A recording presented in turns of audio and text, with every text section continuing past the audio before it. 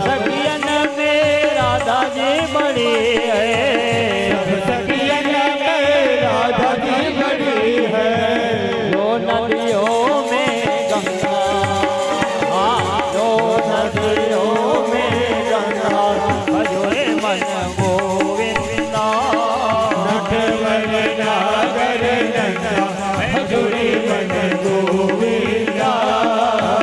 राम सुंदर मुख चंदा, भजोरे मन गोविंदा। नटवर नागर नंदा।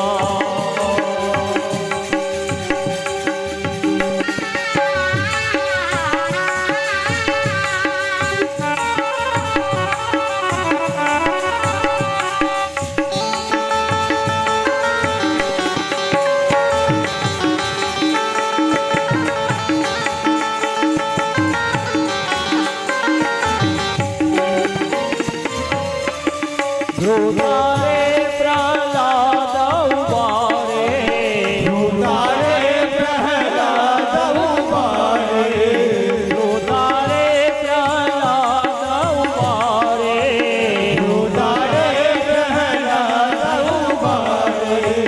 नरसिंह रूप धरता, नरसिंह रूप धरता, भजोरे मन गोविंदा। नटवर नागर नंदा, भजोरे मन गोविंदा। श्याम सुंदर मुख चंदा, भजोरे मन गोविंदा।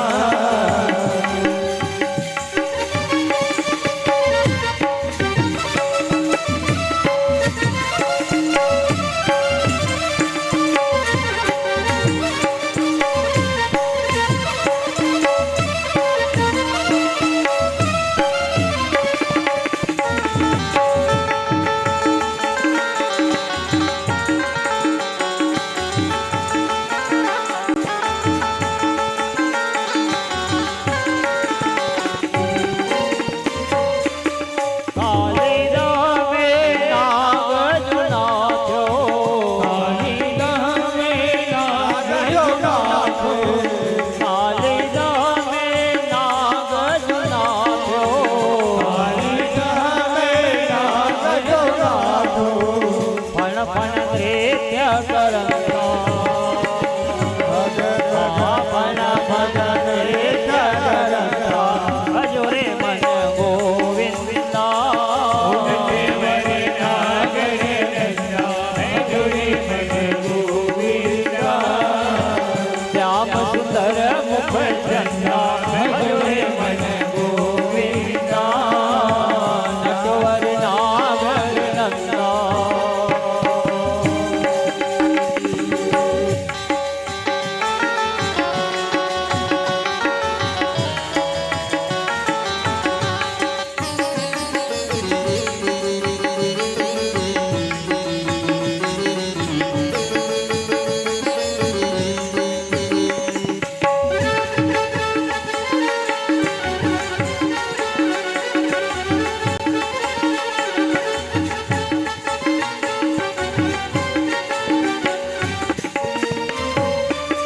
मीरा के प्रभु गिरधर नागर, मीरा के प्रभु गिरधर नागर, मीरा के प्रभु गिरधर नागर, मीरा के प्रभु गिरधर नागर। काटो जमका फंदा, काटो जमका फंदा, भजोरे मन गोविंदा। नटवर नागर नंदा, भजोरे मन गोविंदा। श्याम सुंदर मुख चंदा, भजोरे मन गोविंदा। नटवर नागर नंदा, भजोरे मन गोविंदा। श्याम सुंदर मुख चंदा, भजोरे मन गोविंदा। श्री युगल सरकार की जय। श्री पुरुषोत्तम मास की जय हो।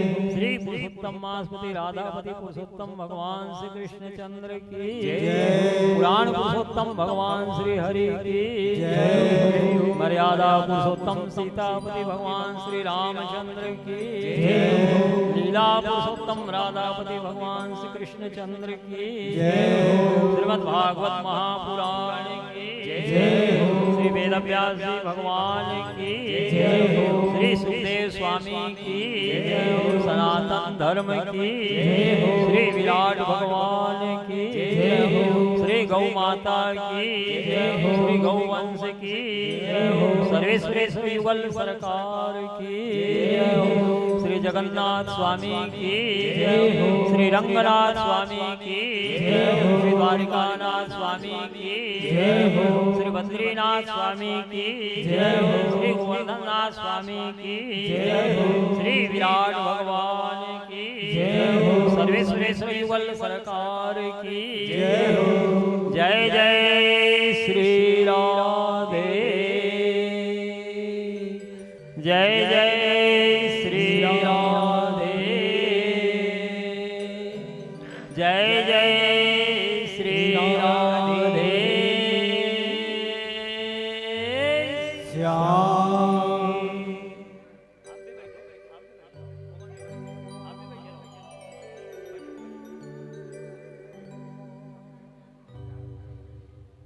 नारायणं नमस्कृत्य नरं चैव नरोत्तमं देवीं सरस्वतीं व्यासं ततो जयमुदीरये सच्चिदानन्दरूपाय विश्वोत्पत्त्यादिहेतवे तापत्रय विनाशाय श्रीकृष्णाय वयं नुमः वसुदेवसुतं देवं कंसचाणूरमर्दनं देवकी परमानन्दं कृष्णं वन्दे जगद्गुरुम् श्री वृंदावन बिहारी लाल की जय सर्वेश्वरेश्वर युगल सरकार की जय। जय जय श्री राधे जय जय श्री राधे जय जय श्री राधे श्याम। श्री पुरुषोत्तम मास की कमला एकादशी महारानी की जय। देखिए परम पावन भगवान श्री हरि का पुरुषोत्तम मास चल रहा है, जिस पुरुषोत्तम मास की वेदों में, पुराणों में, शास्त्रों में भूरी भूरी प्रशंसा की गई है। जिस भगवान श्री हरि के प्रिय पुरुषोत्तम मास में थोड़ा सा भी कोई सत्कर्म कर लिया, तीर्थ कर लिया, व्रत कर लिया, दान पुण्य आदि कर लिया, भगवत कथा श्रवण कर लिया, तो उसकी अनंत अनंत गुना पुण्य फल की प्राप्ति होती है। तो आज पुरुषोत्तम मास की परम प्रिय कमला एकादशी है।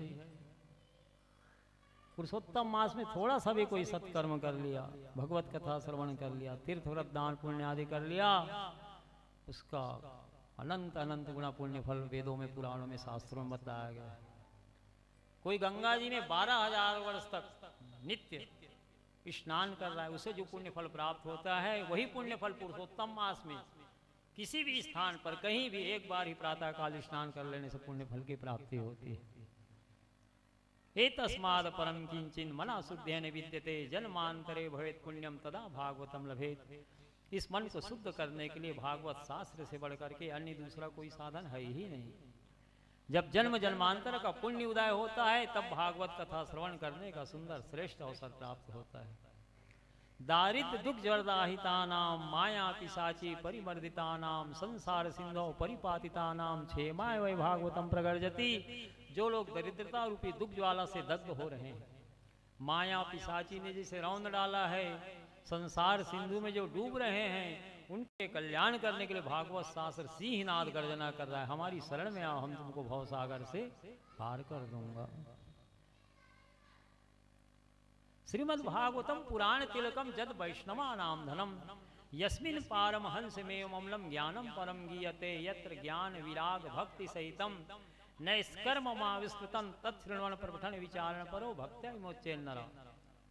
श्रीमद् भागवत महापुराण सभी पुराणों का सिरमौर है, तिलक है, राजा है। श्रीमद् भागवतम पुराण तिलकम जद वैष्णवा नाम धनम, वैष्णव का सार सर्वस्व धन है। जद वैष्णवा नाम धनम यस्मिन पारम हंस में ममलम ज्ञानम परम गीयते, इसमें ज्ञान वैराग्य और भक्ति के सहित निवृत्ति मार्ग को प्रकाशित किया गया है, जिसके सुनने से, पढ़ने से, मनन करने से भगवान जल्द प्राप्त होते हैं। निगम कल्प तरुर गलितम फलम सुख मुखात मृतद्रव संयुतम पिबत भागवतम रसमालयम मुहुर्हो रसिका भूई भाव। निगम यानी वेद, वेद रूपी कल्प वृक्ष का पका हुआ फल है श्रीमद् भागवत महापुराण। सुखदेव स्वामी रूपी सूक के मुख का स्पर्श हो जाने से यह और अत्यंत पावन हो गया है। जब तक आपके शरीर में चैतन्यता है तब तक निरंतर भागवत कथामृत रस का सेवन पान करते रहिए। ये नहीं कि मैं एक बार भागवत सुन लिया, ये तो सदा सेवनी है। देवर्षि नारद जी जब जिज्ञासा के सनकादिकों से ज्ञान वैराग्य भक्ति के कल्याणार्थ हरिद्वार में आनंद तट पर जब व्यासपीठ पर आसीन हुए सनकादिक ऋषि, जो ब्रह्मा जी के मानसी पुत्र हैं, प्रधान श्रोता देवर्षि नारद जी बने हुए हैं, वे भी ब्रह्मा जी के पुत्र हैं। 10 पुत्र हैं ब्रह्मा जी के, तो बड़े पुत्र हैं सनकादिक ऋषि, सनक, सनंदन, सनातन, सनत कुमार। भगवान के 24 अवतारों में इनकी गणना प्रथम अवतार में की गई है। देवर्षि नारद जी भी भगवान के अवतार हैं, उनकी गणना तीसरे क्रम में की गई है। देवर्षि नारद जी के बड़े भाई हैं सनकादिक ऋषि। अपने बड़े भाइयों से देवर्षि नारद जी पूछ रहे हैं, जब कार्तिक शुक्ल नवमी को ज्ञान वैराग्य भक्ति के कल्याणार्थ हरिद्वार में गंगा किनारे आनंद तट पर भागवत कथा श्रवण कराने हेतु व्यासपीठ पर आसीन हुए सनकादिक ऋषि, तो जिज्ञासा किए देवर्षि नारद जी कि भैया भागवत कथा कब सुनना चाहिए। तो सनकादिकों ने नारद जी से कहा कि सदा सेव्या श्रीमद् भागवती कथा यस्य श्रवण मात्रेण हरिश्चित्त समाश्रये। भाई नारद जी, ये तो भागवत कथा सदा श्रवणी है, सदा सेव्या श्रीमद् भागवती कथा यस्य श्रवण मात्रेण हरिश्चित्त समाश्रयेत। जिस भागवत कथा को श्रवण करने से भगवान हरि हृदय में आकर के विराजमान हो जाते हैं। दीना नाम नियमो नास्ति सर्वदा श्रवणम मतम। दिन काल पक्ष महीना का कोई बंधन है ही नहीं, देवर्षि नारद जी सनकादिकों ने कहा। सर्वदा श्रवणम मतम, हमारा तो मत है कि सदा सेवनी है। जो भगवान के 24 अवतारों में प्रथम अवतार में जिनकी गणना है सनकादिक ऋषि, अपना मत बता रहे हैं कि भागवत कथा सदा सेवनी है। क्योंकि शरीर क्षण भंगुर है, मुहूर्त देखते रहोगे कहीं सुनने का अवसर ही ना मिले। क्षण भंगुर जीवन की कलिका, कल प्रातः को जान खिली न खिली। मलयाचल की शुचि शीतल मंद सुगंध समीर मिली न मिली। कलिकाल कुठार लिए फिरता तन नम्र सुचोट झिली न झिली। भजले हरि नाम हरि रस ने फिर अंत समय में हिली न हिली। जो श्वास भीतर जा रही है शरीर के, वो बाहर निकले कि नहीं, अथवा बाहर हुई निकली श्वास पुनः श्वास भरे शरीर के भीतर कि नहीं, इसका कोई भरोसा किसी का नहीं है। क्षण भंगुर है, पानी के बुलबुले की तरह है शरीर। जैसे वर्षाकालीन पानी का बुलबुला दिखता है तत्काल नष्ट हो जाता है, अदृश्य हो जाता है, वही हाल शरीर का है। क्षण भंगुर जीवन की कलिका, कल प्रातः को जाने खिली न खिली। कल प्रातः काल का सूर्योदय आपको हमको देखने को मिले या किसी को देखने को मिले या ना मिले, किसी का कोई भरोसा नहीं है। मलयाचल की शुचि शीतल मंद सुगंध समीर मिली न मिली। मलयगिरी का शीतल मंद सुवासित वायु सेवन करने के लिए कल आपको हमको मिले अथवा ना मिले, इसका भी किसी का कोई भरोसा नहीं है। कलिकाल कुठार लिए फिरता, काल भगवान शस्त्र लेके दौड़ रहे हैं, कब ये शरीर का अंत कर दे, प्राण को हरण करके ले जाए, इसका किसी का कोई भरोसा नहीं है। कलिकाल कुठार लिए फिरता तन नम्र सचोट झिली न झिली। तन नाजुक है, काल भगवान के शस्त्र के प्रहार को सहन नहीं कर पाएगा। इदम शरीरम सतसंधि जर्जरम पतत तपस्यम परिणाम केवलम। किमौषधम प्रेक्षसि मूल दुर्मते निराभयम कृष्ण रसायनम चा। स्कंद पुराण। इदम शरीरम सतसंधि जर्जरम, आपका हमारा जो शरीर निर्मित है सैकड़ों प्रकार के जोड़ तोड़ से निर्मित है, अनेक प्रकार की हड्डियों से, नस नाड़ियों से, रुधिर से, मांस से लपेट दिया गया है। अस्थि मांस का स्तंभ मात्र ही तो है चलता फिरता, तभी तक इसकी कीमत है जब तक आत्माराम प्राण इसमें वास कर रहे हैं। पतत तपस्यम परिणाम केवलम, इसका अंतिम परिणाम विनाश ही है। किमौषधम प्रेक्षसी मूल दुर्मते, अनेक प्रकार की औषधियों का निरंतर सेवन करते रहने के बाद भी आपका हमारा जो पांच भौतिक शरीर है हमेशा के लिए स्थिर रहने वाला नहीं है। ऐसी स्थिति में जीव को निर्भय होने के लिए क्या साधन अपनाना चाहिए? निराभयम कृष्ण रसायनम च, भगवान कृष्ण का नाम ही रसायन है, दिव्य सिद्ध औषधि है, उसी का निरंतर सेवन गुणानुवाद करते रहना चाहिए। इसलिए सनकादिकों ने अपना मत दिया कि सर्वदा शरणमतम दीनानाम नियमो नास्ति, सर्वदा शरणमतम। भागवत कथा सदा सेवनी है भाई, दिन काल पक्ष महीना का कोई बंधन नहीं है।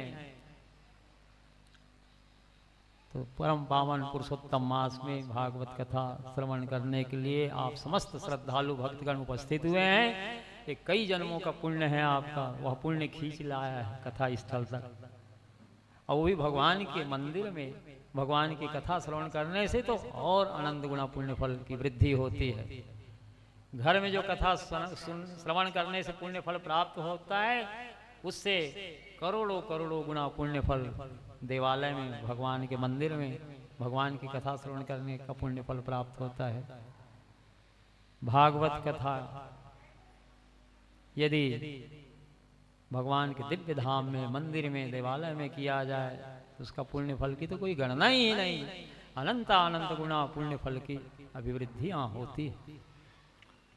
तो सुखदेव स्वामी जी महाराज परीक्षित को सप्ताह ज्ञान यज्ञ के माध्यम से श्रीमद् भागवत महापुराण की कथा श्रवण कराए हैं। भागवत में 4 अक्षर हैं। भा का अर्थ होता है भांति सर्वेषु वेदेषु, सभी वेदों में, पुराणों में, शास्त्रों में जिसकी अनुपम शोभा हो रही है। निगम कल्पतरुर्गलितं फलं सुखमुखादमृत द्रव संयुतम पिबत भागवतम रसमालयम मुहुरो रसिका भुवि भावुका। निगम यानी वेद, वेद रूपी कल्प वृक्ष का पका हुआ फल है श्रीमद् भागवत महापुराण। सुखदेव स्वामी रूपी सूक के मुख का स्पर्श हो जाने से या और अत्यंत सरस हो गया है, पावन हो गया है, मीठा हो गया है। सूक पक्षी जो होता है अत्यंत चतुर होता है, उसी फल में चोंच का स्पर्श करता है जो फल मीठा होता है। और सूक पक्षी का स्पर्श किया हुआ फल पृथ्वी पर गिर पड़े और कहीं आपके हाथ लग जाए, सेवन करके देखिए तो अत्यंत मीठा होता है। इसी प्रकार से सुखदेव स्वामी रूपी सूक का मुख का स्पर्श हो जाने से यह अत्यंत पावन हो गया है। सुख मुखादमृत द्रव संयुतम पिबत भागवतम रसमालयम मुहुर्हो रसिका भुवि भावुका। हे रसिक जनों, भगवत भक्तों, श्रोताओं, जब तक आपके शरीर में चैतन्यता व्याप्त है, जब तक शरीर आपका स्वस्थ प्रसन्न है, जब तक आपका शरीर चल फिर रहा है, तब तक निरंतर भागवत कथामृत रस का सेवन करते रहिए। जिस भागवत कथा को श्रवण करने से भगवान श्री हरि हृदय में आकर के विराजमान हो जाते हैं। और गा का अर्थ होता है गतिर्यस्तु दुरत्या, दुर्गति प्राप्त जीव को ये गति प्रदान करने वाले हैं। ज्ञान वैराग्य भक्ति को गति मिली भागवत कथा सुनने से। धुनकारी भागवत कथा श्रवण कर लेने से परम गति को प्राप्त हुए। महाराज परीक्षित भागवत कथा श्रवण करके परम गति को प्राप्त कर लिए। तो गा का अर्थ होता है गतिर्यस्तु दुरत्या, दुर्गति प्राप्त जीव को ये गति प्रदान करने वाले हैं। किम श्रुतय बहुवी शास्त्र पुराणश्च ब्रह्मावहे एकम भागवतम शास्त्र मुक्तिदानेन गर्जति। बहुत से शास्त्रों को सुनने से भला क्या प्रयोजन सिद्ध हो सकता है जीव का? व्यर्थ में सब ये मति को भ्रम में डालने वाले हैं। एकम भागवतम शास्त्र मुक्तिदानेन गर्जति, मुक्ति दान करने के लिए एकमात्र भागवत शास्त्र ही सिंहनाद गर्जना कर रहा है। हमारी शरण में आओ, हम तुमको भव सागर से पार कर दूंगा। क्योंकि सभी पुराणों का ये सिरमौर है, तिलक है, राजा है। सत्यवती पराशर नंदन भगवान वेद व्यास जी द्वापर के चतुर्थांश में कला उतार लिए। वे देखे कलयुग में मनुष्यों की आयु कम होगी अन्य युगों की अपेक्षा, सोचने समझने की शक्ति कम होगी सतयुग त्रेता द्वापर की अपेक्षा, काम में कर्मों में उलझा रहेगा, वेदों के क्लिष्ट भाषा को ये समझ नहीं पाएगा और नहीं समझ पाने के कारण अर्थ की अनर्थ व्याख्या करेगा। ऐसा विचार करके भगवान सत्यवती पराशर के यहाँ कला उतार लिए, वेद का विस्तार की, इसलिए वेद व्यास कहलाए। वेद को किसी ने लिखा नहीं है, या वेद अपौरुषेय ग्रंथ है, भगवान के श्वास से प्रकट हुआ है। वेदो प्रणहितो धर्मा अधर्मस्तद विपर्या वेदो नारायणा साक्षात् स्वयं वृत्ति सुश्रुमा। अजामिल प्रसंग में धर्मराज ने अपने दूतों से कहा, भागवत धर्म का निरूपण करते हुए जो वेद में बातें कही गई है वही सब धर्म है। वेदो प्रणहितो धर्म अधर्मस्तद विपर्या, वेद ने जिन बातों का, जिन कर्मों का निषेध किया वही सब अधर्म है। वेदो नारायणा साक्षात, भगवान नारायण का साक्षात स्वरूप है वेद। स्वयं वृत्ति सुश्रुमा, भगवान के श्वास से प्रकट हुआ है वेद, किसी ने लिखा नहीं है। व्यास जी उसका विस्तार किए, व्यास माने विस्तार, वेद का विस्तार के लिए ऋग्वेद, यजुर्वेद, सामवेद, अथर्ववेद 4 में विस्तार किया, 4 भागों में 6 शास्त्रों की रचना कर डाले, 17 पुराणों की रचना कर लिए। फिर भी उनका मन अशांत था, उद्विग्न था। देवर्षि नारद जी का आगमन हुआ, वेदव्यास जी की कुटिया में सरस्वती नदी के किनारे। व्यास जी को उदास देखे, कारण पूछे उदासी का। व्यास जी ने नारद जी से कहा कि व्यास जी, मैंने वेद का 4 भाग में विभाजन कर लिया, ऋग्वेद, यजुर्वेद, सामवेद, अथर्ववेद, 6 शास्त्रों की रचना कर लिया, 17 पुराणों की रचना हमने कर लिया। वेद के रहस्य को प्रकट किया, सरलीकरण किया, क्योंकि वेद की भाषा को लोग समझ नहीं पाएंगे, इसलिए पुराणों की रचना करके वेद के रहस्य को प्रकट किया। मैंने 17 पुराणों की रचना कर चुका हूँ, फिर भी मेरा मन अशांत है, और इस अशांति का क्या कारण है मेरे को स्वयं समझ नहीं आ रहा है। तब देवर्षि नारद जी कहे व्यास जी से कि आपने भगवान श्री कृष्ण का गुणानुवाद तो गाया ही नहीं है विशिष्ट रूप से। जब तक विशिष्ट रूप से अनन्य भाव से भगवान श्री कृष्ण की उपासना, आराधना, इनके गुणों का गान नहीं गाएंगे, तब तक आपको शांति नहीं मिल सकती, क्योंकि सबके मूल भगवान नारायण हैं। जीव राशि भिरा किरण आंड को सांग्र को महान तन्मूलात तेजिया सर्व जीवात्म तर्पणम। ध्यान पूर्वक सुनिए, असंख्य ब्रह्मांड रूप महावृक्ष के एकमात्र मूल भगवान श्री कृष्ण ही हैं, इसलिए इनकी पूजा से समस्त जीवों की आत्मा तृप्त हो जाती। जैसे पीपल के पेड़ में हम जड़ में जल छोड़ते हैं तो तना, शाखा, पत्ता सबको मिलता है वह जल, उसी प्रकार से भगवान श्री कृष्ण की पूजा कर लेने से सभी देवी देवता प्रसन्न होते हैं, सबकी पूजा हो जाती है। सबके मूल भगवान नारायण हैं। इसीलिए युधिष्ठिर के राष्ट्रीय यज्ञ में सिद्ध सनकादिक 33 कोटि देवता उपस्थित थे, लेकिन भगवान श्री कृष्ण को यज्ञ पूजा के लिए पात्र समझ करके धर्मराज युधिष्ठिर भगवान श्री कृष्ण की यज्ञ पूजा किए द्रौपदी के साथ। गीता के 7वें अध्याय में भगवान ने कहा अर्जुन से, बहु नाम जन्म नामंते ज्ञानवान माम प्रपद्यते वासुदेव सर्वमिति समहात्मा सुदुर्लभा। बहुत जन्म के अंत के जन्म में मुझ वासुदेव कृष्ण के प्रति प्रेम होता है। सब महात्मा सुदुर्लभा, ऐसा ज्ञानवान महात्मा बहुत दुर्लभ है जो कृष्ण की भक्ति कर रहा है। पद्म पुराण में कथा ही है, अनेक जन्मों तक ये जीव अतिथि सेवा करता है, दीनहीन जनों की सेवा करता है, सूर्य जल अग्नि आदि की उपासना करता है, प्याऊ, कौशला, पाठशाला, धर्मशाला आदि खुलवाता है। उस पुण्य बल से आदि शक्ति महामाया की श्री चरणों में प्रेम होता है। बहुत जन्मों तक आदि शक्ति महामाया की उपासना आराधना करता है, तब दुर्गा जी कृपा करके शंकर जी की भक्ति देती हैं। बहुत जन्मों तक शिव जी की उपासना करता है, तब शंकर जी प्रसन्न होकर भगवान की भक्ति देते हैं। तो जो अतिथि सेवा कर रहे हैं, दीनहीन जनों की सेवा कर रहे हैं, प्याऊ, पौसला, धर्मशाला, पाठशाला आदि खुलवा रहे हैं, सत्कर्म कार्य में लगे, अन्य क्षेत्र चला रहे हैं, वो भी साधना के सोपान पर आरूढ़ हैं। जो दुर्गा जी की उपासना कर रहे हैं उनका साधना का स्तर सोपान और ऊंचा है। जो शिव जी की उपासना कर रहे हैं और ऊंचा सोपान है उनका।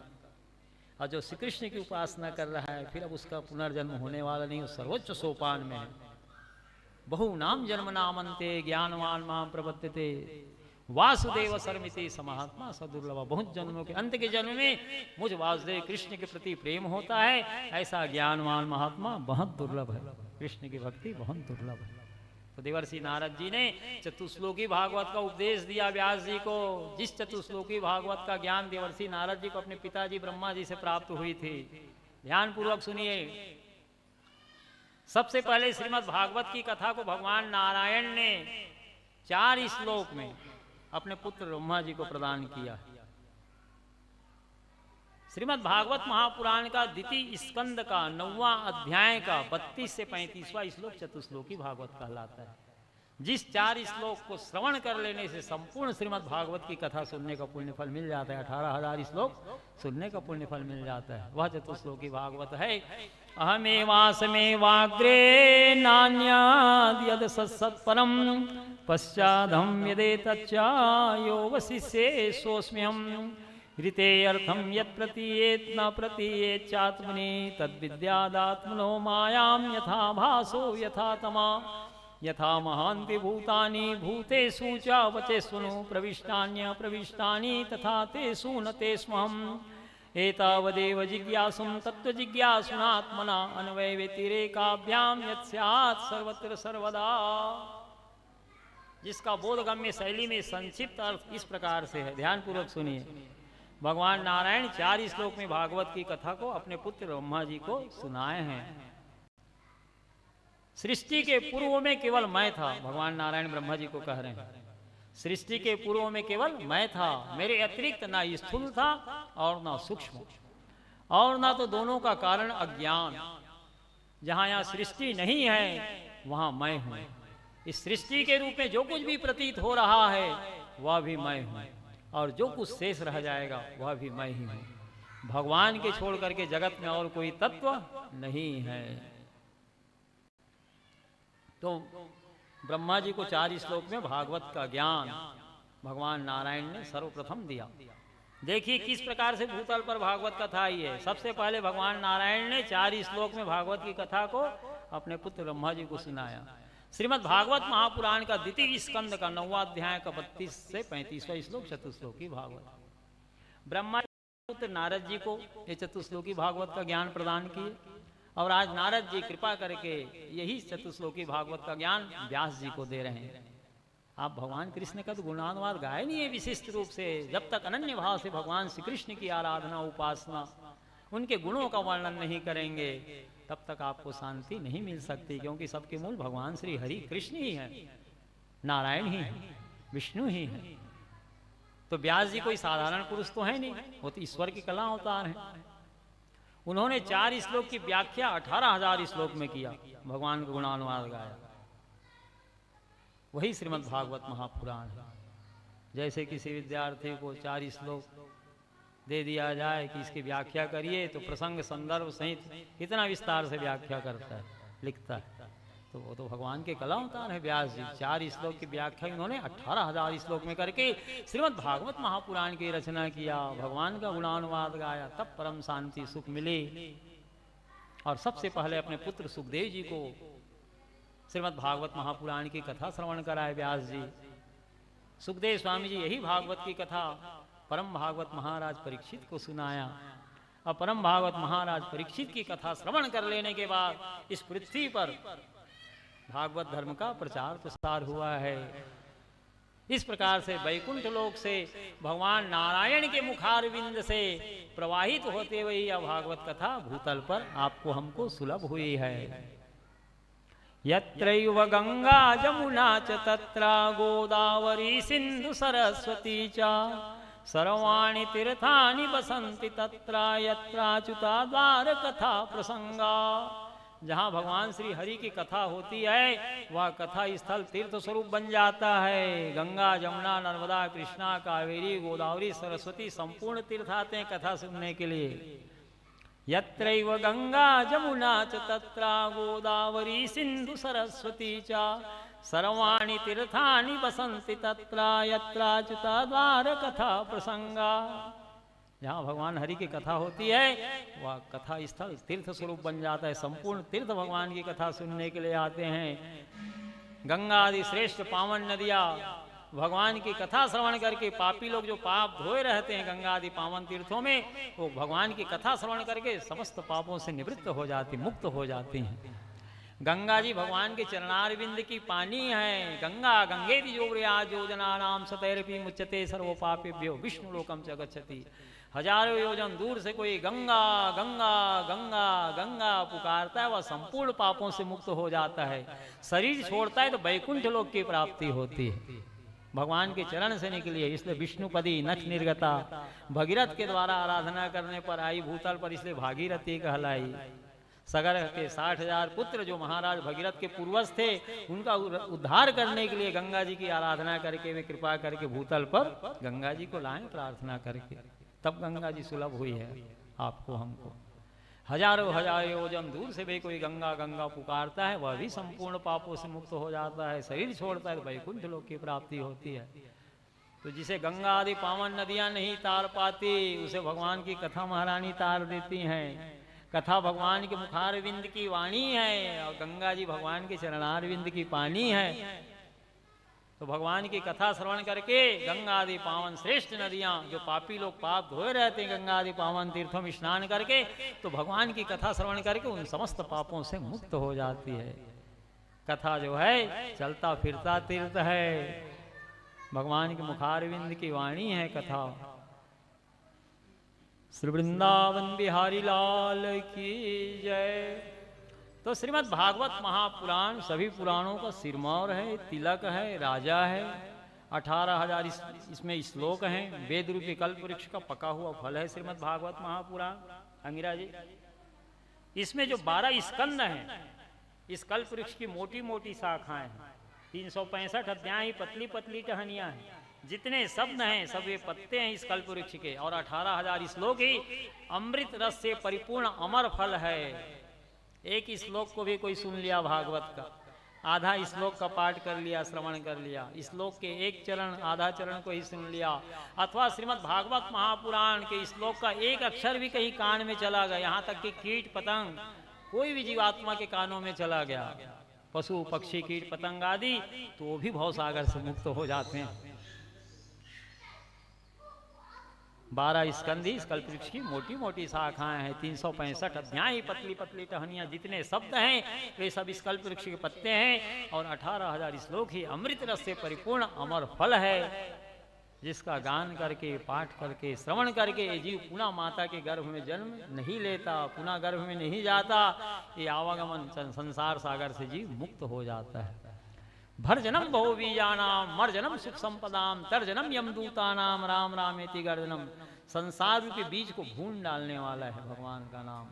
भर जन्म बहु बीजानाम, मर जन्म सुख संपदाम, सुख संपदा सब कुछ प्राप्त होता है राम नाम जाप करने से। तर जन्म यमदूतानाम, यमदूतों को भयभीत करने वाला है भगवान का नाम। राम रामेति गर्जनम, जो राम राम की गर्जना करते हैं।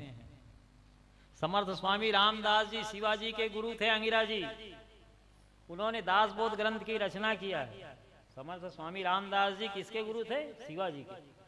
उन्होंने दासबोध ग्रंथ की रचना की है। भगवत साक्षात्कार किए महापुरुष हैं। भक्तमाल में इनकी कथा आई है। समर्थ स्वामी रामदास जी की कलयुग के भक्त हैं, शिवाजी के गुरुदेव थे। उन्होंने स्वयं गोदावरी जी में कमर तक जल में प्रवेश करके भगवान के 13 करोड़ नाम जाप करके भगवत साक्षात्कार को प्राप्त की, भगवत दर्शन उन्हें हुआ है। उन्होंने दासबोध ग्रंथ की रचना किया है। भगवान की महिमा का वर्णन करते हुए दासबोध ग्रंथ में समर्थ स्वामी रामदास जी ने लिखा है, सुरेश, जो भगवान के 1 करोड़ नाम जाप करता है उसको आरोग्य निधि की प्राप्ति होती। कितने भी असाध्य बीमारी क्यों ना हो आपके शरीर में, नाम जप के लक्ष्य को 1 करोड़ का जो पूरा कर लेगा, उनकी असाध्य से असाध्य बीमारियां दूर हो जाएंगी। एक कापी रखो, कलम रखो, मार्जिन लाइन खींच के तारीख और जप संख्या, तारीख और जप संख्या लिखते जाओ। तो आज मैंने 5,000 नाम जाप किया, आज मैंने भगवान का 10,000 नाम जाप किया, आज मैंने भगवान के 15,000 नाम जाप किया, आज मैं भगवान का 10,000, 15,000, 20,000 नाम जाप किया। इसी प्रकार से नाम जप की संख्या को बढ़ाते चलिए। 1 करोड़ तक के नाम जप के लक्ष्य को पूरा कर लोगे तो आरोग्य निधि की प्राप्ति होगी। जितनी असाध्य बीमारियां आपके शरीर में हैं समूल नष्ट हो जाएंगी। रामेति कीर्तनम राजन सर्व रोग विनाशनम, ऐसा कोई रोग नहीं है जो भगवान नाम संकीर्तन से नष्ट ना हो जाता हो। महात्मा पतंजलि कह रहे हैं, रामेति कीर्तनम राजन सर्व रोग विनाशनम, संपूर्ण रोगों का नाश करने वाला है भगवान नाम संकीर्तन। प्रायश्चितम सर्व पापानाम, ऐसा कोई पाप नहीं है जो भगवान नाम संकीर्तन से नष्ट ना हो जाता हो। प्रायश्चितम सर्व पापानाम मुक्तिदम सर्वदेही नाम, और संपूर्ण देहधारियों को मुक्ति प्रदान करने के लिए भगवान का नाम सिंहनाद गर्जना कर रहा है। सारी शक्तियां भगवान के नाम में सन्निहित है। जाकर नाम लेत जगमाही, सकल अमंगल मूल नसाई। जिन परमात्मा का नाम स्मरण करने से केवल एकमात्र अमंगल ही नष्ट नहीं होता, सकल अमंगल मूल नसाई, समस्त प्रकार के अमंगलों का मूल ही जड़ से उखड़ जाता है। इतनी शक्ति है भगवान के नाम में। मधुर मधुर में तत् मंगलम मंगलानाम सकल निगम वल्ली यत्फलम चित स्वरूपम सकृत विपरिगीतम श्रद्धया हेल्यावासा भवति बहुपारम राम नामानुभावात। मधुर से भी मधुर, मंगलों को भी मंगल प्रदान करने वाले, संपूर्ण वेद रूपी लता का फल एवं चैतन्य स्वरूप श्री भगवान नाम का भाव से या कुभाव से किसी प्रकार भी एक बार भी यदि किसी ने गायन कर लिया तो हरि नाम के प्रभाव से अनायास संसार सागर से जीव मुक्त हो जाता है। श्री वृंदावन बिहारी लाल की जय हो। ये लड़का मतलब कंट्रोल करने वाला एक कोई मॉनिटर नहीं, चुपचाप बैठाओ, मतलब ध्यान सबके बटत है। श्री कृष्ण गोविंद हरे मुरारे नाथ नारायण वासुदेवा। श्री कृष्ण गोविंद हरे मुरारी नाथ नारायण वासुदेवा। श्री कृष्ण गोविंद हरे मुरारे नाथ नारायण वासुदेवा। श्री कृष्ण गोविंद हरे मुरारी नाथ नारायण वासुदेवा।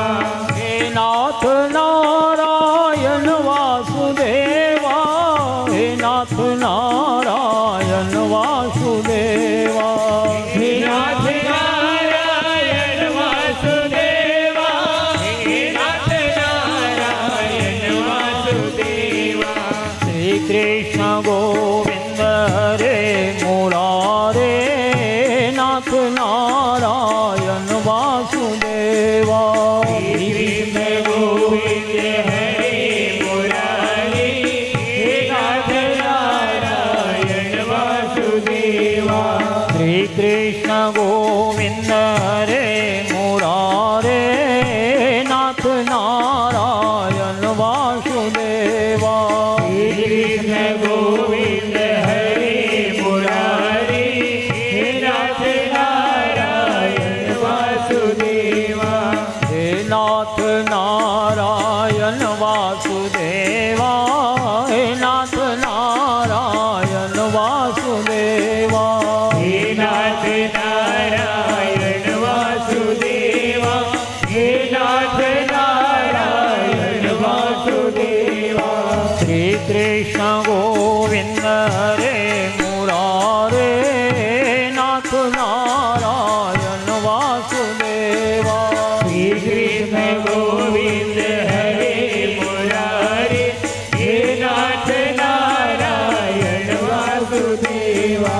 हे नाथ नारायण वासुदेवा, हे नाथ नारायण वासुदेवा।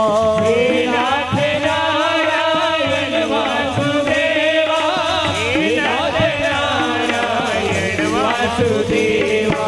श्री कृष्ण गोविंद हरे मुरारे नाथ नारायण वासुदेवा। श्री कृष्ण गोविंद हरे मुरारी नाथ नारायण वासुदेवा। श्री कृष्ण गोविंद हरे मुरारे नाथ नारायण वासुदेवा।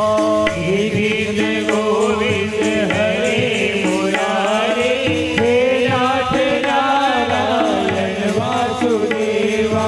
श्री कृष्ण गोविंद हरे मुरारे नाथ नारायण वासुदेवा। श्री कृष्ण गोविंद हरे मुरारी नाथ नारायण वासुदेवा। वृंदावन बिहारी लाल की जय हो। कृष्णेति मंगलम नाम यस्य वाचि प्रवर्तते भस्मी भवन्ति सद्यस्तु महापातक कोटिया। कृष्ण कृष्ण कृष्ण या मंगलमय नाम जिनके जीवा में नृत्य कर रहा है उसके एक दो जन्म के पाप को कौन कहे। भस्मी भवन्ति सद्यस्तु महापातक कोटिया। करोड़ों करोड़ों जन्म के महान महान पातक राशि कृष्ण नाम उच्चारण करते ही जल करके भस्म हो जाते हैं। सर्वेषां यज्ञानां लक्षणानि व्रतानि च तीर्थस्नानि सर्वाणि तपास्नस्नानि च वेदपाठशस्त्राणि प्रादक्षिण्यम हुआ सतम कृष्ण नाम जपस्या स कलाम नारहन्ति षोडशीं। सारे यज्ञ, लाखों व्रत, सर्व तीर्थ स्नान, तप, अनेकों उपवास, हजारों वेद पाठ, पृथ्वी की सैकड़ों प्रदक्षिणाएं कृष्ण नाम जप के 16 हिस्से की बराबरी नहीं कर सकते। सारी शक्तियां भगवान के नाम में सन्निहित है। तो जो भगवान के 1 करोड़ नाम जाप करता है उसको आरोग्य निधि की प्राप्ति होती है। असाध्य से असाध्य बीमारी है शरीर में तो भगवान नाम जाप के 1 करोड़ लक्ष्य को पूरा कर लीजिए आप, असाध्य बीमारियां आपकी समूल जड़ से नष्ट हो जाएंगी। 2 करोड़ नाम जपने से धन की प्राप्ति होती है। धन ही चाहता है जीव तो भगवत आराधना करे, भगवत भजन करे, भगवान के नाम के जप के लक्ष्य को 2 करोड़ पार कर ले। जो 2 करोड़ नाम जपता है उसको धन की प्राप्ति होती है। इतना धन भगवान आपको दे देंगे, उतना धन दूसरा कोई दे ही नहीं सकता। भर्जनम बहुबीजानाम मर्जनम सुख संपदाम तर्जनम यमदूतानाम राम रामेति गर्जनम। संसार रूपी बीज को भून डालने वाले अर्थात 84 लाख योनि से आवागमन के चक्र से छुटकारा दिलाने वाला है। जिस बीज को भून दिया जाए, उबाल दिया जाए, उसके बाद उसको बोओगे तो जमेगा। दिवांगन जी, संसार रूपी बीज को भून डालने वाला है, 84 लाख योनि से छुटकारा दिलाने वाला है, आवागमन के चक्र से मुक्त करने वाला है भगवान का नाम। भर्जनम बहुबीजानाम मर्जनम सुख संपदाम। सुख संपदा सब कुछ मिलता है भगवान का नाम जाप करने से।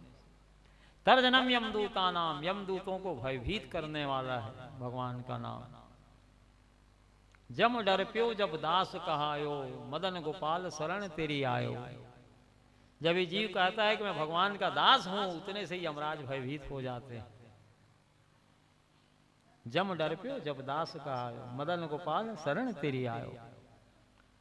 तो सुख संपदा सब कुछ मिलता है भगवान नाम जाप करने से। ध्रुव सगलानी जपेऊं हरि नाऊं पायूं अचल अनुपम ठाऊं।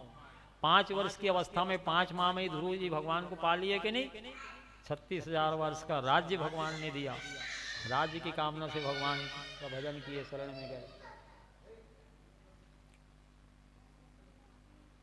भर्जनम भोवियानम मर्जनम सुख संपदाम। तो ध्रुव जी विभीषण जी भगवान के अर्थार्थी भक्त हैं। राज्य की कामना से, धन की कामना से, अर्थ की कामना से भगवान की उपासना किए। विभीषण जब भगवान की शरण में गया तो राज्य की कामना लेकर के भगवान की शरण में गया था। कुछ मंत्रियों को साथ लेकर के गए थे ताकि आगे चल करके रावण को उद्धार करेंगे तो लंका का राज्य राम मेरे को दे देंगे, इसलिए मंत्रियों को साथ में लेके गए थे। यदि राज्य की कामना नहीं रहती तो मंत्रियों को साथ में लेकर भगवान के शरण में जाने की कोई आवश्यकता क्या थी विभीषण को, इसलिए मंत्रियों को साथ में लेके गए थे। और इस बात को विभीषण भगवान को बता भी रहे हैं। जब उनकी शरणागत वत्सलता, दीन दयालुता को देखे तो विभीषण क्या कह रहे हैं भगवान से, यद्यपि कछुक कामना रही प्रभु पद प्रीति सरित सोवई। अब कृपाल निज भगति पावनी देहु सदा शिव मन भावनी। जब लंका से चला था तो मन में कामना थी भगवान की शरण में चला जाऊंगा तो आगे चल करके रावण का भगवान उद्धार करेंगे, उसके बाद मेरे को लंकाधिपति बना देंगे। भगवान मेरे भक्त वत्सल हैं, दीन दयालु हैं। लेकिन वह कामना आपके चरणारविंद रूपी सरिता में बह गई, प्रवाहित हो गई। यद्यपि कछुक कामना रही प्रभु पद प्रीति सरित सो बही। अब कृपाल निज भगति पावनी देव सदा शिव मन भावनी। अब हे कृपालु रघुनाथ जी, हमारे इष्ट देव भगवान शंकर जी को प्रिय लगने वाली आपके चरणों की अनपायनी भक्ति दीजिए। अब कृपाल निज भगति पावनी देव सदा शिव मन भावनी। जो शिव जी को प्रिय लगने वाली है वही अनपायनी भक्ति हमको दीजिए। विभीषण की बात को सुन करके राम ने कहा, एव मस्तु कही प्रभु रणधीरा मांगा तुरंत सिंधु कर नीरा। एव मस्तु अनपायनी भक्ति दिए भगवान। और मांगा तुरंत सिंधु कर नीरा, समुद्र का जल बुलवाए भगवान। गंगा आदि पावन नदियां सब समुद्र में जाके प्रवेश करी। संपूर्ण तीर्थों का वास है समुद्र के जल में। मांगा तुरंत सिंधु कर नीरा। और क्या करें विभीषण से, यद्यपि सखा तव इच्छा नाही मोर दरस अमोघ जगमाही। विभीषण मेरा दर्शन कर लेने के बाद यदि तुम्हारी इच्छा नहीं भी है लंका के राज्य लेने की, लेकिन फिर भी मैं तुमको लंका का राज्य दूंगा। मेरा दर्शन अमोघ है, जिस कामना को लेकर के आए हो वह कामना भी पूरी होगी। जद विसखा तव इच्छा नाही, मोर दरस अमोघ जगमाही। मेरा दर्शन अमोघ है, कभी निष्फल नहीं होता, निरर्थक नहीं होता। भगवान के प्रति किया गया सत्कर्म कभी व्यर्थ नहीं जाता। पुण्य का जड़ पाताल तक जाता है। जो भगवत कथा में पुरुषोत्तम मास में आप लोग धन लगा रहे हैं भगवान की सेवा में, एक कभी व्यर्थ जाने वाला नहीं है। भगवान के प्रति किया गया सत्कर्म सुंदर श्रेष्ठ फल दे करके ही रहता है, कभी व्यर्थ नहीं जाता। तो भगवान का नहीं, मोर दरस अमोघ जगमाही, मेरा दर्शन कभी निष्फल नहीं होता, कभी व्यर्थ नहीं जाता। अस कहीं राम तिलक तई सारा, विभीषण के मस्तक पर राज तिलक कर दिए भगवान, समुद्र के जल से अभिषेक कर दिया। अस कहीं राम तिलक तई सारा, सुवर्ण वृष्टि न भई अपारा। देवता लोग भगवान की दयालुता को देख करके अपार स्वर्गीय फूलों की वर्षा की कि भगवान कितने दयालु हैं राम। अभी रावण के ऊपर विजय प्राप्त नहीं कर पाए हैं, रावण को जीते नहीं हैं, मारे नहीं हैं। अब विभीषण शरण में आया, भगवान समुद्र के जल से राज्याभिषेक कर दिए, विभीषण को राजा बना दिए जाते ही। तो अपार स्वर्गीय फूलों की देवता लोग वहां पे वर्षा किए और भगवान की प्रशंसा करते। देवताओं ने कहा, जो संपत्ति शिव रावण ही दिन दिए दसमात, सोई संपदा विभीषणी सकुच दिन रघुनाथ। रावण सिर काट काट करके शंकर जी को चढ़ाया था, तब वो अपार संपत्ति मिली थी लंका की सोने की, और वही संपत्ति विभीषण केवल जाके प्रणाम किया है भगवान को, उतने में ही दे दिए। फिर भी मन में संकोच कर रहे हैं कि सकुच दिन रघु, मैंने कुछ नहीं दिया विभीषण को। अस स्वभाव कहीं सुनो देखूं, के खगेश रघुपति समलेखूं। भगवान से बढ़कर के कोमल सरल स्वभाव न कहीं सुनने में आता है न देखने में आता है। बिनु सेवा जो द्रवई दीन पर राम सरिस प्रभु नाई, ऐसे को उदार जगमाही। भगवान से बढ़कर के उदार और कोई नहीं है। ऐसा सरल कोमल स्वभाव न कहीं सुनने में आता है न देखने में आता है। बिनु सेवा जो द्रवई दीन पर राम सरिस प्रभु नाही। जो बिना सेवा के दीन जनों के ऊपर द्रवित रहते हैं, उनका हृदय द्रवित हो जाता है, करुणा से पिघल जाता है, ऐसे स्वामी कहीं देखने में नहीं आएगा। जगत के स्वामी कितनों ही सेवा सत्कार उनका करते रहो, लेकिन नाराज बने रहते हैं। लेकिन भगवान ऐसे स्वामी है मिलन कि बिनु सेवा जो द्रवही दीन पर राम सरिस प्रभु नाय। बिना सेवा के दीन जनों के ऊपर कृपा करते हैं, इसलिए वो दीन बंधु कहलाते हैं, दीन दयाल कहलाते हैं। तो धन ही चाहते हो तो 2 करोड़ नाम जप के लक्ष्य को पूरा कर लीजिए, धन धान्य से समृद्ध भगवान आपको कर देंगे। 3 करोड़ नाम जप के लक्ष्य को पूरा कर लोगे तो यश कीर्ति में जगत का विस्तार भगवान आपका करेंगे। 4 करोड़ नाम जपोगे तो सुख की प्राप्ति होगी। सुखी होना चाहते तो खूब भगवान नाम जाप करिए। सुखी मीन जहाँ नीर अगाधा, जिमी हरि शरण ने कौं बाधा। जैसे मछली अगाध जल राशि में सुखपूर्वक रहती है, उसी प्रकार से भगवान की शरण में रहने से संपूर्ण सुख शांति आनंद है। भगवान का नाम आनंद कंद है, जो आनंद के कंद हैं, जड़ हैं, मूल हैं। आनंद का मूल स्रोत भगवान के श्री चरणों में ही है। जैसे नदियां अनेक देश देशांतर में भटक रही, विश्राम नहीं पा रही हैं, जब अपने उद्गम स्थल समुद्र में जाके प्रवेश कर रही हैं नदियां, तभी विश्राम उनको मिल रही है। उसी प्रकार से जीवात्मा भगवान का अंश है, इसके उद्गम स्थल अंशी परमात्मा है। ईश्वर अंश जीव अविनाशी, चेतन अमर सह सुख राशि। ईश्वर का अंश है, चैतन्य है, सह सुख स्वरूप है। एक शरीर को छोड़ करके दूसरे शरीर में प्रवेश करने की विशेष योग्यता इस जीवात्मा को परमात्मा ने दिया हुआ है। तो जैसे नदियां अनेक देश देशांतर में भटक रही, विश्राम नहीं पा रही, अपने उद्गम स्थल समुद्र में जाकर के प्रवेश कर रही, तब विश्राम पा रही हैं, उसी प्रकार से ये जीवात्मा परमात्मा का अंश अपने उद्गम स्थल अंशी परमात्मा से जब तक अपना संबंध स्थापित नहीं कर रहा है, तब तक इसे भी स्वप्न में भी सुख शांति आनंद मिलने वाले नहीं हैं। इसलिए परमात्मा की शरण में रहिए।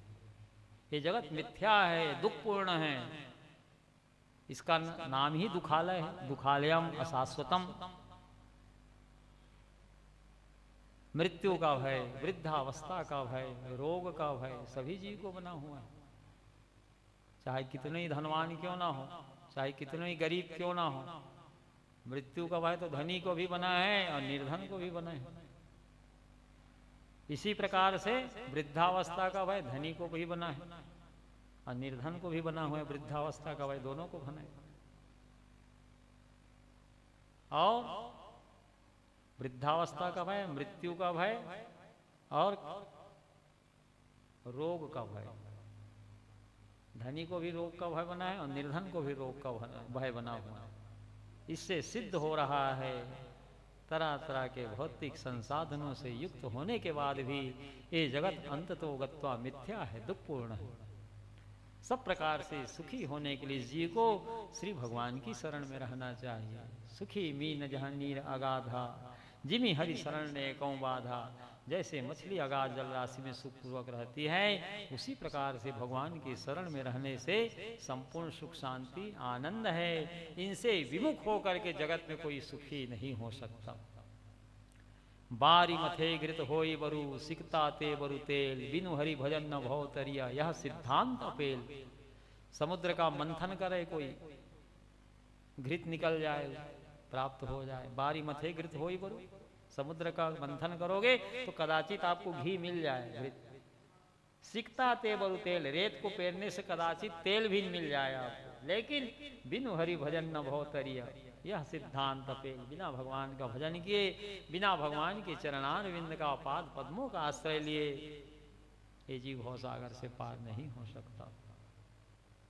अनेक यज्ञ किए, व्रत किए, अनुष्ठान किए, यदि गोविंद के चरणों में आपका प्रेम नहीं हुआ तो श्रम एवं केवलम, आपने केवल कोरा श्रम किया। सकल सुकृत कर बड़ फल एहू, सी राम पद सहज सने। जितना हम सुकृत करते हैं, तीर्थ व्रत दान पुण्यादि, उसका अंतिम फल भगवत चरणारविंद की भक्ति ही है। दान व्रत तपो होमा, जप स्वाध्याय साधने, श्रेयो विविध चान्य, कृष्ण भक्ति भी साध्यते। एकादशी स्कंद में उद्धव जी ने महाभागा गोपियां जो भक्ति की आचार्य हैं उनको संबोधित करते हुए कहा कि दान, व्रत, तप, होम, वेदाध्ययन, ध्यान, धारणा, समाधि और कल्याण के जितने विविध उपाय बतलाए गए हैं वेदों में, पुराणों में, शास्त्रों में, उसका अंतिम फल है कृष्ण भक्ति ही साध्यते। उसका अंतिम फल भगवान श्री कृष्ण की भक्ति ही है। सकल सुकृत कर बड़ फले हो, सी राम पद सहज सने। जितना हम सुकृत करते हैं, सुकृत यानी तीर्थ, व्रत, दान, पुण्य, सत्कर्म, ये सब सुकृत है। तो उसका अंतिम फल क्या है? भगवान के चरणों की भक्ति ही है। वेद पुराण संत मते हो, सकल सुकृत फल राम सने हो। वेद पुराण संत सबका यही मत है कि जितना हम सुकृत करते हैं, सत्कर्म करते हैं, उसका अंतिम फल भगवान के चरणों की भक्ति ही है। सकल सुकृत कर बड़ फैले हो, श्री राम पद सहसने। सब कर मत खगनाया के करी राम पद पंकज ने। का भूसुंडी जी कह रहे हैं गरुड़ जी से कि केवल मेरा अकेला मत नहीं है भाई, सब कर मत खगनाया के करी राम पद पंकज ने। यदि जीव अपना कल्याण चाहता है तो भगवान राम के चरणारविंद से नेह लगा ले, प्रेम कर ले, भक्ति करे भगवान की। तो 1 करोड़ नाम जपने से आरोग्य निधि की प्राप्ति होती है, 2 करोड़ नाम जपने से धन की प्राप्ति होती है, 3 करोड़ नाम जपने से जगत में यश कीर्ति का विस्तार भगवान करते हैं, 4 करोड़ नाम जपने से सुख मिलता है, 5 करोड़ नाम जपने से संपूर्ण वेद वेदांत का ज्ञान जीवात्मा को हो जाता है। भगवान नाम की कृपा से, भगवान नाम जाप की कृपा से संपूर्ण वेद वेदांत का ज्ञान आपको हो जाएगा। 5 करोड़ नाम जप के लक्ष्य को पूरा करोगे तो। पोथी पढ़ पढ़ जगमुआ, पंडित भयानक होए, 2.5 अक्षर प्रेम का पढ़े सो पंडित होए। जो राम राम कह रहा है वही बहुत बड़ा पंडित है, वही बहुत बड़ा ज्ञानी है, वही बहुत बड़ा सूरवीर रणवीर योद्धा है। सोई कवि कोविद सोई रणधीरा, जो छल छाड़ी भजई रघुवीरा। वही बहुत बड़ा कवि है। कोविद माने पंडित, वही बहुत बड़ा पंडित है, ज्ञानी है, सूरवीर रणवीर योद्धा है, जो सब प्रकार से, समस्त प्रकार के छल प्रपंचों से दूर होकर के भगवान के चरणारविंद का आश्रय ले लिया है। वही बहुत बड़ा ज्ञानी है, वही बहुत बड़ा पंडित है, वही बहुत बड़ा सूरवीर रणवीर योद्धा है। ना गंगा ना गया सेतुर न काशी न च पुष्करम, जीवाग्रे वर्तते यस्य हरि रित्यक्षरद्वयम्। जो हरि हरि 2 अक्षर को अपनी जीवा में स्थान दिया है, जिनकी जीवा में हरि हरि दो शब्द नृत्य कर रहे हैं, खेल रहे हैं, जिनकी जीवा में हरि हरि का उच्चारण जो कर रहे हैं, वो गंगा में, गया में, काशी में, सेतुवन, रामेश्वर में, पुष्कर में स्नान कर रहा है, दर्शन कर रहा है। तीर्थ यात्रा, स्नान आदि जो पुण्य फल उसको मिलना है, सब हरि नाम से मिल रहा है। इसलिए वहां जाने की भी आवश्यकता आपको नहीं है। ना गंगा ना गया सेतुर न काशी न च पुष्करम, जीवाग्रे वर्तते यस्य हरिरित्यक्षरद्वयम्। जिसकी जीवा के अग्रभाग में हरि हरि ये दो शब्द नृत्य कर रहे हैं, खेल रहे हैं, वो गंगा, गया, काशी, शिव, सेतुवन, रामेश्वर, पुष्कर में दर्शन कर रहा है, स्नान कर रहा है। अर्थात तीर्थ यात्रा, स्नान आदि का पुण्य फल भगवान नाम से उसे मिल रहा है। ऋग्वेदो यजुर्वेदा सामवेदो अथर्वणादितस्तेनोक्तम हरिरित्यक्षरद्वयम्। जो हरि हरि का उच्चारण कर लिया तो चारों वेदों का निष्णात विद्वान हो गया। ऋग्वेद, यजुर्वेद, सामवेद, अथर्वणवेद के सार तत्व को पा लिया। अश्वमेधादिवीर्यज्ञ नरमेधय से दक्षिणय जितम तेनोक्तम हरिरित्यक्षरद्वयम्। जो हरि हरि का उच्चारण कर लिया तो बड़े बड़े दक्षिणाओं के सहित अश्वमेध राष्ट्रीय यज्ञ के सहित भगवान हरि का यजन भी कर लिया, पूजा भी हो गई उसके द्वारा भगवान की। प्राण प्रयाण पाथेयम संसार व्याधि भेषजम दुख क्लेश परित्राणम हरिरित्यक्षरद्वयम्। मृत्यु के पश्चात परलोक के मार्ग में गमन करने वाले प्राणों के लिए हरि नाम भोजन सामग्री है। प्राण प्रयाण पाथेयम संसार व्याधि भेषजम, संसार रूपी रोग के लिए दिव्य सिद्ध औषधि है भगवान का नाम। दुख और क्लेश का समूल जड़ से नाश करने वाला है। दुख क्लेश परित्राणम, परित्राण यानी छुटकारा दिलाने वाला है दुख क्लेश से। हरिरित्यक्षरद्वयम्, सारी शक्तियां भगवान के नाम में सन्निहित है। तो 5 करोड़ नाम जपने से संपूर्ण वेद वेदांत का ज्ञान हो जाता है। 6 करोड़ नाम जपने से काम, क्रोध, मद, लोभ, मोह, अहंकार, ये 6 प्रकार की शत्रुओं का समन हो जाता है। ये सब शरीरधारी हैं, काम है, क्रोध है, लोभ है, मोह है, मत्सर है। 6 करोड़ नाम जप के लक्ष्य को पूरा करने से ये 6 विकार नष्ट हो जाते हैं। 7 करोड़ नाम जपने से सौभाग्य सुख की वृद्धि होती है। 8 करोड़ नाम जपने से जीते जी जीवन मुक्त हो जाता है जीव। चलता फिरता वो जीवन मुक्त है और कुछ कर्म करने की आवश्यकता नहीं रह जाती। ऐसी जीवन मुक्त महात्मा भी भगवान की कथा को आदर पूर्वक श्रवण करते हैं। जीवन मुक्त महामुनि ज्यों ते हरि कथा निरंतर से हूँ। ऐसी जीवन मुक्त महात्मा भी बड़े आदर से, श्रद्धा से भगवान की कथा को श्रवण करते हैं। ऋषि मुनि लोग जंगल में समाधिस्थ रहते हैं, उनके कानों में सुनाई पड़ती है कि अमुक स्थान में भगवान की चर्चा हो रही है, भगवत कथा हो रही है, तो समाधि को विसार करके, छोड़ करके भगवान की कथा सुनने के लिए दौड़ पड़ते हैं।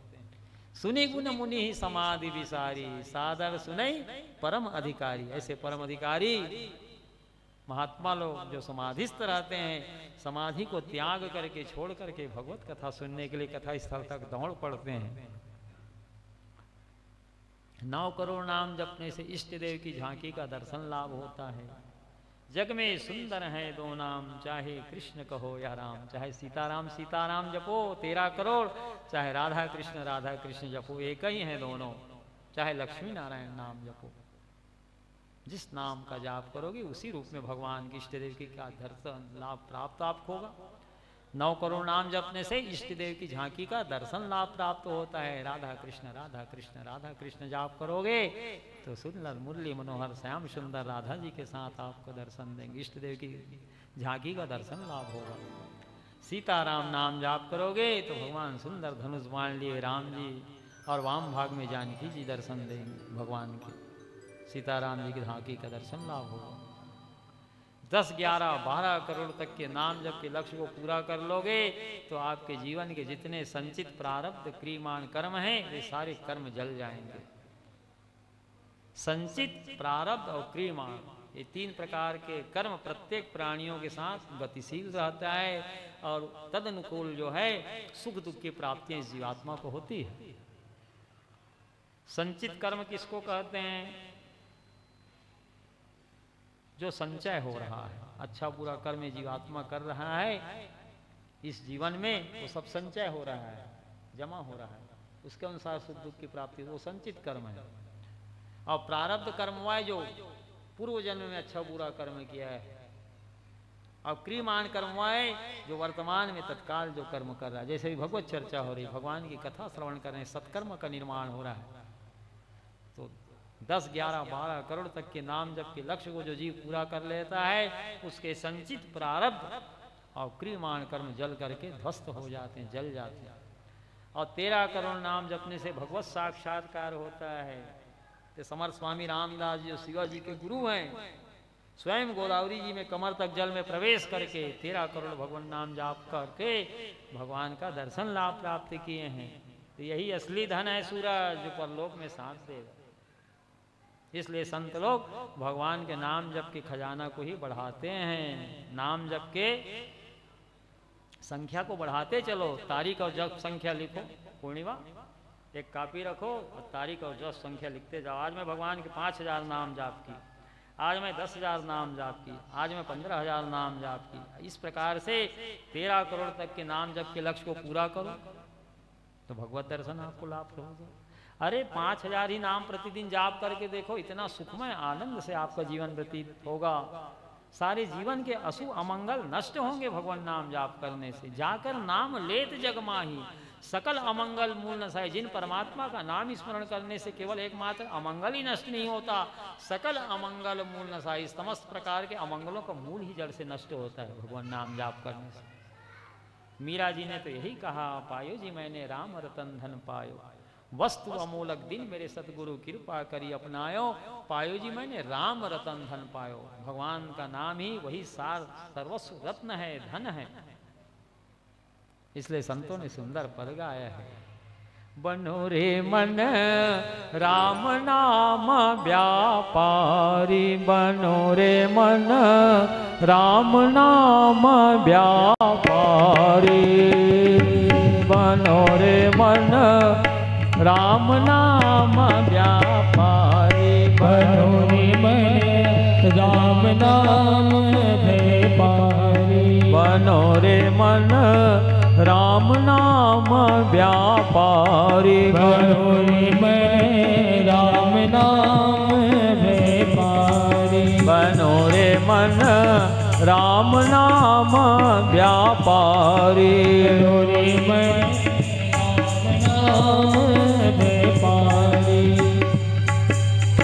राम नाम व्यापारी, राम नाम व्यापारी, राम नाम व्यापारी,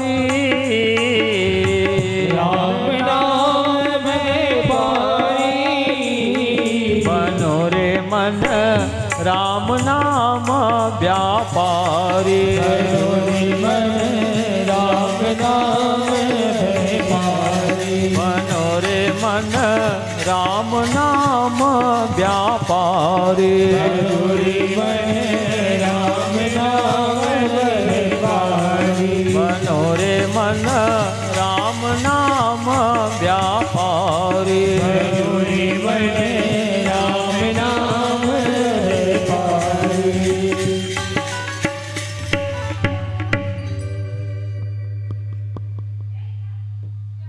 बनो रे मन राम नाम व्यापारी। अरे मन राम नाम का व्यापार कर ले, अर्थात राम नाम के जप संख्या को बढ़ाते चल, राम नाम का व्यापार कर ले, संचय कर, संग्रह कर राम नाम धन को। बनो रे मन राम नाम व्यापारी, बनो रे मन राम नाम व्यापारी। तो इससे क्या लाभ होगा? राम नाम का व्यापार करोगे तो हरि के धाम में जा पहुँचोगे, हरि के धाम में, हरि के धाम में जा पहुँचोगे, हरि के नाम में जा पहुँचोगे, पैयो लाभ करारी,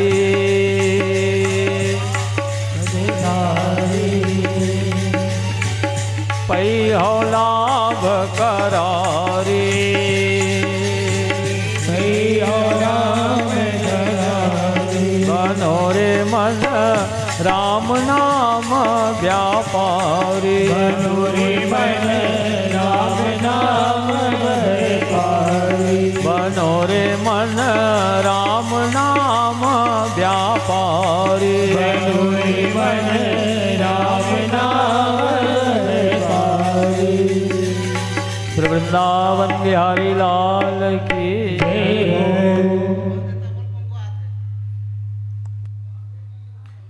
बनो रे मन राम नाम व्यापारी। अरे मन राम नाम का व्यापार कर ले, अर्थात राम नाम के जाप संख्या को बढ़ाते चल।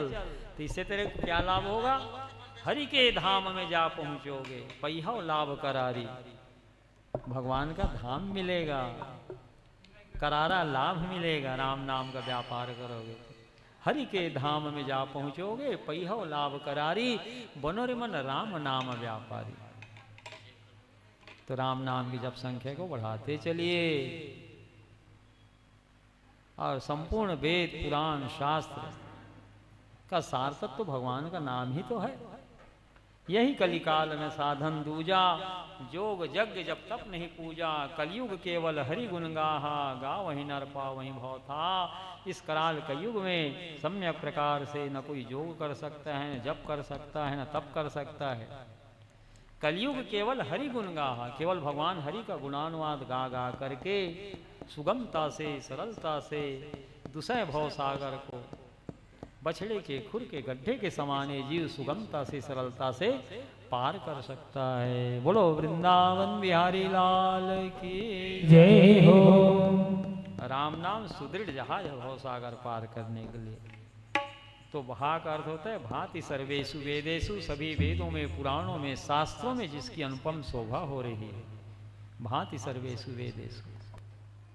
और गा का अर्थ होता है गतिर्यस्तु दुरत्या, दुर्गति प्राप्त जीव को गति प्रदान करने वाले हैं भागवत की कथा। पुरुषोत्तम मास में भागवत कथा श्रवण करने से तो अनंत पुण्य फल की प्राप्ति होती, दिव्य गोलोक धाम की प्राप्ति होती। क्योंकि पुराण पुरुषोत्तम भगवान श्री हरि ही तो हैं। पुरुषोत्तम मासपति राधापति भगवान श्री कृष्ण ही तो हैं। अपना सर्वस्व पुरुषोत्तम मास को भगवान ने दे दिया। 12 मास के स्वामी है पुरुषोत्तम मास। तो गतिर्यस्तु दुरत्या, दुर्गति प्राप्त जीव को भागवत कथा श्रवण करने से गति मिल जाती है। ज्ञान वैराग्य भक्ति को गति मिली, दुंदकारी परम गति को प्राप्त हुए। महाराज परीक्षित परम गति को प्राप्त हुए भागवत कथा श्रवण कर लेने से। और वह का अर्थ होता है वर्तते यत्र सारवत, सभी शास्त्रों में जिसका वर्चस्व है, सभी पुराणों का जो सिरमौर है। श्रीमद् भागवतम पुराण तिलकम जद वैष्णवा नाम धनम, यस्मिन् पारमहंस में अम्लम ज्ञानम परम गीयते, यत्र ज्ञान विराग भक्ति सहितम नैष्कर्ममाविष्कृतम तच्छ्रवण प्रपठन विचारण परो भक्ते मोचे नरा। सभी पुराणों का सिरमौर है भागवत जी। परमहंस महात्मा के द्वारा प्राप्त विशुद्ध ज्ञान का इसमें वर्णन किया गया है, जिसके सुनने से, पढ़ने से, मनन करने से भगवान जल्द मिलते हैं।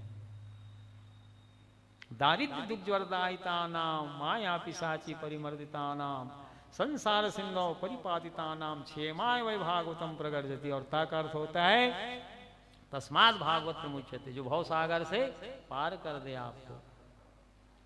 जो दरिद्रता रूपी दुख ज्वाला से दग्ध हो रहे हैं, माया पिशाची ने जिसे रौंद डाला है, संसार सिंधु में जो डूब रहे हैं, उनके कल्याण करने के लिए भागवत शास्त्र सिंहनाद गर्जना कर रहा है, हमारी शरण में आओ, हम तुमको भवसागर से पार कर दूंगा। तार्यते भवम जस्मात् तस्मात् भागवत प्रमुच्यते, जो भवसागर से किनारा लगा दे, भवसागर से पार कर दे आपको, उसी का नाम भागवत।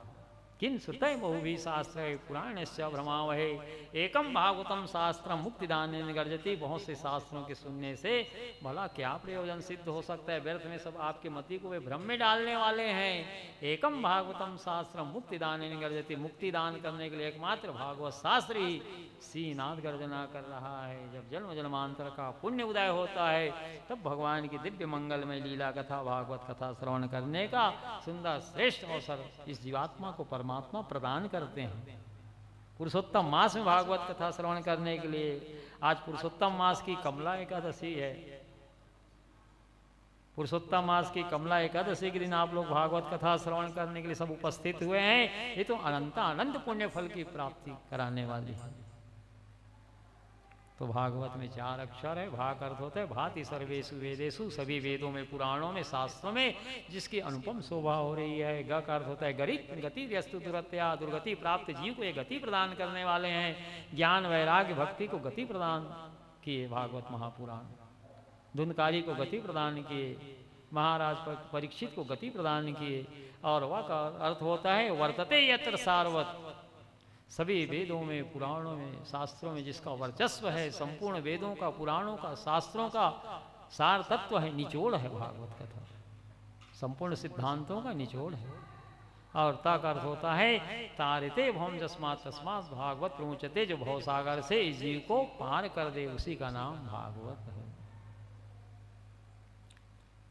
प्रत्येक ग्रंथ में अनुबंध चतुष्टय होता है। बिना अनुबंध चतुष्टय ज्ञान के वक्ता लक्ष्य से भटक जाता है और विषयांतर्गत प्रवचन करने लगता है। तो भागवत जी में 4 प्रकार के अनुबंध चतुष्टय हैं। पहला तो है विषय, दूसरा संबंध, तीसरा प्रयोजन और चौथा अधिकारी। किसी भी ग्रंथ की रचना किया जाता है तो उसका कोई उद्देश्य होता है, बिना उद्देश्य के किसी ग्रंथ का निर्माण नहीं किया जाता है। तो भागवत जी में भी 4 प्रकार के अनुबंध चतुष्टय हैं। पहला तो है विषय। विषय के अंतर्गत इसमें ज्ञान, वैराग्य और भक्ति के सहित निवृत्ति मार्गों को प्रकाशित किया गया है। श्रीमद् भागवतम पुराण तिलकम जद वैष्णवानाम धनम यस्मिन् पारमहंस में अमलम ज्ञानम परम गीयते यत्र ज्ञान विराग भक्ति सहितम नैष्कर्म मास्कृतम तत्श्रवण प्रपठन विचारण परो भक्ते मोचेन्नरा। श्रीमद् भागवत महापुराण सभी पुराणों का सिरमौर है, तिलक है, राजा है। परमहंस महात्माओं के द्वारा प्राप्त विशुद्ध ज्ञान का इसमें वर्णन किया गया है, जिसके सुनने से, पढ़ने से, मनन करने से भगवान जल्द मिलते हैं। ज्ञान, वैराग्य और भक्ति के सहित निवृत्ति मार्ग को प्रकाशित किया गया विषय है भागवत जी। आ सत्यन आओ शुक्ला जी। श्री वृंदावन बिहारी लाल की जय। श्री कृष्ण गोविंद हरे मुरारे नाथ नारायण वासुदेवा। श्री कृष्ण गोविंद हरे मुरारे हे नाथ नारायण वासुदेवा। कृष्ण क्या हो गया बेटा, ठीक से ठीक करो इसको, बहुत देर हो गया। श्री कृष्ण गोविंद हरे मुरारे नाथ नारायण वासुदेवा। श्री कृष्ण गोविंद हरे मुरारे हे नाथ नारायण वासुदेवा। श्री कृष्ण गोविंद हरे मुरारे नाथ नारायण वासुदेवा।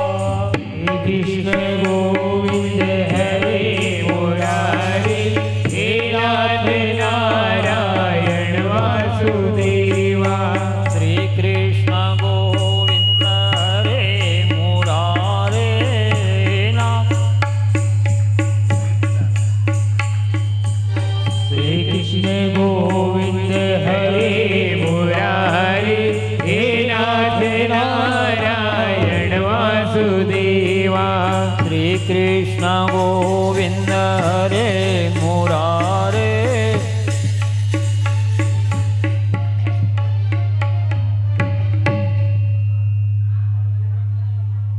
अजय को बुलाओ, नहीं समझ आ रहा है तो अजय को फोन करके बुला लो। नहीं हेलो समझ आ रहा। श्री वृंदावन बिहारी लाल की जय। श्री कृष्ण गोविंद हरे मुरारे नाथ नारायण वासुदेवा। श्री कृष्ण गोविंद हरे मुरारे हे नाथ नारायण वासुदेवा। श्री कृष्ण गोविंद हरे मुरारे हे नाथ नारायण। श्री कृष्ण गोविंद हरे मुरारे हे नाथ नारायण वासुदेवा। श्री कृष्ण गोविंद हरे मुरारे हे नाथ नारायण वासुदेवा। श्री कृष्ण गोविंद हरे मुरारे हे नाथ नारायण वासुदेवा। हे नाथ नारायण वासुदेवा। हे नाथ नारायण वासुदेवा। हे नाथ नारायण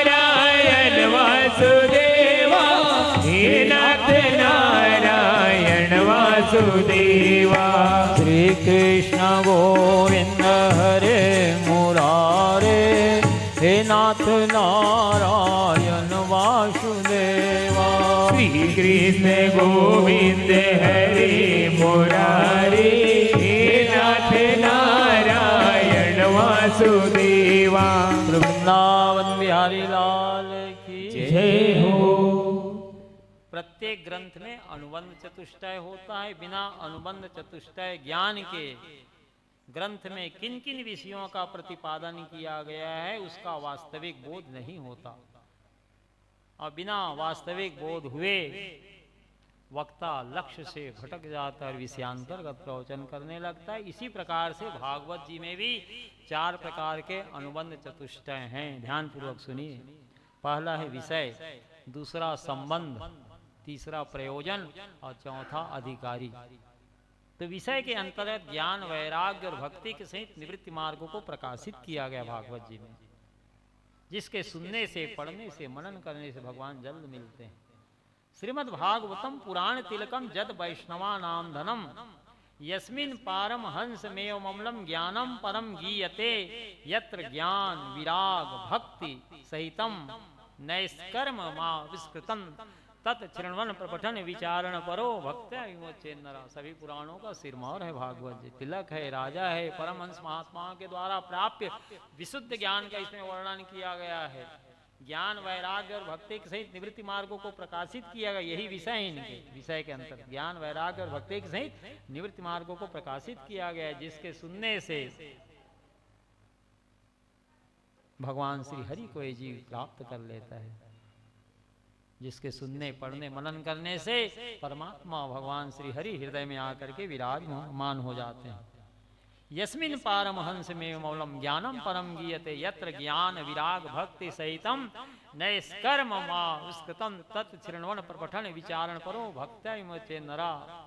जिसके सुनने से, पढ़ने से, मनन करने से भगवान जल्द मिलते हैं। ये विषय है। संबंध के अंतर्गत आत्मा और परमात्मा के संबंध को सिद्ध करके दिखाया गया भागवत शास्त्र में। आत्मा और परमात्मा के संबंध को सिद्ध करके दिग्दर्शित किया गया है, दिखाया गया है। इस जीवात्मा का सच्चा सुर एकमात्र भगवान श्री हरि ही है। तस्माद भारत सर्वात्मा भगवान ईश्वरो हरि, श्रोतव्यः कीर्तितव्यश्च स्मर्तव्यश्च क्षता भयम। ये जीवात्मा का सच्चा सुर एकमात्र भगवान श्री हरि ही है। यदि जीव निर्भय होना चाहता है, हमेशा के लिए सुख शांति आनंद प्राप्त करना चाहता है, तो भगवान की कथा श्रवण करे, भगवान का संकीर्तन करे, सतत भगवान का स्मरण करता रहे। ईश्वर अंश जीव अविनाशी, चेतन अमल सहज सुख राशि। जीवात्मा ईश्वर का अंश है, चैतन्य है, सहज सुख स्वरूप है। एक शरीर को छोड़ करके दूसरे शरीर में प्रवेश करने की विशेष योग्यता इस जीवात्मा को परमात्मा ने दिया है। जैसे नदियां अनेक देश देशांतर में भटक रही हैं, विश्राम उन्हें नहीं मिल रही हैं। जब अपने उद्गम स्थल समुद्र में जाकर के प्रवेश कर रही नदियां, तब वो विश्राम पा रही। उसी प्रकार से हम सब भगवान के अंश हैं। जब तक ये अंश अपने उद्गम स्थल अंशी परमात्मा से अपना संबंध स्थापित नहीं कर रहा है, तब तक इसे भी स्वप्न में भी सुख शांति आनंद मिलने वाला नहीं है। ध्रुव जी श्वास को जीते, इस सृष्टि के संपूर्ण प्राणियों की श्वास प्रश्वास की गति ही रुक गई। उन्होंने सिद्ध कर दिखाया ध्रुव जी ने कि आत्मा में ही परमात्मा है। इसलिए किसी जीव को नहीं सताना चाहिए, सब में परमात्मा का वास है। विद्या विनय संपन्ने ब्राह्मण की हस्तिनी, सुनी चाहिए सुपा के चा पंडिता समदर्शना। जो ज्ञानी जन होते हैं, ऐसे वे ज्ञानी जन विद्या विनय से संपन्न ब्राह्मण में, गौ में, हाथी में, कुत्ता में, चंडाल में, सब में वे अपने परमात्मा का दर्शन करते हैं। उमा जे राम चरण रत, विगत काम मद क्रोध, निज प्रभु मैं देखें जगत, केहि सन करत विरोध। सारे संसार को सीताराम में देखते हैं संत जन, वे किसी से बैर विरोध नहीं करते। सिया राम मैं सब जग जानी, करो प्रणाम जोरी युग पानी। संपूर्ण सृष्टि में अपने इष्ट देव सीताराम जी का दर्शन करके उनकी वंदना ही करते हैं, उनको प्रणाम ही करते हैं। तो संबंध के अंतर्गत आत्मा और परमात्मा के संबंध को सिद्ध करके भागवत शास्त्र में दिखाया गया है। ध्रुव जी श्वास को जीते तो सृष्टि के संपूर्ण प्राणियों की श्वास प्रश्वास की गति रुक गई। भगवान नारायण वर दे करके ध्रुव जी को दुष्कर तप से निवृत्त किए। जब संपूर्ण सृष्टि के प्राणियों के श्वास प्रश्वास की गति रुक गई तो सारे लोकपालों का अत्यंत पीड़ा हुई। सूर्य है, अग्नि है, वायु है, यम है, कुबेर है, सब लोकपाल है, लोक का पालन कर रहे हैं। सूर्य नारायण भगवान लोकपाल हैं। 8 माह जल का शोषण करते हैं, चौमासा में कई गुना करके लौटा देते हैं। यदि वर्षा ना हो तो अन्न ना हो, अन्न ना हो तो सृष्टि की कल्पना नहीं की जा सकती। लोकपाल हैं। वायु देवता लोकपाल हैं, हम श्वास ले रहे हैं तब जीवित हैं। वरुण देव लोकपाल हैं, जल का सेवन कर रहे हैं तब जी पा रहे हैं। तो संपूर्ण लोकपालों का अत्यंत पीड़ा हुई, सब नारायण की शरण में गए। भगवान हमारे श्वास रुक कैसे गए, ना हम श्वास ले पा रहे हैं ना छोड़ पा रहे हैं, अटक कैसे गया हमारा श्वास। तो भगवान नारायण ने कहा देवताओं से कि ध्रुव जी के साथ मेरी अभेद धारणा सिद्ध हो गई, श्वास को जीत लिए हैं, इसलिए संपूर्ण प्राणियों की श्वास प्रश्वास की गति रुक गई है। उस बालक को दुष्कर तप से मैं निवृत्त कर देता हूँ वर प्रदान करके। ऐसा कह करके ध्रुव जी को भगवान वर प्रदान किए। 36,000 वर्ष का राज्य दिए, नारायण अस्त्र दिए, ध्रुव लोक दिए। ध्रुव यानी सत्य लोक, प्रलय काल में भी जिसका नाश नहीं होता, स्थिर बना रहा था, वहां ध्रुवलोक प्रदान किया भगवान ने। तो संबंध के अंतर्गत आत्मा और परमात्मा के संबंध को सिद्ध करके बतलाया गया भागवत शास्त्र में। तस्मात् भारत सर्वात्मा भगवान ईश्वरो हरि श्रोतव्य कीर्तितव्य से स्मर्तव्य क्षता वयम। ये जीवात्मा का सच्चा सिर एकमात्र भगवान श्री हरि ही है। यदि जीव निर्भय होना चाहता है, हमेशा के लिए सुख शांति आनंद प्राप्त करना चाहता है, तो भगवान की कथा सुने, भगवान का ही संकीर्तन करे, सतत भगवान का स्मरण करता रहे। और तीसरा है प्रयोजन। प्रयोजन के अंतर्गत काल व्याल मुखग्रास त्रास निर्णास हेते वे श्रीमद् भागवतम शास्त्रम कलौ कीर्ण भाषितम। ध्यान पूर्वक सुनिए। किसी भी ग्रंथ की रचना की जाती है, निर्माण किया जाता है, तो उसका कोई प्रयोजन होता है, कोई उद्देश्य होता है। बिना लक्ष्य के, बिना उद्देश्य के, बिना प्रयोजन के किसी ग्रंथ की रचना नहीं की जाती। उसका कोई लक्ष्य होता है, मूल उद्देश्य होता है। तो श्रीमद् भागवत महापुराण की कथा वर्णन करने का सुखदेव स्वामी जी का क्या प्रयोजन है?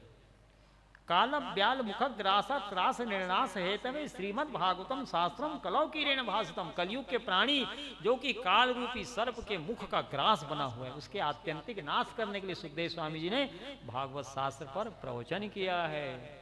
महाराज परीक्षित की आयु केवल 7 दिन शेष थी कि नहीं? इसी प्रकार से हम सबके भी तो 7 ही दिन के भीतर ही सबको जाना है। सोमवार से रविवार 7 ही दिन है लक्ष्मण। किसी को आज, किसी को कल, किसी को परसों, किसी को नरसों, किसी को बरसों, सबको एक न एक दिन जाना ही है। तो परीक्षित की आयु केवल 7 दिन शेष थी। वे चिंतातुर हो गए थे। तो सुखदेव स्वामी ने कहा कि महाराज आप चिंता क्यों करते हैं? महाराज खटवांग जो भगवान राम के पूर्वज थे, सूर्यवंशी प्रतापी राजा थे, देवताओं की बहुत बड़ी सहायता उन्होंने किए थे देवासुर संग्राम में। दैत्य लोग उनके सामने टिक नहीं पाते थे। अजय योद्धा थे महाराज खटवांग। देवताओं को विजय श्री मिले। अनेक बार उन्होंने देवताओं की सहायता किया, देवताओं का पक्ष लेकर के दैत्यों के विरुद्ध युद्ध किया। तब जब उनकी आयु केवल 2 घड़ी शेष रह गई थी, 24 मिनट का 1 घड़ी, 48 मिनट का 2 घड़ी होता है लक्ष्मण, तो केवल 2 घड़ी शेष उसकी आयु बची थी। तो देवता लोगों को दया आई महाराज खटवांग के ऊपर। ये बड़े धर्मात्मा राजा हैं। हम देवताओं की बहुत बड़ी सहायता इन्होंने किया है, हमारा पक्ष लेकर के दैत्यों से युद्ध इन्होंने किया है। अजय योद्धा थे, उनके सामने कोई रणभूमि में टिक नहीं सकता था दैत्य लोग। तो अब इनकी आयु केवल 2 घड़ी शेष रह गई, 48 मिनट शेष रह गई है। तो महाराज खटवांग को देवता लोग सतर्क कर दिए, महाराज बस आप काल के गाल में समाने वाले हैं, काल के पंजे में पड़ने वाले हैं, आपकी आयु केवल 48 मिनट शेष रह गई महाराज। इसलिए अपने आत्म कल्याण के लिए आप सतर्क हो जाइए, सचेत हो जाइए। जो कुछ सत्कर्म करना हो, भगवत स्मरण करना हो, भगवान का कथा कीर्तन उत्सव महोत्सव मनाना हो, आप ये 48 मिनट में ही मना लीजिए, भवसागर से पार हो जाइए। सतर्क हो गए देवताओं की बात को सुनकर के महाराज खटवांग। और 2 घड़ी 48 मिनट में ही वे भगवान का ध्यान करके भगवान को प्राप्त कर लिए। राजन सुखदेव स्वामी जी परीक्षित को कह रहे हैं, तुम्हारी आयु तो 7 दिन बहुत है। जब 2 घड़ी शेष थी उनकी आयु महाराज खटवांग की, उनको मालूम चला अब वो 2 घड़ी में ही 48 मिनट में ही भगवत स्मरण करते हुए भगवत धाम को प्राप्त कर ले, तो आपकी आयु 7 दिन है, बहुत है। मैं 7 दिन तक भगवान का कथा कीर्तन उत्सव महोत्सव मनाते हुए समय व्यतीत करके तुमको भवसागर से मुक्त कर दूंगा। ये सुखदेव स्वामी जी ने महाराज परीक्षित को आश्वासन दिया। कुछ वैद्य ऐसे होते हैं जो रोगी कितने ही बीमार क्यों ना हो, उनकी बात सुनते ही वैद्य हाथ स्पर्श करता है, मुस्कुराता है, रोगी की ओर देख करके चिंता क्यों करते हो, आप ठीक हो जाओगे। उसी में ही आधा रोग दूर हो जाता है डॉक्टर की बात को सुन करके रोगी का। और कुछ वैद्य ऐसे होते हैं, कैसे डॉक्टर साहब ठीक तो है ना, कुछ गड़बड़ तो नहीं, हम क्या बताएंगे, रिपोर्ट आएगा तो बताएंगे, ऐसे ही डरा देते हैं। सुखदेव स्वामी जी निर्भय कर रहे हैं, आप चिंता ना करो, आपकी आयु 7 दिन है महाराज, खटवांग तो 48 मिनट में ही 2 घड़ी में ही भगवान को प्राप्त कर लिए, तो मैं 7 दिन तक भगवान का कथा कीर्तन उत्सव महोत्सव बनाते हुए सत्संग में समय व्यतीत करूंगा और निश्चित रूप से आप भवसागर से पार हो जाओगे, चिंता ना करो। तो प्रयोजन के अंतर्गत काल व्याल मुखग्रास त्रास निर्णास हेतवे श्रीमद् भागवतम शास्त्रम कलौ कीरेण भाषितम, कलयुग के प्राणी जो कि काल रूपी सर्प के मुख का ग्रास बना हुआ है, उसके आत्यंतिक नाश करने के लिए सुखदेव स्वामी जी ने भागवत शास्त्र पर प्रवचन किया है। और चौथा होता है अधिकारी। भागवत कथा कहने वाला भी अधिकारी होना चाहिए और सुनने वाला भी अधिकारी होना चाहिए।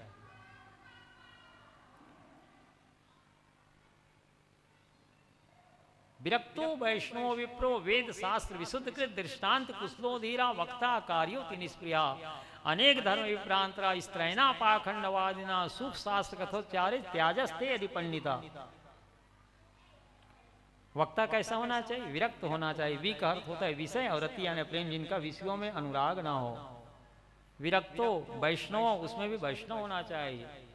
तो वैष्णव कौन है, जो भगवान विष्णु की अनन्य भाव से उपासना करता है, वही तो विष्णु भक्त को ही तो वैष्णव कहा गया है। ब्राह्मण भी वैष्णव हो सकता है, क्षत्रिय भी वैष्णव हो सकता है, वैश्य भी, शूद्र भी, स्वपथ चंडाल भी को भगवान की शरण में जाने का अधिकार है।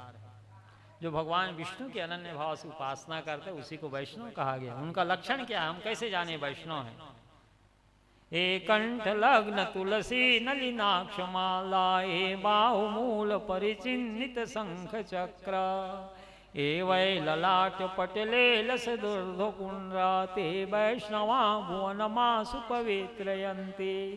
जो नर नारी कंठ देश में तुलसी और कमल की माला धारण किए हुए हैं। सूरज तुलसी माला पहने कि नहीं, पूर्णिमा तुलसी माला सब दिया था आप लोगों को, और तुलसी माला सब उतार डाले हो।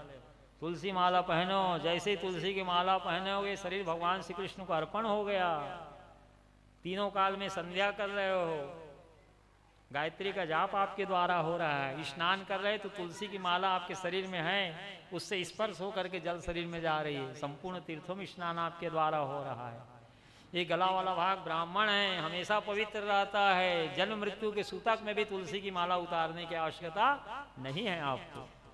माताओं को, बहनों को मासिक अवस्था में भी, मासिक धर्म की भी अवस्था में तुलसी की माला गले से उतारने की आवश्यकता नहीं। ये ब्राह्मण भाग है। चारों वर्ण हमारे शरीर में ही है, हमेशा पवित्र रहता है। भुजा को क्षत्रिय कहा गया है, पेट को वैश्य कहा गया, चरण को शूद्र कहा गया। चारों वर्ण आपके शरीर में, तो गला वाला भाग ब्राह्मण है, हमेशा पवित्र रहता है। तुलसी की माला पहनना। या दृष्ट्वा निखिलाग संग समनिस्पृष्टा पुष्पावनी, रोगाणां वे वंदिता निरसनी, सिक्तांतका त्रासनी, प्रत्यासत्य विधायिनी, भगवता कृष्ण से संरोपिता, न्यस्ता चरणे मुक्ति फलदा, तस्यै तुलस्यै नमः। ध्यान पूर्वक सुनिए। जो तुलसी महारानी दर्शन करने पर सारे पाप समुदाय का नाश कर देती है, स्पर्श करने पर शरीर को पवित्र बनाती है, प्रणाम करने पर रोगों का निवारण करती है, जल सींचने पर यमराज को भी भय पहुंचाती है, तुलसी का पौधा आरोपित करने पर भगवान श्री कृष्ण के समीप ले जाती है, और भगवान के चरणों में चढ़ाने पर मोक्ष रूपी फल प्रदान करने वाली तुलसी महारानी को बारंबार प्रणाम है। यही तो भवसागर पार करने वाली तुलसी महारानी। गंगा जी भगवान का नाम, जो भगवान का चरणामृत, गंगा जी भगवान के चरण से निकली, इसलिए नख निर्गता विष्णु को अधिक लाती है। जो भगवान कृष्ण का अभिषेक किया हुआ, शालिग्राम का स्नान किया हुआ, गोपाल जी का स्नान किया हुआ चरणामृत को ग्रहण करता है, अकाल मृत्यु हरणम, उसकी अकाल मृत्यु नहीं होती, दूर हो जाती है। सर्व व्याधि विनाशनम, भगवान के चरणोदक सेवन करने से संपूर्ण व्याधियों का विनाश हो जाता है। श्री कृष्ण पाद कंपित्वा पुनर्जन्म विद्यते, जो भगवान श्री कृष्ण के चरणारविंद का पान करता है, चरणामृत सेवन करता है, उसका पुनर्जन्म भी संसार में नहीं होता, फिर माँ के गर्भ में कष्ट नहीं उठाता, जा करके आवागमन के चक्र से मुक्त हो जाता है। यही भवसागर पार करने वाली है। तुलसी माला कंठ देश में है, अब इसी हाल में कहीं शरीर छूट गया तो निश्चय ही भगवत धाम की प्राप्ति होगी आपको, कितना ही पापी से पापी व्यक्ति क्यों ना हो। तुलसी की माला कंठ देश में उसी हाल में कहीं शरीर छोड़ दिया तो निश्चय ही भगवत धाम की प्राप्ति होती है। तुलसी का नाम हरि प्रिया है।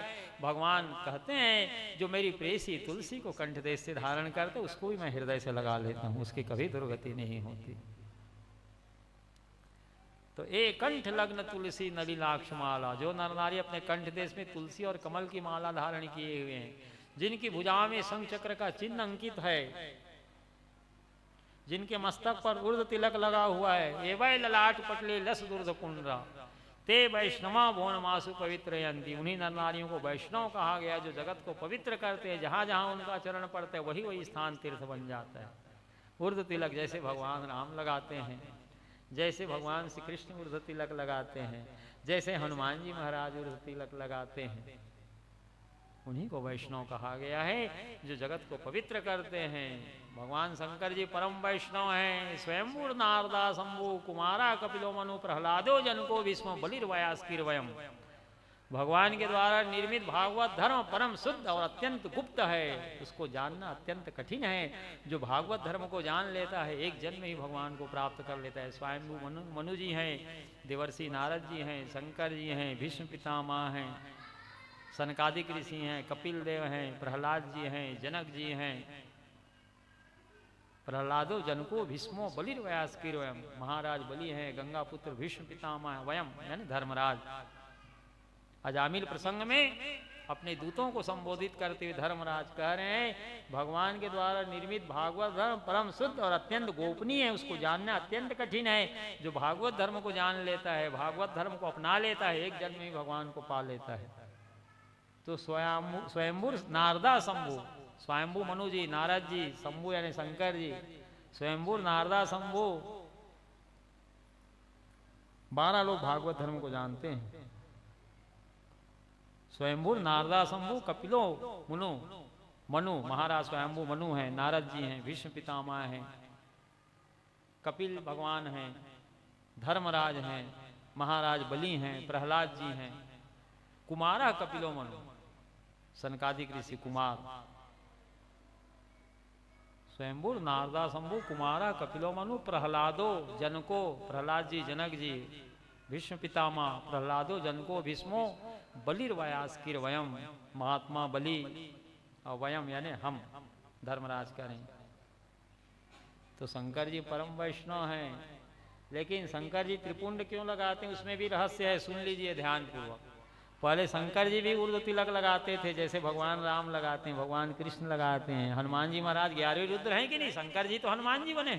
शिव चालीसा देखिए, रामेश्वर वन सेवा लिन्नी हनुमान वन सेवा किन्नी, रामा ईश्वरा सा रामेश्वर, रामेश्वर बन के राम जी से पूजा कराए, सेवा लिए, और हनुमान बन सेवा किन्नी, हनुमान बन के भगवान की सेवा की। तो पद्म पुराण में कथा आई है, भगवान शंकर जी भी उर्ध तिलक लगाते थे।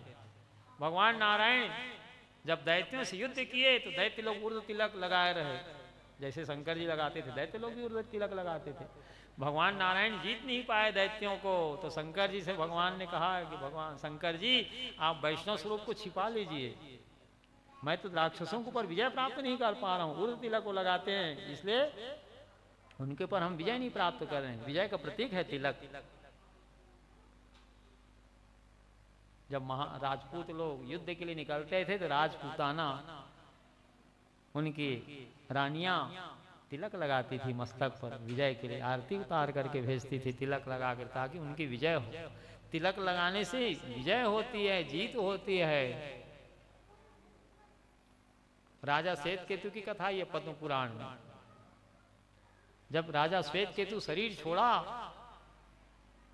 तो धर्मराज के यमराज के दूत यम पास में बांध करके दंड देने के लिए महाराज श्वेतकेतु को ले जाने की तैयारी में ही थे, यम पास में बांध कर। उसी समय आकाश में एक बगुला पक्षी विचता किया, महाराज श्वेत केतु के मस्तक पर पड़ा, ऊर्ध्व तिलक स्वरूप चिन्ह अंकित हो गया। उसी क्षण तत्काल चतुर्भुज रूप धारण कर लिया महाराज श्वेत केतु। भगवान के विमान प्रकट हो गया। उस विमान में भगवान के पार्षद लोग महाराज श्वेत केतु को बिठा लिए और हरि नाम संकीर्तन करते वैकुंठ लोक ले गए। जो तुलसी मृतिका की मिट्टी को मस्तक पर लगाता है ऊर्ध्व तिलक में, जहाँ तुलसी का पौधा है उसी मिट्टी को लगा लो मस्तक में, गीला करके जल तुलसी में छोड़िए और मिट्टी गीली हो गई तो वहीं से मिट्टी तुलसी मृतिका मस्तक पर लगा लीजिए। संपूर्ण मनोरथ सिद्ध करने वाली तुलसी महारानी। अथवा अष्टगन चंदन लगा लीजिए, गोपी चंदन लगा लीजिए, मलयगिरी चंदन लगा लीजिए, जो सुलभ आपसे हो। जब बगुला का विष्ठा मल त्याग किया, वो राजा श्वेत केतु के मस्तक पर पड़ा, जो ऊर्ध्व तिलक स्वरूप चिन्ह अंकित हो गया, उससे उसको भगवत धाम की प्राप्ति हो गई। तो क्या आप तुलसी की मिट्टी का चंदन लगा लो, चाहे मलयगिरी का चंदन लगा लीजिए, चाहे अष्टगन चंदन लगा लीजिए, चाहे गोपी चंदन लगा लीजिए, क्या आप भवसागर से मुक्त नहीं होगे? महाराज श्वेत केतु इसमें प्रमाण है। गीता के 16वां अध्याय का 23वां 24वां श्लोक देखिए, भगवान अर्जुन से क्या कह रहे हैं। या शास्त्र विधि मुत्सृज्य वर्तते काम कार्ता न सिद्धि मवाप्नोति न सुखम न पराम गतिम। अर्जुन, जो शास्त्र सम्मत कर्म न करके मनमुखी कार्य करता है, उसको न इस श्लोक में सिद्धि मिलती है, न सुख मिलता है, न परम गति की प्राप्ति होती है। तस्मात् शास्त्रम प्रमाणम ते कार्य कार्य व्यवस्था ज्ञात्वा शास्त्र विधानोक्तम कर्म कर्तुम यारसी। इसलिए कर्तव्य और अकर्तव्य की व्यवस्था में हमारे शास्त्र ही प्रमाण है। ऐसा जान करके शास्त्र विध कर्म करना चाहिए इस जीव को। तो महाराज श्वेत केतु प्रमाण है। उनके मस्तक पर ऊर्ध्व तिलक स्वरूप चिन्ह अंकित हुआ, बगुला का विष्ठा मस्तक पर पड़ा, तो उससे ही भगवत धाम की प्राप्ति हो गई। तो क्या आप लोग श्रद्धा से तिलक लगाएंगे? ऊर्ध्व तिलक मलयगिरी का, अष्टगन चंदन का, गोपी चंदन का, तुलसी मृतिका का चंदन का, तो मुक्त नहीं होगे। तो शंकर जी से नारायण ने कहा कि मैं दैत्यों को जीत नहीं पा रहा हूँ, शंकर जी वैष्णव स्वरूप को छिपा लीजिए आप। तो शंकर जी वैष्णव स्वरूप को छिपा लिए, जो ऊर्ध्व तिलक लगाते तब त्रिपुण्य लगाना शुरू किया शंकर जी। तो दैत्य लोग देखे कि हमारे गुरुदेव तो त्रिपुण्य तिलक लगाते हैं, तो राक्षस लोग भी त्रिपुण्य तिलक लगाना शुरू किए। पुनः इस बार जब युद्ध हुआ, भगवान नारायण का सामना हुआ दैत्यों से, तो समस्त दैत्यों को धराशायी किए, परास्त किए, भगवान नारायण की विजय हुई। तो तिलक लगाने से विजय होती। भगवान शंकर जी परम वैष्णव हैं। वैष्णवा नाम जथा शंभु, एकादशी स्कंद में भागवत में आया। जब वैष्णव की चर्चा होती है तो बड़े प्रेम से भगवान शंकर जी का नाम पहले आता है। भगवान के द्वारा निर्मित भागवत धर्म परम शुद्ध एवं अत्यंत गोपनीय, उसको जानना बहुत कठिन है। जो भागवत धर्म को जान लेता है, एक जन्म ही भगवान को प्राप्त कर लेता है। बोलो वृंदावन बिहारी लाल की जय हो भोसी तरने के लिए सोच रे मन, हो भोसी तरने के लिए सोच रे मन। आज कलयुग में जरूरी है भजन, आज कलयुग में जरूरी है भजन, आज कलयुग में जरूरी है भजन। हो भोस तरने के लिए सोच रे मन, भोस तरने के लिए सोच रे मन। आज कलयुग में जरूरी है भजन, आज कलयुग में जरूरी है भजन, आज कलयुग में जरूरी है भजन, आज कलयुग में जरूरी है भजन।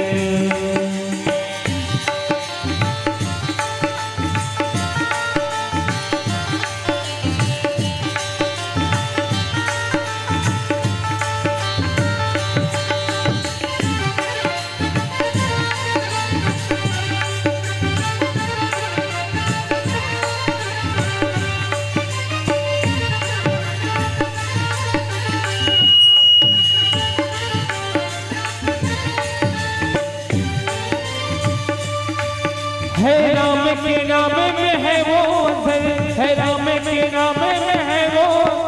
हो जाते हैं मानो मर के अमर, हो जाते हैं मानो मर के अमर। पी गई दीवानी वो मीरा जहर, पी गई दीवानी वो मीरा जहर। भजो कृष्ण गोविंद हरे शिवर, भजो कृष्ण गोविंद हरे शिवर। मन में लगन और श्रद्धा विश्वास है, उसके हृदय में सदा निवास है, उसके हृदय में हरि का है निवास है, उसके हृदय में हरि का निवास है। आज कलयुग में जरूरी है भजन, अब कलयुग में जरूरी है भजन, अब कलयुग में जरूरी है भजन। भव तरने के लिए सोच रे मन, भव तरने के लिए सोच रे मन, आज कलयुग में जरूरी है भजन, अब कलयुग में जरूरी है भजन, आज कलयुग में जरूरी है भजन, अब कलयुग में जरूरी है भजन। वृंदावन बिहारी लाल की जय हो। श्री पुरुषोत्तम मास की जय हो। श्री पुरुषोत्तम मासपति राधापति पुरुषोत्तम भगवान श्री कृष्ण चंद्र की जय हो। जय जय श्री राधे, जय जय श्री राधे, जय जय श्री राधे।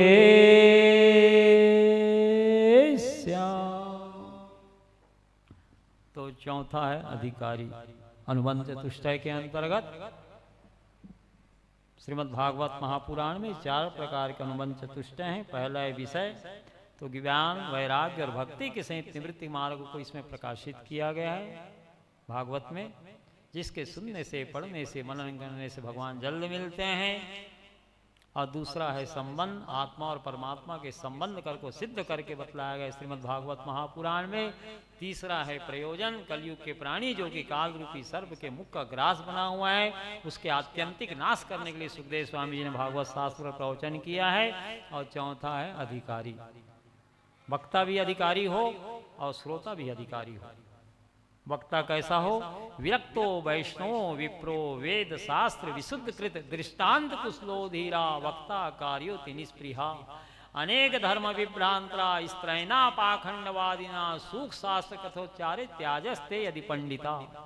विरक्त हो वक्ता। वी का अर्थ होता है विषय, रति यानी प्रेम, जिनका विषयों में प्रेम ना हो उन्हें विरक्त कहा गया। सुदामा जी सदगृहस्थ हैं, लेकिन सुखदेव स्वामी जी उनके लिए विरक्त शब्द का प्रयोग किया। कृष्ण स्यासी सखा कश्चित ब्राह्मणो ब्रह्मवित्तमा विरक्त इंद्रियार्थेषु प्रशांतात्मा जितेंद्रिया। भगवान कृष्ण के भी बाल्यकाल के सखा थे, इंद्रियों से सर्वथा विरक्त थे। विरक्त इंद्रियार्थेषु प्रशांत आत्मा जितेंद्रिया, परम शांत आत्मा थे, 10 इंद्रियों को जीत लिए थे, प्रशांत आत्मा जितेंद्रिया। तो वक्ता विरक्त हो, वैष्णव हो।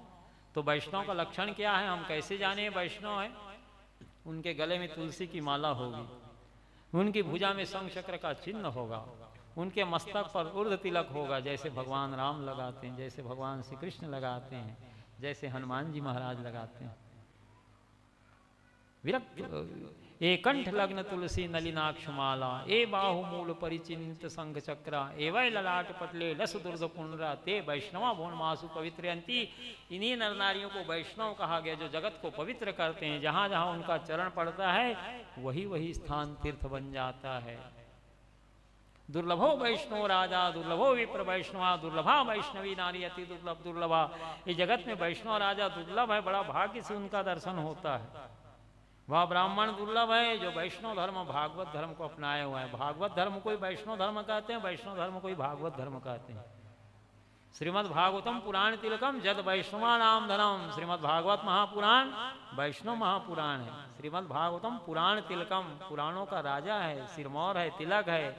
जद वैष्णवा नाम धनम, विष्णु भक्तों का सार सर्वस्व धन है भागवत जी। जद वैष्णवा नाम धनम यस्मिन पारमहंस में अमलम। इसमें ज्ञान वैराग्य और भक्ति के सहित निवृत्ति मार्ग का प्रकाशित किया गया है। ज्ञान वैराग्य और भक्ति के सहित निवृत्ति मार्ग को प्रकाशित किया गया है, जिसके सुनने से पढ़ने से मनन करने से भगवान जल्द मिलते हैं इस जीवात्मा को। दुर्लभो वैष्णव राजा, दुर्लभो विप्र वैष्णवा, दुर्लभा वैष्णवी नारी अति दुर्लभ दुर्लभा। इस पृथ्वी पर वैष्णव राजा, विष्णु भक्त राजा बड़ा दुर्लभ है।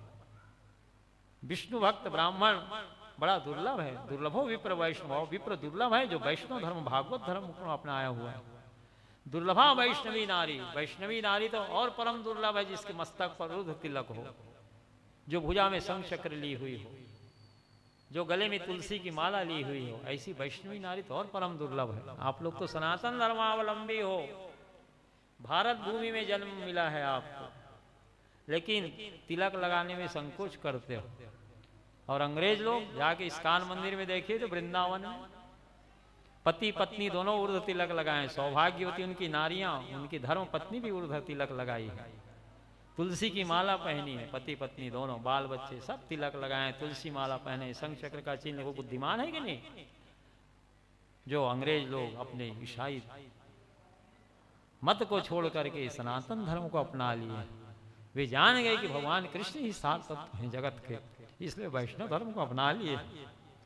तुलसी की माला पहने हैं, मस्तक पर ऊर्ध्व तिलक लगाए, शंख चक्र का चिन्ह पूजा में लिए हुए। चाहे सौभाग्यवती नारी हो, विधवा हो, कुंवारी हो, जवान हो, सियान हो, बूढ़ा हो, बालक हो, सबको ऊर्ध्व तिलक लगाना चाहिए, सबको तुलसी माला पहननी चाहिए, सबको शंख चक्र का चिन्ह भुजा में लेनी चाहिए। ये शरीर भगवत प्राप्ति के लिए मिला हुआ है, बिना भगवत प्राप्ति के मानव जीवन निष्फल है, निरर्थक है। तो विरक्तो वैष्णव विप्रो, उस वैष्णव में भी विप्र हो, और उस विप्र में भी वेद शास्त्र का ज्ञान रखने वाला हो। वैष्णव विप्रो वेद शास्त्र विशुद्ध कृत, जो वेद शास्त्र की विशुद्ध व्याख्या करने वाला हो। दृष्टांत कुशलो धीरा, तरह तरह का दृष्टांत दे करके श्रोताओं को समझाने की दक्षता योग्यता रखता हो, ऐसे विद्वान वक्ता का चयन करना चाहिए भागवत कथा वाचन के लिए। दृष्टांत कुशलो धीरा वक्ता कार्योति निष्प्रिया, जो निष्प्रिय होकर संभाषण करे, जैसे भागवत जी में कथा वर्णित है, उन्हीं भगवान की विशुद्धमय निर्मल कथा का गान करना चाहिए, वर्णन करना चाहिए। अनेक धर्म विभ्रांता, जिनकी मति अनेक मतांतरों में लगी हुई है, अनेक धर्म में जिनकी बुद्धि भ्रमित हुई हो, अनेक धर्म विभ्रांता, स्त्रैना पाखंडवाद में, जो स्त्रैण है पाखंडवाद का जो आश्रय लिया हुआ हो, सुख शास्त्र कथोच्चारे त्याजस्ते, यदि पंडिता, भले वो पंडित हो ज्ञानी हो, लेकिन वो सुख शास्त्र कहने की योग्यता नहीं रखता। जो अनन्य भाव से भगवान श्री कृष्ण का ही गुणानुवाद गाता हो, जैसे भागवत जी में कथा वर्णित है, वही कथा का जो गान करे, ऐसे विद्वान वक्ता का चयन करना चाहिए। इसी प्रकार से श्रोता का भी लक्षण कहा गया है। देवर्षि नारद जी को संबोधित करते हुए सनकादिक ऋषि कह रहे हैं, जब सनकादिक ऋषि से जिज्ञासा किए देवर्षि नारद जी कि भैया भागवत कथा सुनने के अधिकारी कौन हैं, तो सनकादिकों ने देवर्षि नारद जी को संबोधित करते हुए कहा, सप्तावृति नाम पुंसाम नीमा शृणु नारदा, विष्णु दीक्षा वीना नाम नादिकारा कथा श्रवे। ध्यान पूर्वक सुनिए, सप्ताह ज्ञान यज्ञ भागवत कथा सुनने के अधिकारी कौन कौन है? वक्ता भी अधिकारी हो, श्रोता भी परम अधिकारी हो। भाई दोनों अधिकारी होना चाहिए। तो श्रोता कैसा होना चाहिए? सप्ताह व्रति नाम पुंसा नीमा सुनो नारद, नियम को सुन लो देवर्षि नारद जी। सप्ताह ज्ञान यज्ञ भागवत कथा सुनने का अधिकारी कौन है?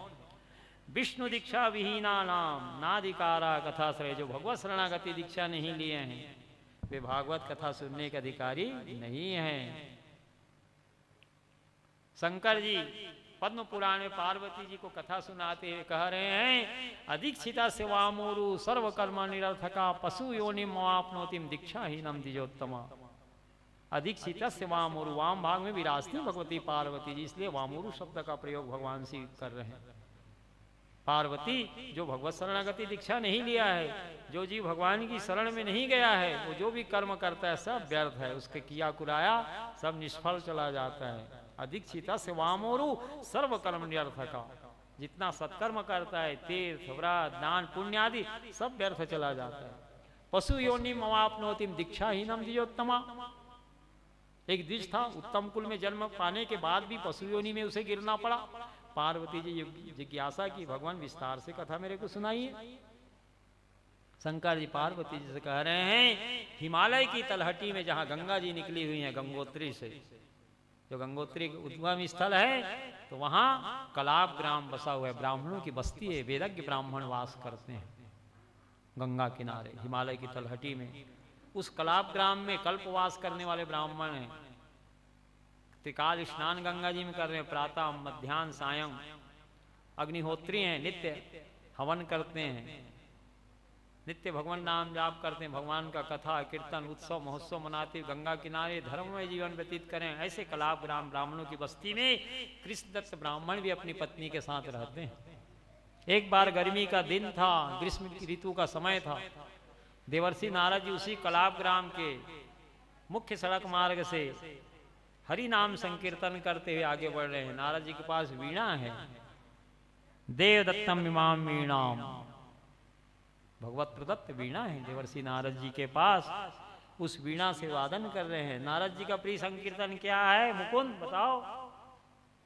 श्री हरि नारायण नारायण नारायण, श्रीमन नारायण नारायण नारायण, श्री हरि नारायण नारायण नारायण, श्री हरि नारायण नारायण नारायण, लक्ष्मी नारायण नारायण नारायण, लक्ष्मी नारायण नारायण नारायण, सत्य नारायण नारायण नारायण, ब्रह्म नारायण नारायण नारायण, श्री हरि नारायण नारायण नारायण, श्री हरि नारायण नारायण नारायण।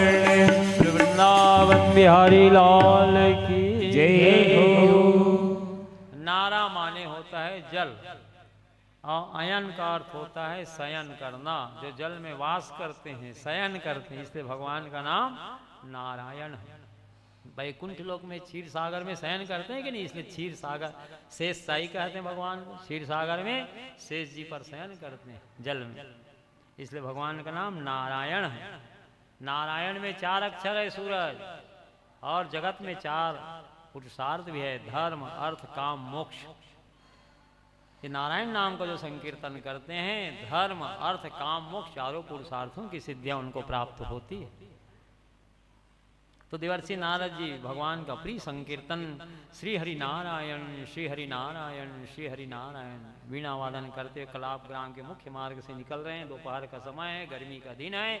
कृष्णदत्त ब्राह्मण के पत्नी के कानों में जब नारायण नाम संकीर्तन की ध्वनि पहुंची मुकुंद, तो किवाड़ खोल करके देखिए कि कौन कितना सुंदर भजन भगवान नाम संकीर्तन करते हुए जा रहे हैं। तो नारद जी जा रहे थे।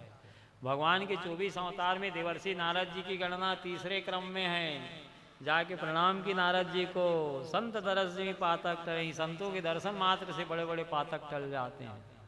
नारद जी से आग्रह करने लगे, प्रभु भगवान संत जी मेरी कुटिया में अपनी चरण धूलि छोड़ते हुए आगे बढ़िएगा। आग्रह करके कुटिया में लिवाल आई। नारद जी कुटिया में पहुंचे, आसन दी, बैठ गए। दोपहर का समय जान करके भोजन के लिए आग्रह करने लगी कि प्रभु दोपहर का तो भोजन का समय हो, तो मैं क्या आपकी सेवा करूं? कहिए तो मैं रसोई सेवा करके आपको भोजन प्रसाद ग्रहण करा दूं। नारद जी भूखे थे, शंकर जी कह रहे हैं पार्वती जी से, स्वीकृति दे दी है। रसोई तैयार करके पानी पीड़ा लगा के नारद जी को भोजन करा दिया। भोजन कर लेने के बाद नारद जी की थकावट दूर हुई, कुछ देर विश्राम किए। उसके बाद ब्राह्मणी की प्रशंसा करते हुए कहने लगे, बेटी तेरा पति का कुल धन्य है, पिता का कुल धन्य है, तेरे गुरुजन भी धन्य है, जो दोपहर के समय राह चलते मुझ पति को अतिथि के रूप में घर में आमंत्रित करके भोजन प्रसाद तुम ग्रहण करा दी। तो बड़ा सुंदर श्रेष्ठ संस्कार तेरे को मिला है, तेरे माता पिता से भी, तेरे पति के कुल से भी, और तेरे गुरुजन भी धन्य है। जिज्ञासा हुई नारद जी को। वे पूछने लगे, किससे भगवत शरणागति दीक्षा ली हो बेटी, तुम्हारे गुरु कौन है? ब्राह्मणी कही, महाराज मैं तो दीक्षा ली नहीं हूं। अब तो नारद जी अवाक रह गए, ये तो वेदज्ञ ब्राह्मणों की बस्ती कलाप ग्राम, एक भी घर ऐसा नहीं जो अंगूठा छाप हो, निरक्षर हो। त्रिकाल स्नान गंगा जी में कर रहे हैं, अग्निहोत्र कार्य कर रहे हैं, नित्य हवन कर रहे हैं, नित्य भगवान नाम जाप करते धर्ममय जीवन व्यतीत कर रहे हैं। ऐसे वेदज्ञ ब्राह्मणों की बस्ती में तुम दीक्षित नहीं हो। मैं तो समझा तुम दीक्षित हो गई, इसलिए तुम्हारे हाथ का भोजन मैं ग्रहण कर लिया। बेटी जो भगवत शरणागति दीक्षा नहीं लिए रहते हैं उनके हाथ का जल सेवन करने योग्य नहीं रहता। तस्य हस्तेन जलम पीवे तस्य हस्तेन भोजन खादे, उनके हाथ का भोजन ग्रहण करने योग्य नहीं रहता। जैसा खाए अन्न वैसा हो मन, अन्न से ही मन का निर्माण होता है। तुम्हें निवेदित भोजन करही प्रभु प्रसाद फल भूषण धरे। घर में माताएं बहनें नित्य रसोई सेवा करती हैं तो भगवान नाम संकीर्तन करते हुए रसोई सेवा करिए। यशोदा महारानी के यहाँ सैकड़ों दास दासियां हैं नंद बाबा के यहाँ, लेकिन सबको अलग अलग काम धंधे में यशोदा जी लगा देती थी और भगवान की स्वयं सेवा करती थी। भगवान की सेवा स्वयं अपने हाथों में ली हुई रही थी यशोदा महारानी। सुखदेव स्वामी जी बाल लीला वर्णन करते हुए महाराज परीक्षित को प्रसंग एक सुनाए कि एकदा गिरिदासीसु यशोदानंद गेहिनी कर्मांतर नियुक्तासु निर्ममंथम स्वयं दधी यानी यानी गीतानि तद बाला चरितानि च दधी निर्मंथने काले स्मरंती तान्य गाय। तो सुखदेव स्वामी जी कह रहे परीक्षित एक बार की बात है, जैसे नित्य भगवान की सेवा करती थी यशोदा महारानी, उसी तरह से एक दिन भगवान की सेवा में उपस्थित हुई। एकदा गिरिदासीसु एक बार की बात है। यशोदानंद गेहिनी कर्मांतर नियुक्तासु निर्ममंथम स्वयं दधी, दास दासियों को तुम अमुक काम करो, तुम अमुक काम करो, तुम अमुक काम करो, सब अलग अलग काम धंधे में लगा दी, लेकिन भगवान की सेवा किसी को नहीं दी यशोदा महारानी। निर्ममंथम स्वयं दधी, भगवान के स्वयं ताजा दही मथ रही हैं। भगवान के जागने से पहले यशोदा महारानी जाग जाती थी, नित्य कर्म से निवृत्त होकर के स्नान बना करके सुंदर पवित्र वस्त्र धारण करके भगवान के लिए ताजा मक्खन तैयार करती थी। देवम भूत्वा देवम जे, देवता की पूजा करने के लिए स्वयं पहले आप देवता बन जाओ, स्वयं नित्य कर्म से निवृत्त होकर स्नान आदि बना करके पवित्र वस्त्र धारण करके तब ठाकुर जी का सेवा श्रृंगार करो। तो यशोदा महारानी भगवान के जागने से पहले जाग जाती थी ब्राह्म मुहूर्त में, नित्य कर्म से निवृत्त होकर स्नान बना करके सुंदर पवित्र वस्त्र धारण करके तब भगवान को स्नान कराती, मज्जन कराती, वस्त्र आभूषण ग्रहण कराती, ताजा मक्खन खिलाती। तो एक बार की बात है, सुखदेव स्वामी जी कह रहे हैं एकदा गिरिदासीसु यशोदानंद गेहिनी कर्मांतर नियुक्तासु निर्ममंथम स्वयं दधी, दास दासियों को अलग अलग काम धंधे में लगा करके स्वयं भगवान के लिए ताजा मक्खन निकाल रही हैं और दही मथते हुए यानी यानी गीतानि तद बाल चरितानि च दधी निर्मंथने काले स्मरंती तान्य गाय। तो भगवान के बाल चरित्र का गान भी वे कर रही हैं। दधी निर्मंथने काले स्मरंती तान्य गाय। काम करते रहो, नाम जपते रहो, कृष्ण गोविंद गोपाल गाते चलो, अपनी मुक्ति का मार्ग बनाते चलो। काम करते हुए भी भगवान नाम स्मरण आप करते रहिए, अलग से समय निकालने की आवश्यकता नहीं। इतना काम धंधा घर में रहता है प्रत्येक माताओं को, बहनों को, भाइयों को, तो ऐसे में तो समय ही नहीं मिलेगा आपको भगवत स्मरण करने के लिए। इसलिए काम करते करते भगवान का नाम लेते रहिए। रसोई सेवा कर रही हैं आप लोग, तो इस उत्तम भाव से रसोई बनाइए कि हम ठाकुर श्री गोपाल जी के लिए रसोई बना रही, भगवान नाम संकीर्तन करते हुए रसोई बनाइए। भगवान को बड़े प्रेम से भोग लगाइए, सात्विक रसोई, गौग्रास निकालिए पत्तल में। जितने लोग उस महाप्रसाद को ग्रहण करेंगे सबकी बुद्धि धर्म में लगेगी। जैसा खाए अन्न वैसा हो मन, सात्विक रसोई तैयार करके सात्विक नैवेद्य भगवान को भोग लगाएंगे तो सहज भाव से परमात्मा में आपका मन लगेगा। राशि भोजन करोगे राशि भाव आएंगे, तामसी भोजन करोगे तामसी भाव आएगा। तो जैसा खाए अन्न वैसा हो मन। शृण्वन् सुभद्राणि रथांग पाणिर्जन्मानि कर्माणि च यानि लोके गीतानि नामानि तदकानि गायन विलज्जो विचरेद संगा। ये कान से भगवान की कथा निरंतर इस जीवात्मा को श्रवण करनी चाहिए। शृण्वन् सुभद्राणि रथांग पाणि, भगवान का नाम रथांग पाणि, अर्जुन के घोड़े के रास को पकड़े हैं इसलिए वे रथांग पाणि कहलाते हैं। जन्मानि कर्माणि आचानि लोके, भगवान की बहुत सी मंगल में दिव्य लीला कथा भागवत जी में वर्णित है। उन्हीं भगवान की लीला कथाओं को सुनते रहना चाहिए, गान करते रहना चाहिए। गीत ही गाना है तो भगवत संबंधी गीत गाइए। गीतानि नामानि तदर्थकानि गायन विलज्जो विचरेद संगा, लज्जा संकोच को त्याग करके भगवत संबंधी गीत गाइए। जैसे मीरा जी, सूर्य जी, तुलसी जी, प्राचीन संतों ने जो भक्ति के सुंदर पद गाए हैं, और एक दो नहीं ऐसे हजारों भक्त हो गए हैं। भुवनलाल भक्तमाल में हजारों भक्तों की कथाएं हैं। सूर्य जी, मीरा जी, तुलसी जी, चैतन्य परम प्रभु जी, नरसिंह मेहता जी, ब्रह्मानंद जी, तुकाराम जी, ये सब भगवत साक्षात्कार किए महापुरुष हैं। भक्ति के सुंदर पदों का गायन कर करके परमात्मा को प्राप्त कर लिए। वे भक्ति के पद सिद्ध हैं, उन्हीं पदों का गायन करके भगवत साक्षात्कार हुआ। ऐसे सिद्ध पदों को गाइए प्राचीन संतों के। गीतानि नामानि तदर्थकानि गायन विलज्जो विचरेद शंका, लज्जा संकोच को त्याग करके भगवत संबंधी गीत गाइए। कायेन वाचा मनसेन्द्रियर्वा बुद्ध्यात्मना मानुसता स्वभावात् करोति यदित सकलम परस्मै नारायणाय समर्पयेत। शरीर से, मन से, बुद्धि से, अहंकार से इस जन्म अथवा पूर्व जन्म के संस्कार के वशीभूत होकर के जो कुछ भी कर्म जीव करता है सब परम पुरुष भगवान नारायण को श्री कृष्णार्पण करता चला जाए। नौकरी व्यापार करते हो आप लोग, उससे जो रुपया प्राप्त होता है तुलसी जल छोड़ के भगवान को पहले अर्पण कर दीजिए। प्रभु ये सब कुछ आपका है, फिर जिस जिस मद में खर्च करना हो करिए, कौन मना करता है आपको। लेकिन सब भगवान का मानिए, बस भगवान से जोड़ गए ना है अपने आप को। तो रसोई सेवा करते, भगवान नाम संकीर्तन करते रसोई सेवा करिए, भगवान को भोग लगाइए। जितने लोग उस महाप्रसाद को पाएंगे सबकी बुद्धि सहज भाव से भगवान में लगेगी। तुम्हें निवेदित भोजन करें, नैवेद्य पहले भगवान को अर्पण करिए, फिर प्रसाद स्वरूप ग्रहण करिए। प्रभु प्रसाद पट भूषण धरें सूरज, वस्त्र आभूषण गहना बाजार से क्रय करके लाते हो तो तुलसी दल छोड़ के भगवान श्री कृष्ण को अर्पण करिए। प्रभु ये सब कुछ आपका है, फिर भगवत अर्पण किया हुआ प्रसाद स्वरूप वस्त्र आभूषण गहना को धारण करिए। जो सब कुछ भगवान का मान लिया है वो बंधन से मुक्त है। जो मेरा है कहता है वही तो बंधन में पड़ता है। आपका तो शरीर भी नहीं है।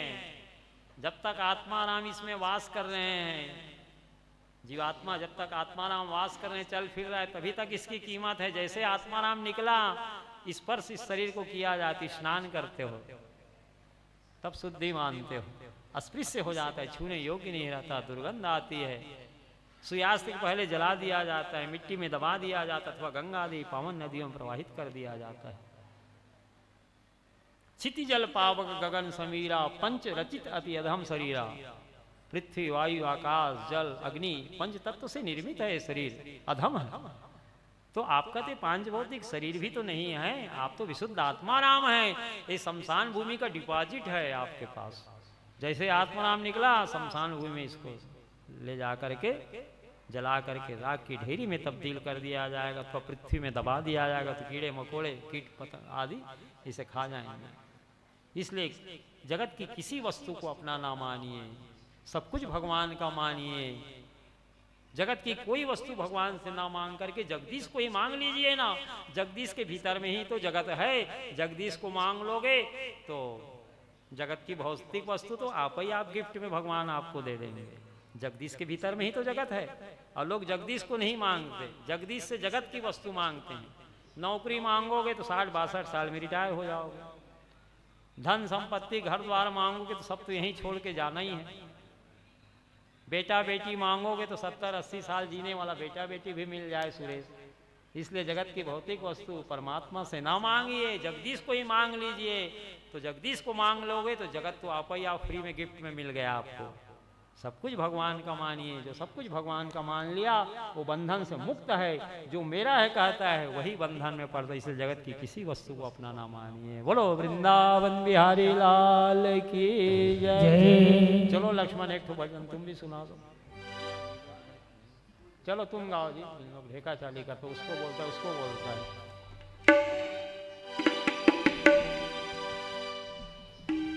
बूटी हरि के नाम की सबको पिला के पी। वृंदावन बिहारी लाल की फिल्मी तरसना गा कर प्राचीन संतों का पद गा दीजिए। आल की जय। बोलो राधा रानी मैया की जय। छोटी सी गांव में पीपल की छाँव में, छोटी सी गांव में पीपल की छाँव में, आजा राधा तुहे श्याम पुकारी हो। छोटी सी गांव में पीपल की छाँव में, छोटी सी गांव में पीपल की छाँव में, आजा राधा तुहे श्याम बुलाए हो।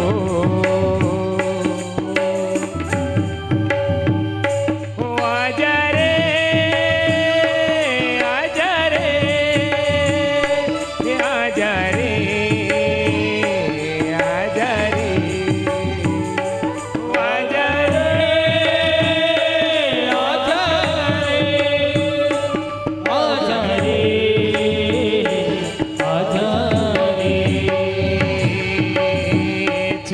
सी गाँव में पीपल की छाँव में, छोटी सी गाँव में पीपल की छाँव में, आजा राधा तू ही श्याम बोलाई हो।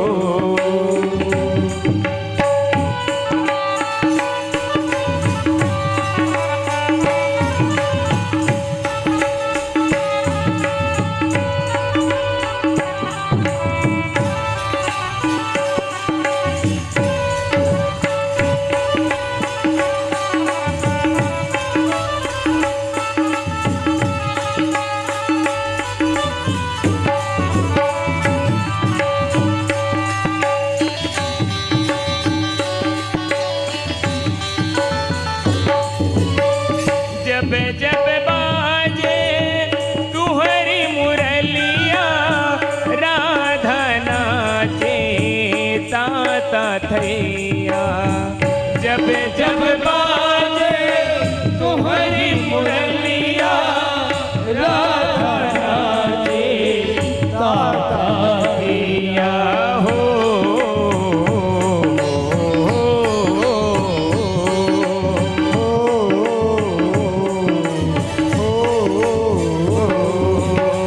जब जब बाजे तुहरी मुरलिया, राधा नाचे ताता थैया। जब जब बाजे तुहरी मुरलिया, राधा नाचे ताता थैया।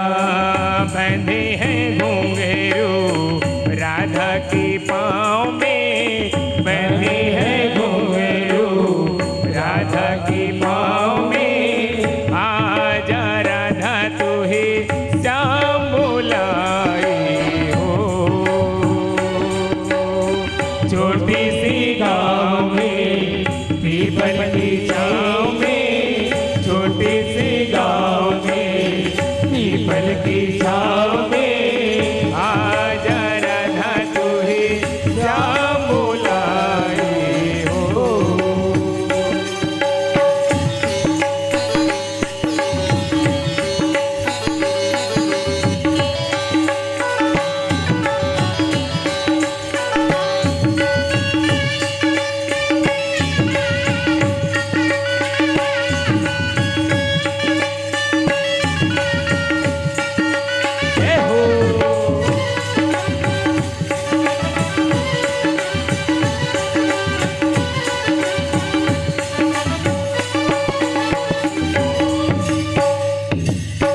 धरती नाचे अंबर नाचे, वृंदावन की गलियां नाचे।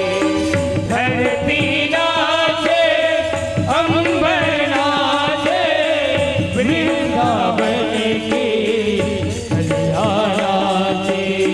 धरती नाचे अंबर नाचे, वृंदावन की गलियां नाचे। धरती नाचे अंबर नाचे, वृंदावन की गलियां नाचे हो।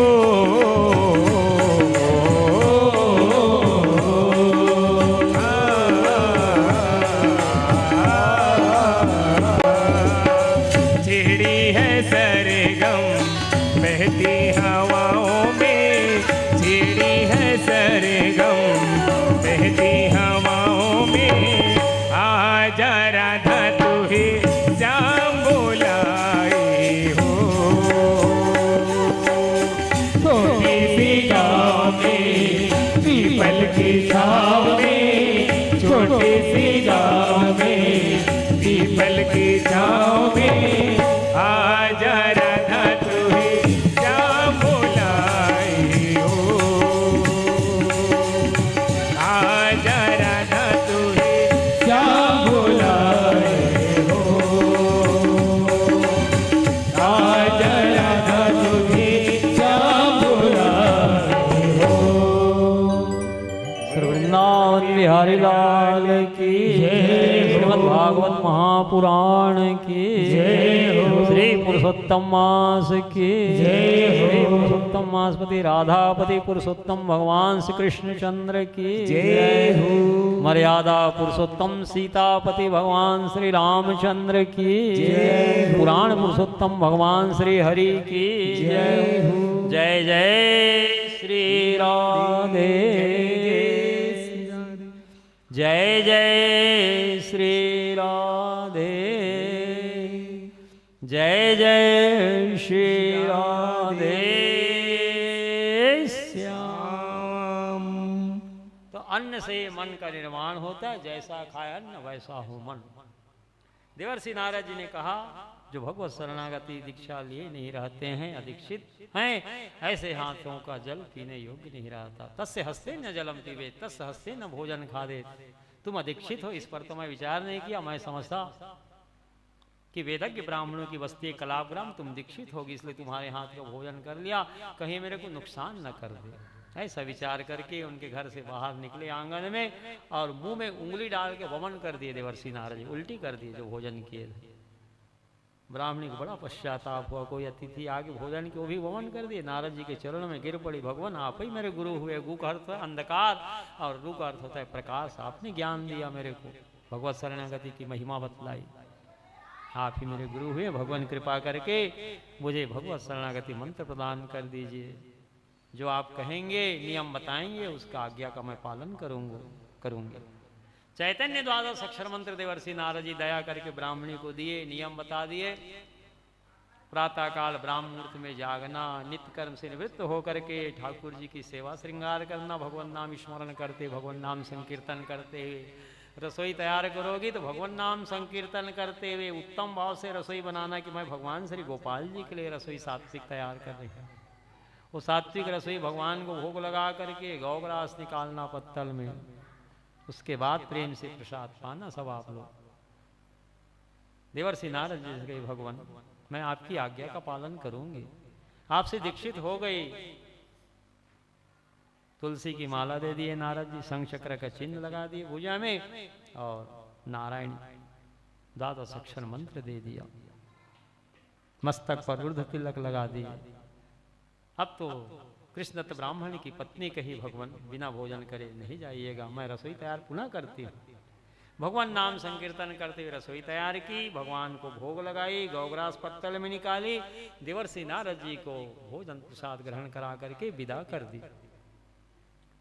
सायंकाल इनके पति देव आए कृष्णत ब्राह्मण, तो सब घटना को बताई। नारद जी आए थे, मैं उनसे दीक्षा ले ली हूँ। बड़े धर्मात्मा थे इनके पति देव कृष्णत ब्राह्मण, परम प्रसन्न हुए। अच्छा कि तुम भगवान की शरण में चली गई, भगवत शरणागति दीक्षा ले ली। भगवत शरणागति दीक्षा ले लेने का अर्थ है कि भगवान की शरण में चले जाना, और प्राणी मात्र को भगवान की शरण में जाने का अधिकार है। किसी को पूछने की आवश्यकता नहीं है कि मैं भगवान की शरण में जाऊं कि नहीं जाऊं।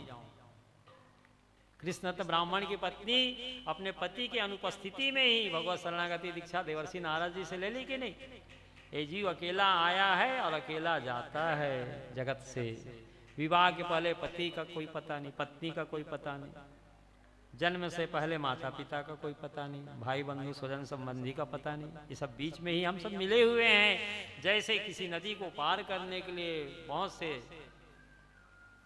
यात्री लोग नौका पर सवार होते हैं, और जैसे नौका किनारा लगती अपने अपने गंतव्य की ओर चले जाते हैं, उसी प्रकार से संसार सागर में हम सब मिल लिए हैं। कोई भाई है, कोई बहन है, कोई पिता है, कोई माता है, कोई स्वजन संबंधी है। इस जीवात्मा का सच्चा सुहृद एकमात्र भगवान श्री हरि ही है। तस्माद् भारत सर्वात्मा भगवान ईश्वरो हरि श्रोतव्य कीर्तितव्य से स्मर्तव्य क्षता भयम। जीवात्मा का सच्चा सुहृद एकमात्र भगवान श्री हरि ही है। यदि जीव निर्भय होना चाहता है, हमेशा के लिए सुख शांति आनंद प्राप्त करना चाहता है, तो भगवान की कथा सुने, भगवान का ही संकीर्तन करे, भगवान का ही सतत स्मरण करता रहे। तुमेव माता च पिता तुमेव, तुमेव बंधुश्च सखा तुमेव, तुमेव विद्या द्रविणम तुमेव, तुमेव सर्वम मम देव देव। सब कुछ भगवान ही है आपके हमारे। माता रामो मत पिता रामचंद्रा, स्वामी रामो मत सखा रामचंद्रा, सर्वस्व में रामचंद्रो दयालु, नान्यम जाने नहीं हो जाने न जाने। माता राम जी हैं, पिता राम जी है, स्वजन संबंधी भाई बंधु राम जी, इसके अतिरिक्त मैं और किसी को नहीं जानता, और किसी को नहीं जानता, और किसी को नहीं जानता। नान्यम जाने नहीं हो जाने न जाने, सब कुछ भगवान ही है। तो भगवान की शरण में जाने के लिए किसी से अनुमति लेने की आवश्यकता नहीं है, किसी से सलाह लेने की आवश्यकता नहीं है, किसी की प्रतीक्षा करने की भी आवश्यकता नहीं है, क्योंकि शरीर क्षणभंगुर है। कितनी बुद्धिमान थी कृष्णत ब्राह्मण की पत्नी, अपने पति के अनुपस्थिति में ही देवर्षि नारद जी से भगवत शरणागति दीक्षा ले ली। इसी प्रकार से जगत जननी भगवती जानकी महारानी वनवास काल में गया श्राद्ध करने के लिए गए हुए थे भगवान राम जी के साथ, लखनलाल भी साथ में है। फल्गु गंगा के किनारे में अक्षय वट के नीचे बैठे श्राद्ध के लिए। पुरोहित जी हैं, सीता जी हैं, गौ माता हैं, अक्षय वट है, फल्गु गंगा है। राम लक्ष्मण कुछ फल फूल लाने के लिए गए थे बाजार। उसी समय दशरथ जी फल्गु गंगा से हाथ उठा दिए, बेटी मुझको पिंडदान प्रदान करो। तो सीता जी का वही धर्म है, जब साक्षात ससुर जी पिंडदान के लिए आग्रह कर रहे हैं तो वो तो फल फूल लेने गए राम लक्ष्मण। तुरंत रेत को, फल्गु गंगा के रेत को दशरथ जी के हाथ में दे दी। पिताजी मैं पिंडदान प्रदान की। श्रद्धा से ही श्राद्ध सबकी व्युत्पत्ति हुई है। श्रद्धा से जो कुछ अर्पण किया जाता है अपने पितरों के लिए, उससे पितरों को अक्षय तृप्ति होती है। पुरुषोत्तम मास में श्राद्ध करने से पितरों को अक्षय तृप्ति की प्राप्ति होती है। तो जानकी जी का परम धर्म वही था कि जब ससुर जी पिंडदान के लिए हाथ उठा दिए तो उनको पिंडदान प्रदान कर देना। तो कुछ नहीं था तो फल्गु गंगा की रेत को ही हाथ में दे दिए। दशरथ जी का बेटी मेरे को मिल गया, मैं तृप्त हो गया, पिंडदान मुझे प्राप्त हो गया। अब वापस जब राम लक्ष्मण आए फल फूल लेकर के, गया श्राद्ध महात्म्य कथा ही है, वाल्मीकि रामायण में कथा ही है, तो मैं तो पिंडदान कर चुकी पिताजी को, जानकी जी ने कहा भगवान से। तो भगवान राम ने कहा कि साक्ष्य कौन था पिंडदान के समय?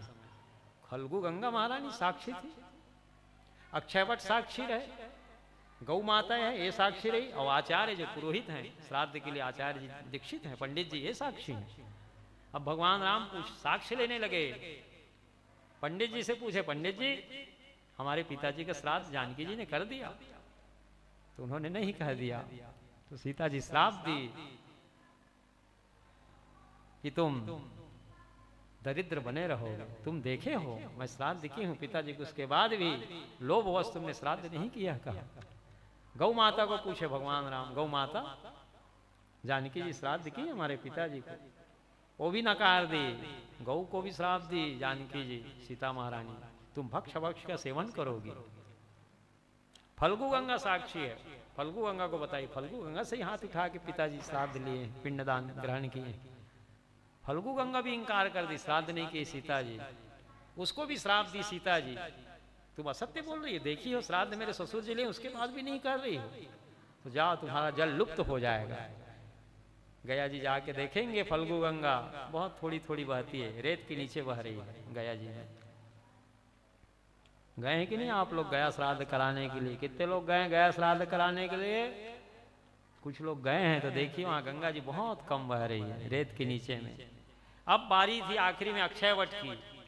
अक्षयवट से पूछे सीता जी कि अक्षयवट तुम बताओ मैं पिताजी को श्राद्ध की हूं कि नहीं, ससुर जी को?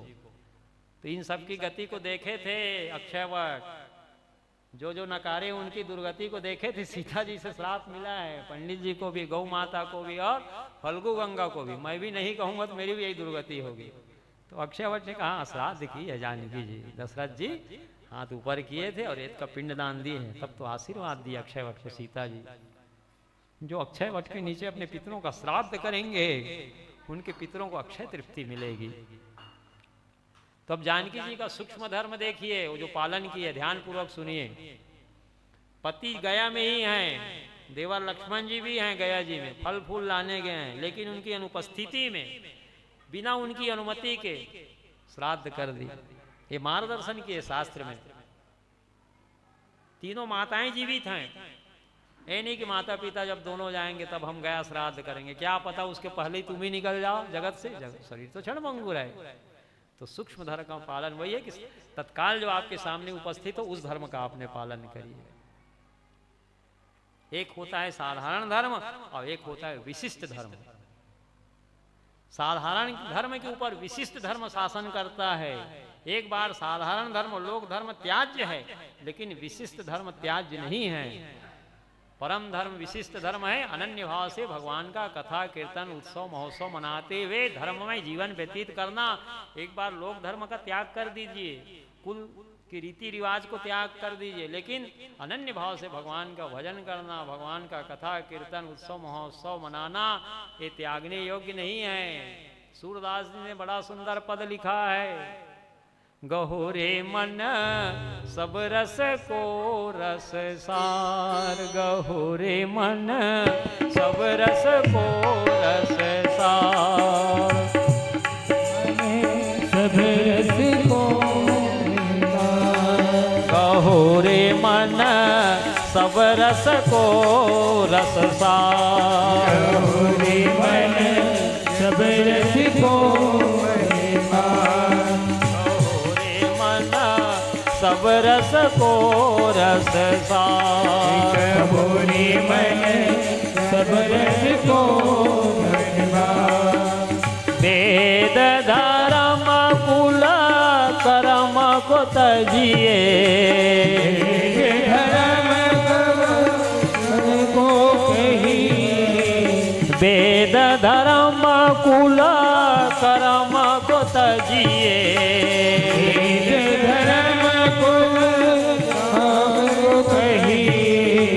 भजिए नंद कुमार, भजिए नंद कुमार, गहोरे मन सब रस को रस सार, गहोरे मन सब रस को गहोरे मन सब रस को रस सार, गहोरे मन सब रस को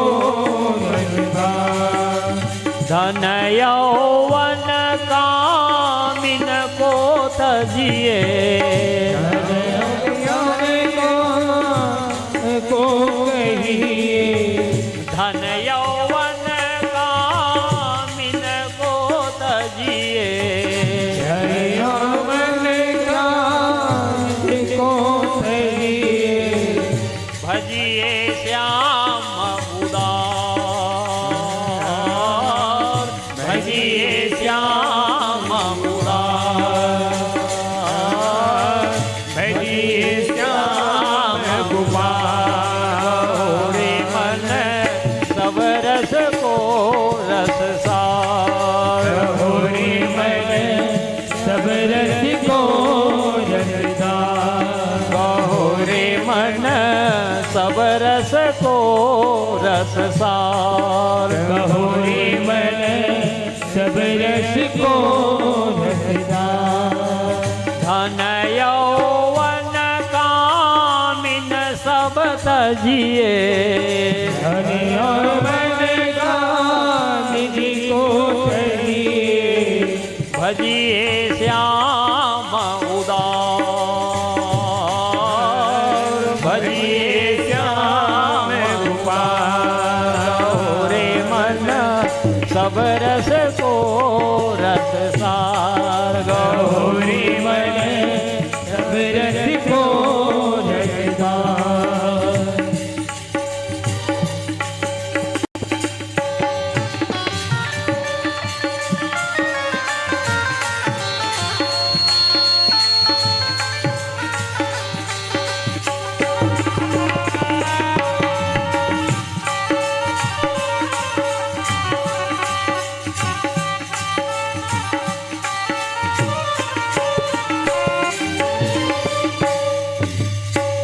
सूरदास रीति भजन की, सूरदास रीति भजन से, सूरदास रीति भजन की, सूरदास रीति भजन से, संतन को अधिकार, संतन को अधिकार, रे मन सब रस को रस सार, गहोरे मन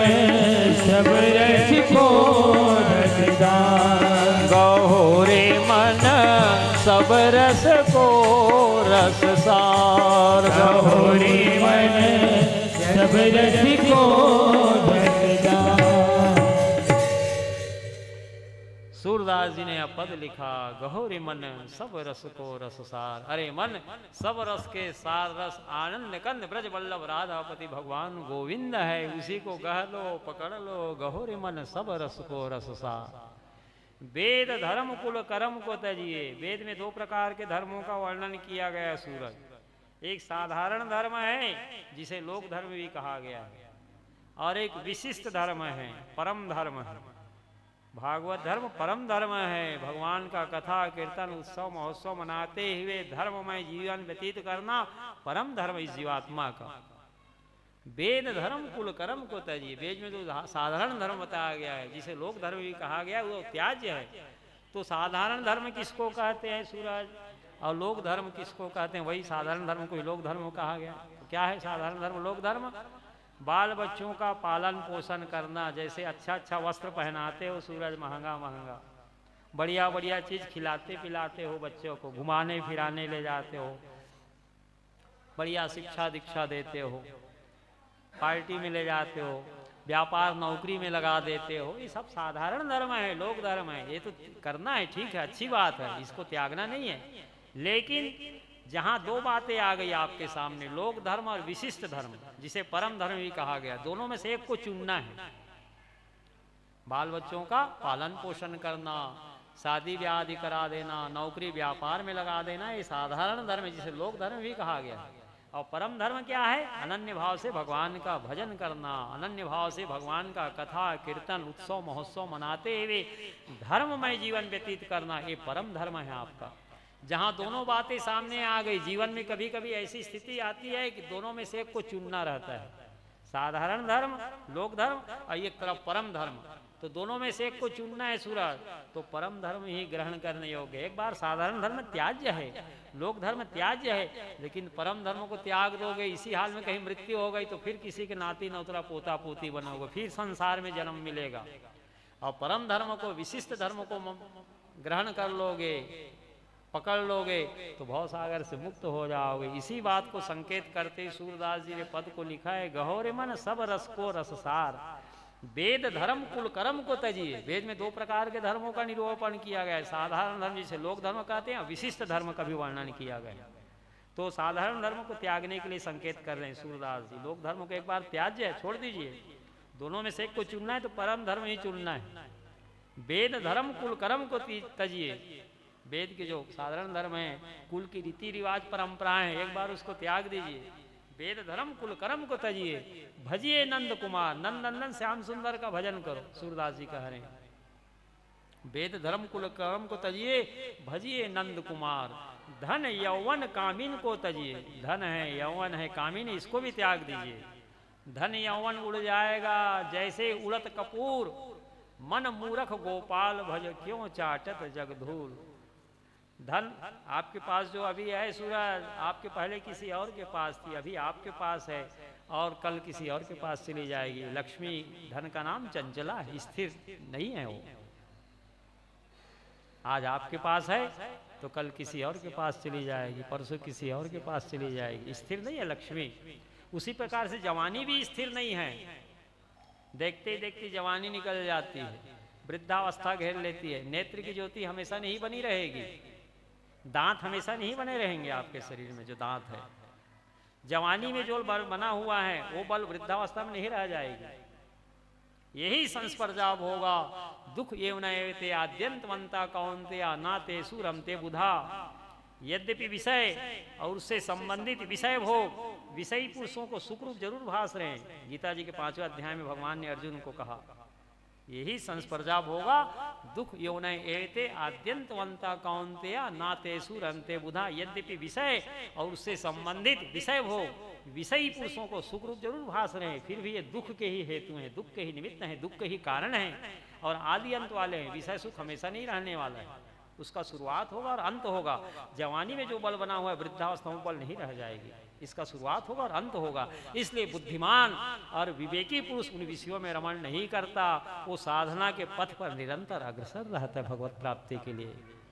नेत्र की ज्योति हमेशा नहीं बनी रहेगी चमन, दांत हमेशा नहीं बने रहेंगे, कान से हमेशा सुनाई नहीं पड़ेगी, श्रवण यंत्र लगाने के बाद भी नहीं सुनाई पड़ती, बहुत लोग बताते हैं। और जवानी में जो बल बना हुआ है वृद्धावस्था में बल नहीं रह जाएगी। इसलिए साधक लोग साधना के पथ पर निरंतर अग्रसर रहते हैं। इसी बात को सूरदास जी कह रहे हैं कि धन जो है और यौवन जो है स्थिर है, हमेशा स्थिर रहने वाली नहीं है। धन यौवन कामिन सब तजिए, भजिए श्याम उदार, उदार शिरोमणि श्याम सुंदर का निरंतर भजन करिए। लेकिन अब आगे सूरदास जी क्या कह रहे हैं, सूरदास या रीति भगत की, ये जो मैं नियम बता रहा हूं उसको हर कोई ग्रहण करने वाला नहीं है। सूरदास या रीति भगत की संतन को अधिकार, कोई कोई परम अधिकारी संत जन ही विशिष्ट धर्म को, परम धर्म को, भागवत धर्म को अनन्य भाव से भगवान को अपनाते हैं। भगवान का कथा कीर्तन उत्सव महोत्सव मनाते हुए धर्म में जीवन व्यतीत करते हैं। जो लोक धर्म साधारण धर्मों को त्याग करके परम धर्म भागवत धर्म को अपनाते हैं। श्री वृंदावन बिहारी लाल की जय। तो सप्तावृत नाम पुंसाम नीमा श्रुनारद विष्णु दीक्षा विहीना नाम नाधिकारा कथा श्रेवे। जो सप्ताह ज्ञान यज्ञ नियम से कथा सुनना चाहते हैं, ऐसे सप्ताह ज्ञान यज्ञ में दीक्षित श्रोताओं को भगवत शरणागति दीक्षा से युक्त होना चाहिए। जो भागवत कथा सप्ताह ज्ञान यज्ञ नियम से सुन रहे हैं, सप्ताह ज्ञान यज्ञ कथा में जो दीक्षित होकर के नियम से कथा सुनने के इच्छुक हैं, उन्हें सप्ताह ज्ञान यज्ञ तक पृथ्वी पर अथवा तखत पर रात्रि में विश्राम करना चाहिए। सूरज असत्य नहीं बोलना चाहिए। सप्ताह ज्ञान यज्ञ तक सत्य व्रत धारण करना चाहिए। पृथ्वी में या तखत में आसन लगा करके रात्रि विश्राम करिए।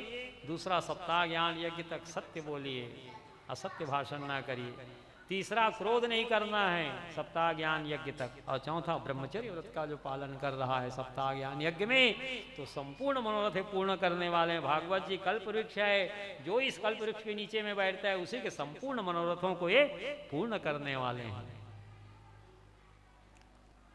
तो सीता जी जब श्राद्ध की तो उससे प्रेरणा जगत के लोगों को मिली, और इसीलिए भगवान सुंदर ऐसी लीला करते हैं।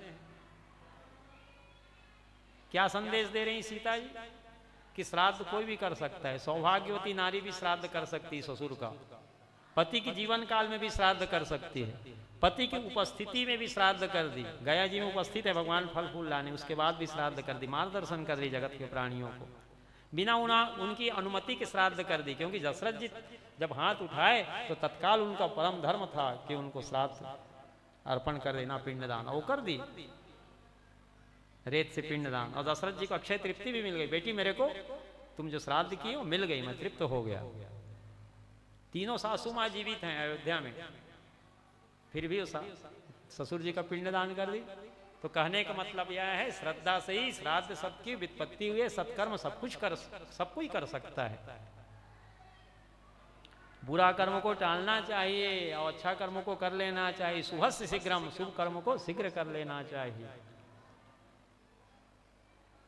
इसी प्रकार से कृष्णदत्त ब्राह्मण की पत्नी देवर्षि नारद जी से भगवत शरणागति दीक्षा ले ली। उनके पति देव नहीं थे घर में उस समय, पूजा पाठ में कहीं गए हुए थे बाहर, लेकिन वो प्रतीक्षा नहीं की पति के आने की, कि मैं उनसे पूछूंगी तब दीक्षा लूंगी, कि उनसे अनुमति लूंगी, वो कहेंगे कि नहीं। नारद जी आए और देखिए कि भगवत शरणागति इतनी महिमा है, तत्काल नारद जी से वो दीक्षा ले ली। शाम को आए पति देव, सब बात बताई कि नारद जी आए थे, मैं उनसे भगवत शरणागति दीक्षा ले ली हूँ। तो परम धर्मात्मा थे, वे कोई रोक टोक नहीं किए, नाराज नहीं, बल्कि परम प्रसन्न हुए कृष्णदत्त ब्राह्मण। अच्छा कि तुम दीक्षा ले ली। देवर्षि नारद जी आए थे, काश उस समय मैं भी उपस्थित रहा होता कुटिया में, तो मैं भी दीक्षा ले लिया होता। अब तो जो विधान बताए थे नारद जी, उसका पालन करने लगी। प्रातःकाल ब्राह्म मुहूर्त में जाग जाती, नित्य कर्म से निवृत्त होकर के ठाकुर जी का सुंदर सेवा श्रृंगार करती, भगवान नाम संकीर्तन करते, भगवान नाम संकीर्तन करते, रसोई तैयार करती सात्विक। वह सात्विक रसोई भगवान को भोग लगा करके पत्तल में गौग्रास निकाल दी। अपने पतिदेव कृष्ण दत्त ब्राह्मण को वह प्रसाद ग्रहण करा देती, भोग लगा हुआ। फिर स्वयं पाती, नित्य गीता जी का पाठ करती, एक कण गंगा जी का सेवन करती। भगवत गीता किंचित दीता गंगा जल्लौकणिका पीता सकृदप्रियस्य मुरारि समर्चा तस्य यमा किं कुरुते चर्चां भज गोविंदम गोविंदम भज मूढ़मते। शंकराचार्य जी ने कहा जो किंचित मात्र भी नित्य गीता जी का स्वाध्याय कर रहे हैं, भगवत गीता किंचित धीता गंगा जल लौकणिका पीता, एक कण नित्य गंगा जी का सेवन कोई कर रहा है, सकृत यश मुरारी समर्थ, भगवान श्री कृष्ण को हाथ जोड़ करके नित्य जो प्रणाम कर रहे हैं, यमराज स्वप्न में भी उस जीव की चर्चा नहीं करते। भज गोविंदम गोविंदम भज मूढ़मते। तो भागवत कथा श्रवण कर रहे हैं आप लोग पुरुषोत्तम मास में, तो प्रेरणा लीजिए। जो कर रहे हैं अच्छी बात है, और नहीं करते तो शुरुआत करिए। प्रातःकाल नित्य कर्म से निवृत्त होकर स्नान बना लिए, सूर्य नारायण भगवान को जल अर्पण कर लिए एक लोटा, तुलसी मैया को जल अर्पण करिए, गीता जी का स्वाध्याय करिए, एक श्लोक ही गीता जी का पाठ करिए, ज्यादा नहीं तो एक दोहा ही रामचरितमानस का अर्थ सहित पाठ करिए। रसोई बनाती तो भगवान को भोग लगा करके गौग्रास निकाल करके तब प्रसाद पाइए। ये नियम को आप ले लीजिए, फिर आप अपना परलोक संवार रही हैं। ये शरीर भगवत प्राप्ति के लिए मिला हो, बिना भगवत प्राप्ति के मानव जीवन निष्फल है, निरर्थक है।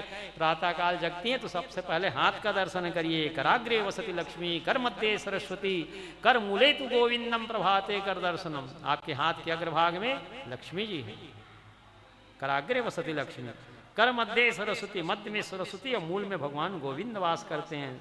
कर दर्शन करके फिर पृथ्वी की वंदना करके तब पृथ्वी पर चरण रखिए।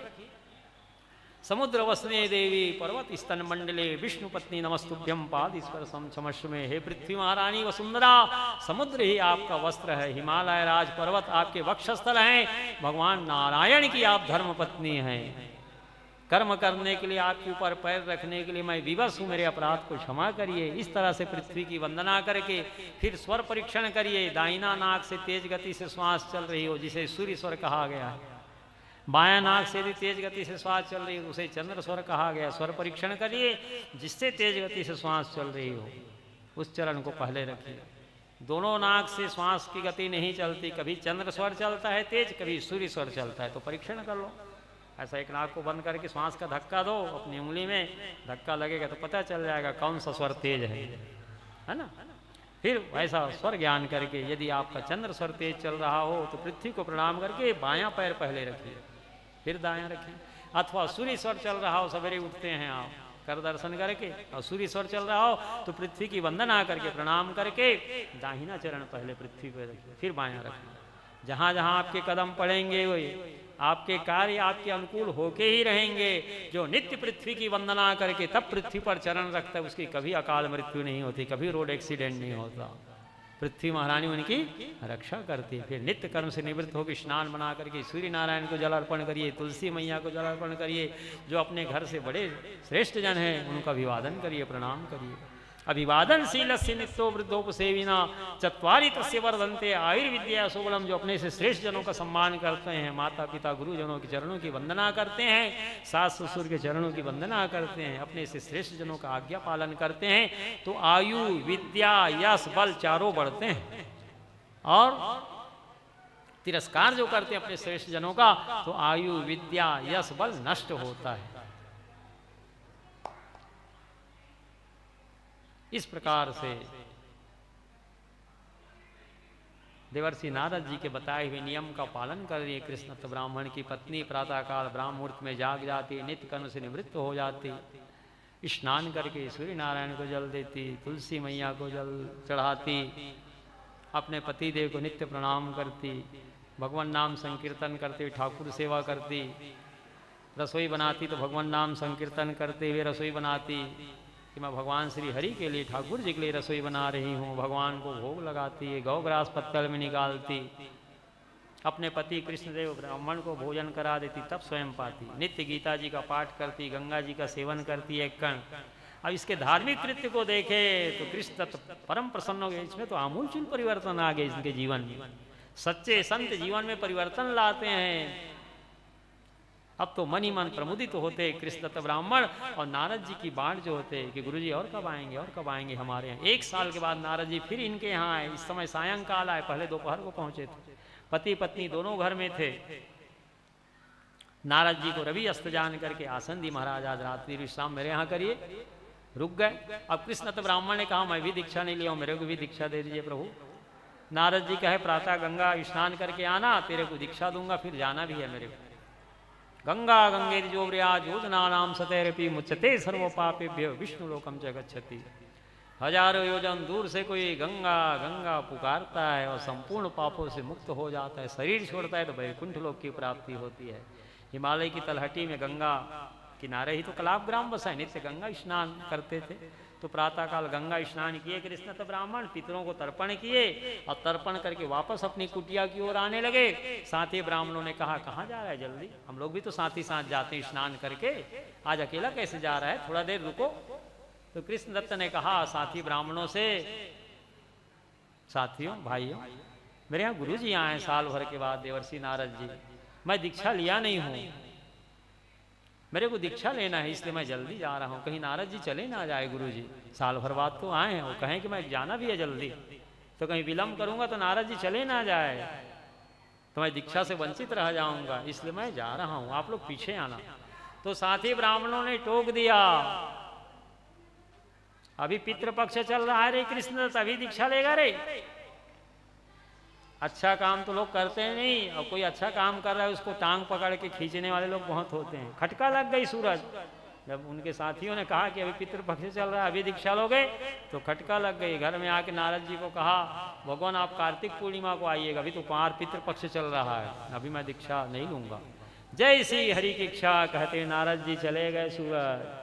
अब कार्तिक में आए तो हिमालय की तलहटी में तो बर्फ जमा हुआ है, जहाँ गंगोत्री में गंगा जी का उद्गम स्थल है, कलाप ग्राम का कोई अता पता नहीं, ठिकाना नहीं, बर्फ की सिल्लियां जमी हुई हैं।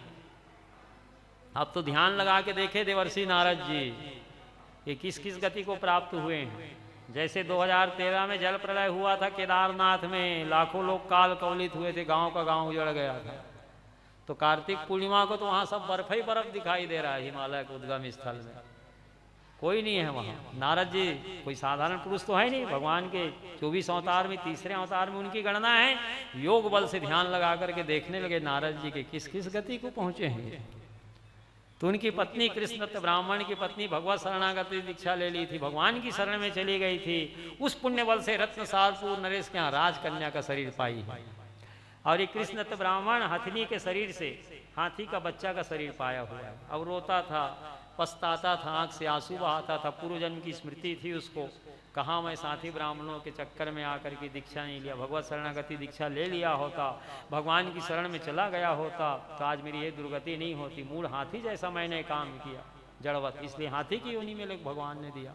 पछताते थे, रोते थे, आंख से आंसू बहाते थे, पश्चाताप होता था। देवर्षि नारद जी एक बार रत्नसारपुर नरेश के यहाँ पहुंच गए, बड़ा सम्मान किया रत्नसारपुर नरेश, स्वागत सत्कार किए, राजकन्या को ला के गोद में दे दिए। बाला नाम सिरा तीर्थ, छोटे बच्चों के सिर में तीर्थ का वास रहता है, उनका मन निर्मल रहता है, छल प्रपंच से वे दूर रहते हैं। निर्मल मंजन सो मोहि पावा, मोहि कपट छल छिद्र न भावा, संपूर्ण तीर्थ का वास रहता है छोटे बालक बालिकाओं के सिर में, तो उनके सिर में हाथ फेरने से ही तीर्थ स्नान का पुण्य फल मिलता है। गवा नाम पृष्ठा तीर्थ, गाय के पृष्ठ देश में संपूर्ण तीर्थवास करते हैं, 33 कोटि देवता और 68,000 करोड़ तीर्थवास करते हैं गौ माता के शरीर में। हमारे यहाँ अनादिकाल से गौवंश की सेवा की परंपरा चले आ रही है, बड़े बड़े चक्रवर्ती सम्राट गौ सेवा करते हुए प्राणों की बाजी लगा दी, लेकिन गौ सेवा से पीछे नहीं हटे। भगवान राम गौ सेवा किए हैं, भगवान श्री कृष्ण गोलोक धाम में वास करते हैं, जहाँ गौएं हैं, ग्वाल बाल हैं, बछड़े हैं, जहाँ जितने नर नारी 16 वर्ष की अवस्था में रहते हैं, और गोलोक धाम से परे और कोई लोक नहीं है। और गौ सेवा के ही पुण्य बल से ही तो सूर्य वंश में भगवान अवतार लिए। भगवान राम के पूर्वज थे दिलीप, उनकी पत्नी का नाम है सुदक्षिणा। एक बार महाराज दिलीप स्वर्ग लोक में गए थे देवराज इंद्र से मिलने के लिए, उनके मित्र थे दशरथ जी के। वापस लौट रहे थे तो आकाश मंडल में कामधेनु गौ माता विचरण कर रही थी। दृष्टि नहीं पड़ी दिलीप की, नमस्कार नहीं किए, हाथ जोड़ के कामधेनु गौ का श्राप लग गया, वंश रुक गया दिलीप का। जो गौवंश की सेवा करते हैं वो कभी निर्वंशी नहीं होता। जो गौवंश की सेवा करते हैं उनके शरीर में एक भी पाप ठहर ही नहीं सकता, निष्पाप रहता है उसका शरीर। तो दिलीप का कोई संतान ही ना हो, अनेक यज्ञ किए, अनुष्ठान किए, अश्वमेध यज्ञ किए, रासु यज्ञ किए। ब्रह्मा जी के पुत्र बृहस्पति, गुरु वशिष्ठ जी उनके गुरुदेव हैं। ब्रह्मा जी के पुत्र वशिष्ठ जी उनके गुरुदेव बृहस्पति हैं। एक बार गुरु जी से पूछे वशिष्ठ जी से, भगवान मेरे बाद अयोध्या का राजकाज कौन संभालेगा? कोई हमारी संतान नहीं है। अनेक मैं रासु यज्ञ किया, अश्वमेध यज्ञ किया, अनेक अनुष्ठान किए, दान पुण्य किए, सत्कर्म किया, तीर्थ व्रत किया, इसका क्या कारण है जो हमारे वंश की वृद्धि नहीं हो रही है? 2 घड़ी ध्यान लगा करके वशिष्ठ जी देखे कि क्या कारण है जो दिलीप का वंश आगे नहीं बढ़ रहा है। कोई संतान की प्राप्ति इसको किस लिए नहीं हो रही है, कहाँ व्यवधान उत्पन्न हो रहा है। सब घटनाक्रम को जान गए वशिष्ठ जी। राजन, एक बार तुम देवलोक गए थे इंद्र से मिलने के लिए, वापस लौट रहे थे तो कामधेनु गौ माता आकाश मंडल में विचर रही थी, तुम्हारी दृष्टि नहीं पड़ी, तुम हाथ जोड़ के नमस्कार नहीं किए, उनका श्राप तुमको लग गया, इसलिए वंश की वृद्धि रुक गई है। जाओ कामधेनु गौ माता को प्रणाम करो, उनसे आशीर्वाद लो, उनके आशीर्वाद से ही तुम्हारे वंश की वृद्धि होगी।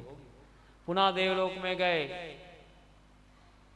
गौ माता ही तो त्राण दिलाती, मुक्ति दिलाती, इसलिए गोत्र लिखते हैं। गौ ही त्राण दिलाती है, जीव को मुक्त करती, भवसागर से वैतरणी नदी पार करती है, इसलिए सभी का गोत्र होता है। जिनका गोत्र नहीं है उसको कैसे सनातन धर्मावलंबी माना जाए? कामधेनु गौ माता के पास गए, देवलोक में प्रार्थना की, दिलीप प्रणाम किए, माँ मुझसे अपराध हुआ, मेरी दृष्टि नहीं पड़ी आपकी ओर, मुझसे गलती हुई है, मेरे अपराध को क्षमा करिए, मैं आपको प्रणाम करता हूँ, चलिए अयोध्या में माँ, मैं आपकी सेवा करूंगा स्वयं। कामधेनु गौ माता अपनी बेटी नंदनी को दे दी, नंदनी को ले जाओ राजन, इन्हीं की सेवा करना। अब तो नंदनी को ले आए अयोध्या में। स्वयं महाराज दिलीप चक्रवर्ती सम्राट हैं, अनेक दास दासियां हैं, नौकर चाकर हैं सूरज, लेकिन नौकर चाकर के हाथों नहीं भेजे नंदनी की सेवा, उनसे नहीं लिए। स्वयं गौचारण के लिए जाते थे दिलीप और उनकी धर्मपत्नी सुदक्षिणा, दोनों सुंदर अयोध्या के जंगल ले जाते नंदनी को, हरे हरे घास चराते। जब वो भरपेट घास चर लेती थी तभी महाराज दिलीप और उनकी धर्मपत्नी सुदक्षिणा भोजन करती थी। जब नंदनी जल पी लेती थी तभी जल पीते थे, जब नंदनी बैठती थी तभी दिलीप और सुदक्षिणा बैठते थे। 1 वर्ष तक ऐसा कठोर व्रत किए हुए, नियम पालन किए। नंदनी देखी कि राजा तो जब मैं भोजन कर लेती हूँ, भरपेट घास चल लेती हूँ तभी ये भोजन करते हैं, जब मैं जल पीती हूँ तभी ये जल पीते हैं, जब मैं बैठती हूँ तभी ये बैठते हैं। प्रसन्न हो गई उनकी सेवा से और उनकी प्रेम की परीक्षा लेनी चाहिए। नंदनी देवलोक की गौ माता है। समुद्र मंथन में कामधेनु गौ माता निकली है। जितने गौवंश हैं सृष्टि में सब कामधेनु गौ माता की संतान है, उन्हीं के वंशज हैं। 14 रत्न निकले समुद्र मंथन में क्षीर सागर से, वो कामधेनु गौ माता भी निकली। ब्रह्मवादी ऋषियों ने उसे लिया, क्योंकि बिना घृत के हवन संभव नहीं है। तो जितने गौवंश हैं सृष्टि में सब कामधेनु गौ माता की संतान है। नंदनी एक दिन परीक्षा लेना चाहिए। दिलीप की हरी हरी घास चल रही थी, उसी समय आकाशमात सिंही प्रकट होकर दबोच ली नंदनी को। अब तो करुण क्रंदन करने लगी नंदनी, रंभाने लगी, आंखों से आंसू बहा रही है, गोमूत्र त्याग रही है, गोबर त्याग रही है। दिलीप देखी कहां से सिंही दबोच ली मेरी माँ को, नंदनी को। तुरंत धनुष बाण लिए, छोड़ो छोड़ो मेरी माँ को, अब भी मारता हूं नहीं तो मैं बाण से। सिंही को धमकाए दिलीप। तो मनुष्य की वाणी में सिंही बोली, राजन मैं भी आपकी प्रजा हूं, आपकी शरण में आई हूं, मेरी भी आप रक्षा करिए।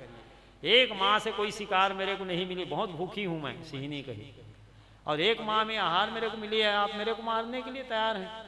इतने ही मांस की व्यवस्था कर दीजिए तो मैं छोड़ देती हूँ, मैं भी आपकी शरण में आया हूँ, मैं भी आपकी प्रजा हूँ, मेरी रक्षा करिए। धनुष बाण को फेंक दिए दिलीप और साष्टांग दंडवत कर लिया, गिर पड़े। सिंही से कहे कि मुझे खा करके अपनी क्षुधा भूख को मिटा लो, लेकिन मेरी माँ को छोड़ो, उन्हें ना खाओ। नंदनी देखी अपने वंश की वृद्धि के लिए मेरी सेवा कर रहा है, लेकिन इसको तो अपने शरीर की परवाह नहीं है। अपना शरीर ही दान कर रहा है सिंहनी को। तो सिंहनी तो माया की थी, गायब हो गई, नंदनी प्रकट हो गई, आशीर्वाद दी, राजन तुम्हारी गौ भक्ति से मैं प्रसन्न हूं।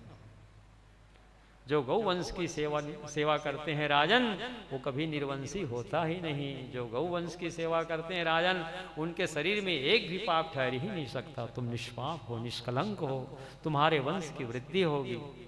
और इसी गौ सेवा के पुण्य प्रताप से आगे चल करके तुम्हारे कुल में भगवान 4 स्वरूप में अवतार लेंगे। एक पुत्र नहीं, 4 रूप में भगवान अवतार लेंगे। तो दिलीप के अज हुए, अज के दशरथ हुए, और दशरथ के यहाँ ही 4 स्वरूप में राम, भरत, लक्ष्मण, शत्रुघ्न भगवान श्री हरि अवतार लिए हैं गौवंश के सेवा के पुण्य बल से। पूर्वज लोग बीज बोए तो फल की प्राप्ति दशरथ जी को हुई, राम, भरत, लक्ष्मण, शत्रुघ्न। तो हमारे यहाँ अनादिकाल से गौवंश की सेवा की परंपरा चली आ रही है। गवा नाम पृष्ठा तीर्थ, गाय के पृष्ठ देश में संपूर्ण तीर्थवास करते हैं। गाय के पीठ को सहला लीजिए, जैसे ही पीठ को सहलाओगे आप अपने हाथ से, संपूर्ण तीर्थों में स्नान करने का पुण्य फल आपको प्राप्त हो गया। बाला नाम सिरा तीर्थ, 5 वर्ष तक के छोटे बालक बालिकाओं के सिर में हाथ आप फेर लिए, तब भी आपको तत्काल तीर्थ स्नान का पुण्य फल मिल गया। विप्रा नाम पादा तीर्थ, ब्राह्मणों के चरण कमल में ही संपूर्ण तीर्थवास करते हैं, उनके चरण के स्पर्श किए उसी समय आपको तत्काल संपूर्ण तीर्थों में स्नान करने का पुण्य फल प्राप्त हो गया। तो राजकन्या के सिर में हाथ फेर करके वापस कर दिए, दे दिए। रत्नसारपुर नरेश ने कहा, महाराज मेरे यहाँ खथनी हाथी का बच्चा जन्म दी हुई है। वो हाथी का बच्चा उदास रहता है महाराज, आंखों से आंसू बहाता है, न कुछ खाता है न पीता है, निरंतर अश्रुपात करते रहता है। और बहुत से श्रेष्ठ पशु चिकित्सक उसको देख के जा चुके हैं, लेकिन उसके रोग को पार नहीं पाए। चलिए तो देखिए कौन है। नारद जी गए, सब जानते हैं नारद जी, सारी घटना बतला दिए। जो तुम्हारी पुत्री है ना राजकन्या, इसी का पति था पूर्व जन्म का, इसका नाम कृष्ण दत्त था। ये भगवान की शरण में नहीं गया, टाल दिया। कार्तिक पूर्णिमा को आना कहा था मेरे को, और उसके पहले ही चला गया। तो भगवान हाथी के शरीर दिए। अरे तुम्हारी राजकन्या भगवान की शरण में चली गई थी, इसलिए राजकन्या का शरीर, सारा वृत्तांत बता दिया। अब तो रत्नसारपुर नरेश को दया आई कि हमारी राजकन्या का पूर्व जन्म का पति था भगवान। संतों के साथ वार्तालाप करने से, संतों के साथ 5-7 कदम चलने से जीव की सदगति हो जाती है, कभी दुर्गति होती नहीं। तो पूर्व जन्म में भी आपका दर्शन पाया, अभी पुनः आप इनके समक्ष उपस्थित हुए हैं। इनका उद्धार कर दीजिए प्रभु, हाथी की योनि से मुक्त हो जाए, भगवान को प्राप्त कर ले, ऐसा कोई उपाय आप कृपा करके करिए।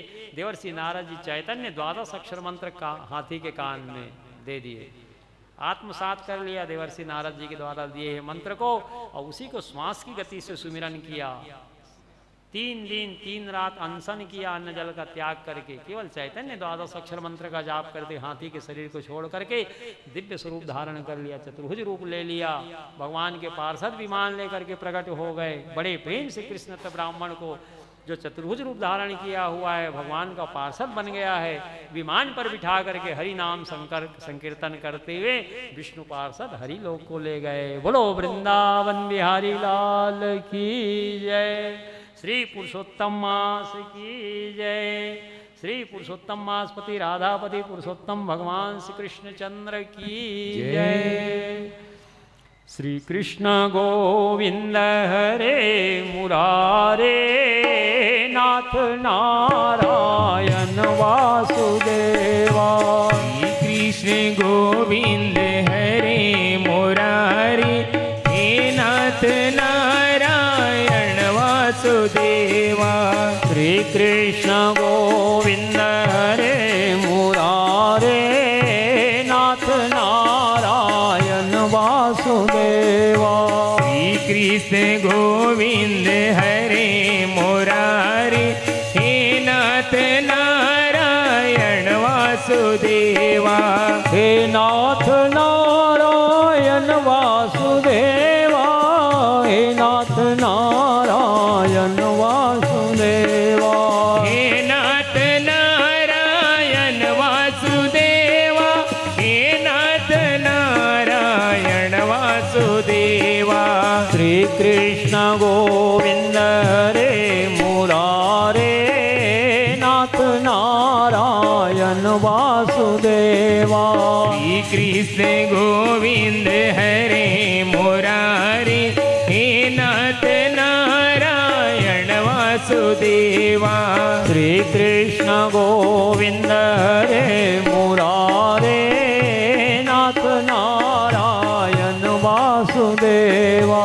श्री कृष्ण गोविंद हरे मुरारे हे नाथ नारायण वासुदेवा।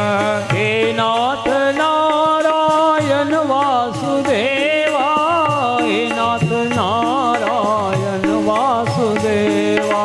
हे नाथ नारायण वासुदेवा। हे नाथ नारायण वासुदेवा। श्री कृष्ण गोविंद रे मुरारे नाथ नारायण वासुदेवा। श्री कृष्ण गोविंद हरे मुरारे हे नाथ नारायण वासुदेवा। श्री वृंदावन बिहारी लाल की जय हो। श्री पुरुषोत्तम मास की जय हो। श्री पुरुषोत्तम मासपति राधापति पुरुषोत्तम भगवान श्री कृष्णचंद्र की जय हो। जय जय श्री राधे। जय जय श्री राधे। जय जय श्री राधे श्याम। एक बार देवर्षि नारद जी पृथ्वी लोक को सर्वोत्तम लोक समझ करके भ्रमण करने के लिए आए। अनेक तीर्थों में गए, गंगा जमुना नर्मदा कृष्णा कावेरी गोदावरी सरस्वती बद्रीनाथ केदारनाथ गंगोत्री यमुनोत्री मथुरा वृंदावन। लेकिन क्या देखते हैं, जितने तीर्थ स्थल हैं सब व्यापारिक प्रतिष्ठान बन गए हैं। इससे तीर्थ का सार सब चला गया। उदास होकर के देवर्षि नारद जी वृंदावन में आए। तीर्थ आप लोग जाते हैं तो खूब रुपया पैसा लेकर के जाते हो, और जैसे पैसा खत्म होता है घर की याद आने लगती है। बहुत महंगा है कि नहीं धर्मशाला का किराया, 1500 2000 3000 फिर भी नहीं मिलता। इतनी भीड़ है, भीड़ में थोड़ी भगवान मिलते हैं। भगवान तो एकांत में मिलते हैं, आपके हृदय देश में है भगवान, कहीं बाहर थोड़ी हैं। कस्तूरी कुंडल बसय मृग ढूंढय वन माही, ऐसे घट घट राम है दुनिया जाने नाही। कस्तूरी मृग के नाभि देश में ही रहता है, जिसके सुगंध से प्रभावित होकर सारा जंगल छान मारता है। थक हार के बैठ जाते हैं, बैठ जाता है जब वो मृग, तब भी वही सुगंध मिलने लगता है। इसी प्रकार से भगवान तो सर्वत्र है। मोह को कहाँ तू ढूंढे बंदे, मैं तो तेरे पास में। ना मैं मंदिर ना मैं मस्जिद ना काबा कैलाश में, वो तो आपके हृदय में ही है। रसखान जी भगवत प्राप्त महापुरुष है, उन्होंने एक सुंदर पद लिखा है। डोलत है एक तीरथ एकन 12,000 वेद पढ़ो है। एक लगे जप में तप में, एक जोग समाधिन में अटक्यो है। बूझे की देख कहो रस खान की, मूड सभी सगर यो भटक्यो है। साचे वही जो कि आपन को, ओ सांवरी कान को बार छक्यो है। परमात्मा को प्राप्त करने के लिए कोई एक तीर्थ से दूसरे तीर्थ में डोल रहा है। डोलत है एक तीर्थ एकन 12,000 वेद पढ़े है। कोई हजारों बार वेद का पाठ कर लिया है कि परमात्मा मेरे को मिल जाए। कोई जप में लगा है, कोई तप में लगा है, कोई योग में लगा है, तो कोई समाधि में ही अटका हुआ है। एक लगे जप में तप में, एक जोग समाधि न में अटक्यो है। बूझे की देख कहो रस खान कि मूढ़ सभी सगर यो भटक्यो है। जितना वर्णन किया हूं अभी, ये सब महामूर्ख हैं, भटके हुए लोग हैं। सही मार्ग को कोई पकड़ा ही नहीं। तो सही मार्ग पर कौन चल रहे हैं? भगवत प्राप्त महापुरुष हैं रसखान जी, भगवत दर्शन उन्हें हुआ है। साचे वही जो कि आपन को, ओ सांवरी कान को बार छक्यो है। जो सांवले सवले ने नंद नंदन भगवान श्री कृष्ण को अपना तन मन धन प्राण सब कुछ समर्पित कर दिया है, वही सही मार्ग पर चल रहा है। रसखान जी कह रहे हैं, देवर्षि भूतात्मनाम पितृनाम न किंकरो नाय मृणी च राजन सर्वात्मनाया शरणम शरण्यम गतो मुकुंदम परिहृत करतम। श्रीमद् भागवत महापुराण 11 स्कंद में 9 योगीश्वरों ने जनक की सभा में भागवत धर्म पर प्रवचन करते हुए कहा कि राजन जनक जी, जो सर्वाधार सर्वशक्तिमान शरणागत वत्सल भगवान की शरण में रहता है, वह देवता ऋषि पितर कुटुंबीजन किसी का ऋणी और सेवक नहीं रह जाता। तभी तक आप अनेक ऋणों से दबे हुए हैं जब तक भगवत शरणागति ग्रहण नहीं किए हैं। भगवान श्री कृष्ण के कुल पुरोहित गर्गाचार्य जी हैं, उन्होंने गर्ग संगीता में यह श्लोक आया है उनके द्वारा वर्णित, यावत भ्रमंती संसारे पीतरा पिंड तत्परा तावत वंशे सुता कृष्ण भक्ति युक्त न जाए थे। ये मनुष्यों के पितर तभी तक पिंड प्राप्त करने की लालसा से बारंबार पृथ्वीलोक में चक्कर लगाते रहते हैं जब तक कि उनके कुल में हरि भक्त पुत्र उत्पन्न नहीं हुआ है। एक भी कृष्ण भक्त हरि भक्त आपके कुल में हो गया तो वह हरि भक्त कृष्ण भक्त पुत्र अपनी पीढ़ियों कि करोड़ों पीढ़ियों का उद्धार करता है, पूर्वजों को। ये शक्ति है भगवान की भक्ति में। तस्माद भारत सर्वात्मा भगवान ईश्वरो हरि श्रोतव्य कीर्तितव्य स्मर्तव्य क्षता भयम। ये जीवात्मा का सच्चा सिर्फ एकमात्र भगवान श्री हरि ही है। यदि जीव निर्भय होना चाहता है, हमेशा के लिए सुख शांति आनंद प्राप्त करना चाहता है, तो भगवान की कथा सुने, भगवान का ही संकीर्तन करे, सतत भगवान की स्मरण करता रहे और परमात्मा आपके हृदय में ही वास कर रहे हैं। उनको ढूंढने के लिए कहीं भटकने की आवश्यकता नहीं है। तो जितने तीर्थ क्षेत्र हैं सब व्यापारिक प्रतिष्ठान सरीखे हो गए हैं, प्रोफेशनल प्लेस हो गए हैं, बहुत महंगे महंगे सब वहाँ भवन हैं। और जो ले भी जाते हैं यहाँ से तीर्थ यात्रा कराने के लिए, अभी कुछ लोग गए थे बद्रीनाथ केदारनाथ गंगोत्री यमुनोत्री, तो वहाँ से ऋषिकेश से बस की, यहाँ से तो ट्रेन से गए थे हरिद्वार, और ऋषिकेश से चारों धाम के लिए बस किए, 30 लोगों को लेके गए थे। यहीं आपका भाठा गांव में शिवा हॉलीडे करके है, एक शिवा जायसवाल, हमारे 4 करीबी लोग भी चले गए थे, भक्त लोग शिष्य लोग। अब वो केदारनाथ से नीचे उतर नहीं पाए थे, बाकी लोग को लेके चला गया, 4 लोग को छोड़ दिया। इनका कपड़ा लत्ता बस में है, जीवी ब्रश सब ब्रश में है, पैसा नहीं है पास में, अब भटक रहे हैं वहाँ।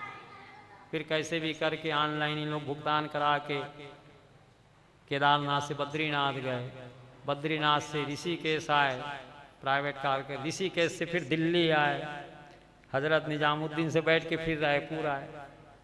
तो भीड़ में भगवान थोड़ी मिल, जो ले जाने वाले वो भी छोड़ दिए। बताइए, उसमें 4 वृद्धा माताएं थी, सीनियर सिटीजन, 70-75 साल, उनको भी छोड़ दिया, और 2 लोग उनसे कुछ कम उम्र के थे, उनको भी 4 को छोड़ दिया। ऐसा करना चाहिए, कहाँ शांति। तो नारद जी देखे कि तीर्थों का सार्थक, जिस उद्देश्य से तीर्थ ले यात्रा के लिए जा रहे हैं, तीर्थ यात्रियों की सेवा करनी चाहिए, तो केवल उनको पैसे से मतलब है। आप कहीं विलम्ब किए तो आपको छोड़ के उसी हाल में चले गए, चाहे मरो वहाँ, चाहे कुछ भी करो। नारद जी उदास हो गए, वृंदावन में आए, उदास होकर के यमुना किनारे टहल रहे थे, तो क्या देखते हैं, एक नवयुवती स्त्री की गोद में 2 वृद्ध पुरुष लेटे हुए हैं। उनके सिर के केस श्वेत हो गए हैं, दाढ़ी मूछ सब श्वेत हो गए हैं, और सैकड़ों दिव्य देवांगनाएं चमर कर रही है, हवा कर रही है, लेकिन उनको सांत्वना नहीं मिल रही है। नारद जी दूर से ही देखे, जब दूर से ही नारद जी को नारी देखी तो नारद जी को पुकारते हुए कहने लगी, भो भो साधो क्षणम तिष्ठा मम चिंतामपि नाशया दर्शनम तव लोकस्या सर्वयागा हरिम परम। संत जी जरा ठहरिए, मेरे चिंता का निवारण करते हुए चल जाइएगा। भो भो साधो क्षणम तिष्ठा मम चिंताम अपि नाशया, मेरी चिंता का नाश करके तब आगे बढ़िएगा। दर्शनम तव लोकस्या सर्वयाग हरम परम, आपके दर्शन से संत दर्श में पाठक करें। संतों के दर्शन मात्र से बड़े बड़े पातक टल जाते हैं। संतों का साथ करने से जीव की सदगति हो जाती है, संतों के साथ वार्तालाप करने से जीव की सदगति हो जाती है, संतों के साथ 5-7 कदम चलने से जीव की सदगति हो जाती है। तो भगवान कृपा करके मेरी चिंता का नाश करते हुए आगे बढ़िएगा। अब तो पूछने लगे देवर्षि नारद जी, माता जी आप कौन हैं? और ये जो दो वृद्ध पुरुष आपके गोद में लेटे हुए हैं, विश्राम कर रहे हैं, ये कौन है? जिनके सिर के केस श्वेत हो गए हैं, दाढ़ी मुंह श्वेत हो गए हैं, जर्जर शरीर है कृष का, ये कौन है आपके? और दिव्य देवांगनाएं जो आपको हवा कर रही, चवर कर रही हैं, फिर भी आपको शांति नहीं मिल रही, सांत्वना नहीं मिल रही, ये कौन है? अहम भक्तिरिति ख्याता इमो में तनियो मतो ज्ञान वैराग्य नामानो काल योगे न जर्जरो। मैं भक्ति हूँ, अहम भक्ति रीति ख्याता इमो में तनयो मत, मेरे दोनों पुत्र हैं, एक का नाम ज्ञान रखी हूँ, एक का नाम वैराग्य रखी हूँ। ज्ञान वैराग्य नामानो काल योगे न जर्जरो। काल की गति देखी नारद जी, इनका शरीर जर्जर हो गया। मैं इनकी माँ हूँ, मैं बूढ़ी होती, मेरे पुत्र जवान होते तो बात समझ आती। आप ही की तरह मैं भी अनेक तीर्थों में गई, मेरे को भी शांति नहीं मिली आप ही के जैसे। थक हार के मैं भी आप ही की तरह वृंदावन में आई, लेकिन मेरा शरीर तो नौ युवती के सरीखे हो गया जैसे वृंदावन धाम में आई हूं। लेकिन मेरे दोनों पुत्र ज्ञान वैराग्य की हालत नहीं सुधरी है, वृद्धावस्था को ही प्राप्त है। इनका शरीर कृष्णकाय है, इनको गति नहीं मिल पा रही है। समझ गए नारद, ये तो कलयुग का प्रभाव है। नारद जी कान में वेद पाठ है, मुहुर्मुहु गीता पाठ है, ओ ज्ञान जागो, ओ वैराग्य जागो। स्वस्ति वाचन पढ़ने लगे, वेद मंत्र पढ़ने लगे देवर्षि नारद जी ज्ञान वैराग्य के कान में। हरि ओम स्वस्ति न इंद्रो वृद्धस्रवा स्वस्ति न पूखा विश्ववेदा स्वस्ति न तार्क्षयो वरिष्ठनेमि स्वस्ति नो बृहस्पतिर्ददातु सर्वमंगलमांगल्ये शिवे सर्वार्थसाधिके शरण्ये त्र्यंबके गौरी नारायणी नमोस्तुते। हरि ओम द्यौ शांतिरंतरिक्ष शांति पृथ्वी शांतिर्वं शांतिरेवा शांति मा शांति ब्रह्म शांति और दया शांति सुशांतिरभवतु। जब वेद मंत्र पाठ करने लगे तो जम्हाई लेके बड़े मुश्किल से उठे दोनों भाई ज्ञान वैराग्य। अब नारद जी वेद मंत्र पढ़ना बंद कर दिए लक्ष्मण, तो फिर वो सो गए माँ के गोद में। तो जैसे जैसे वेद मंत्र पढ़ते थे जम्हाई लेकर के अंगड़ाई लेके उठ तो जाते थे, और जैसे वेद मंत्र बंद करते थे फिर माँ की गोद में सो जाते थे। तो ये परमानेंट इलाज तो नहीं हुआ। जैसे वेद मंत्र पढ़ रहे हैं चैतन्य हुआ, वेद मंत्र विराम हुआ, फिर सो रहे हैं। नारद जी बहुत प्रयास किए, थक गए नारद जी। तब तो कहे माँ मैं इसकी चेतना लौट जाए इसका कोई उपाय करूंगा, तब तक आप शांत रहिए, स्थिर रहिए, मैं दूसरा काम नहीं करूंगा। संतों का जो विचरण होता है जगत में लोक कल्याण के लिए होता है। प्रसाद लेके जाना माँ जी, जितने भी भक्त लोग हैं सब प्रसाद ले लेकर के जाइएगा जो जाना चाहते हैं।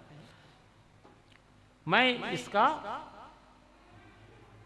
चेतना लौटाने का कोई ना कोई उपाय ढूंढ लूंगा, तब तक आप धैर्य धारण करिए। सांत्वना दिए भक्ति महारानी को। और अनेक साधु संत महात्मा ऋषि मुनि से नारद जी उपाय पूछने लगे कि ज्ञान वैराग्य की चेतना कैसे लौटोगी, भैया कुछ उपाय जानते हो क्या? तो लोग बात कहते आप तो ब्रह्मा जी के पुत्र हैं नारद जी, जब आप नहीं जानते इसका उपाय चेतना कैसे लौटोगी ज्ञान वैराग्य, तो हम क्या बताएंगे महाराज। कई लोग टाल मटोल करके इधर उधर खिसक गए, कोई नहीं बता पाए। नारद जी बोले कि इसका उपाय तो भगवान नारायण ही बता पाएंगे। बद्रिकाश्रम क्षेत्र में गए कि नहीं नारद जी? उत्तराखंड में चले गए। मैं वहाँ नर नारायण आश्रम में तपस्या करूंगा भगवान नारायण की। मेरी तपस्या से प्रसन्न होकर के जब भगवान श्री हरि दर्शन मेरे को देंगे नारायण जी, तो मैं उनसे ज्ञान वैराग्य कल्याण का उपाय पूछ लूंगा। ऐसा विचार करके नारद जी उत्तराखंड बद्रिकाश्रम क्षेत्र की ओर गए। संतों का विचरण लोक कल्याण के लिए जगत में होता है, अपना निजी कोई स्वार्थ नहीं है देवर्षि नारद जी का।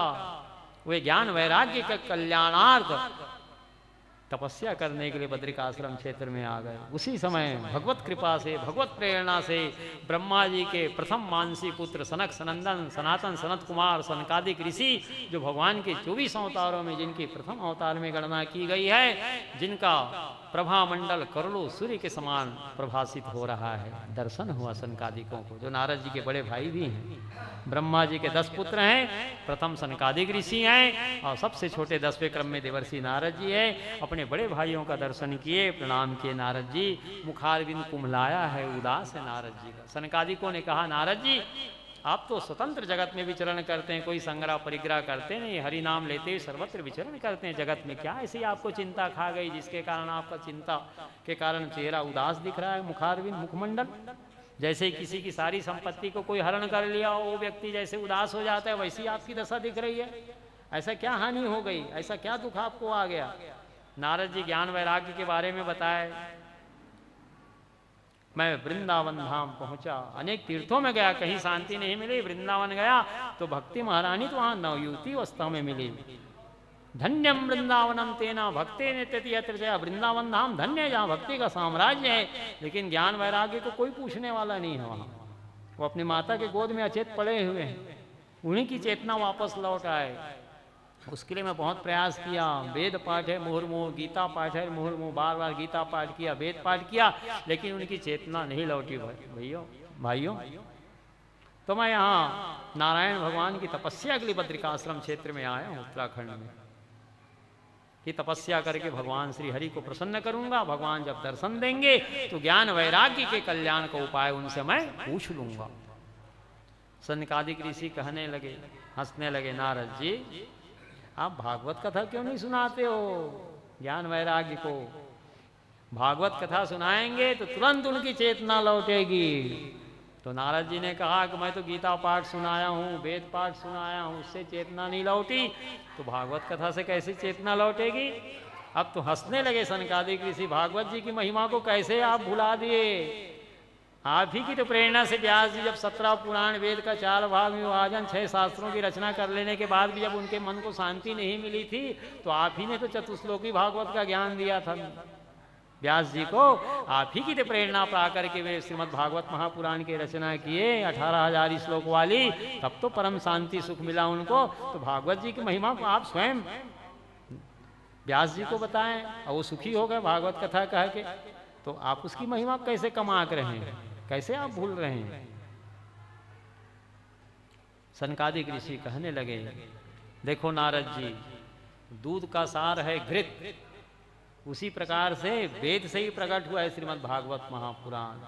वेद पुराण शास्त्र का सार निचोड़ क्या है? श्रीमद् भागवत महापुराण है। किम श्रुतय वो भी शास्त्र है पुराण से भ्रमावहे एकम भागवतम शास्त्र मुक्तिदानेन गर्जति। बहुत से शास्त्रों को सुनने से भला क्या प्रयोजन सिद्ध हो सकता है जीव का? व्यर्थ में सभी मति को भ्रम में डालने वाले हैं। एकम भागवतम शास्त्र मुक्तिदानेन गर्जति, मुक्ति प्रदान करने के लिए एकमात्र भागवत शास्त्र ही सिंहनाद गर्जना कर रहा है, हमारी शरण में आओ, हम तुमको भव सागर से पार कर दूंगा। श्रीमद् भागवत महापुराण परमहंस संगीता है।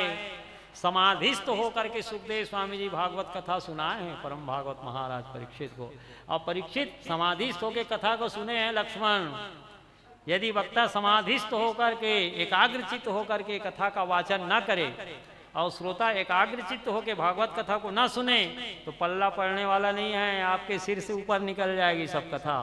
एकाग्रचित्त होकर के, सावधान होकर के, समाधिस्थ होकर के भागवत कथा को सुनोगे तब आपके पल्ले पड़ेगी, समझ आएगी, अन्यथा पल्ले पड़ने वाली नहीं है। परमहंस संगीता है, परमहंस महात्मा के द्वारा गायन किया हुआ है।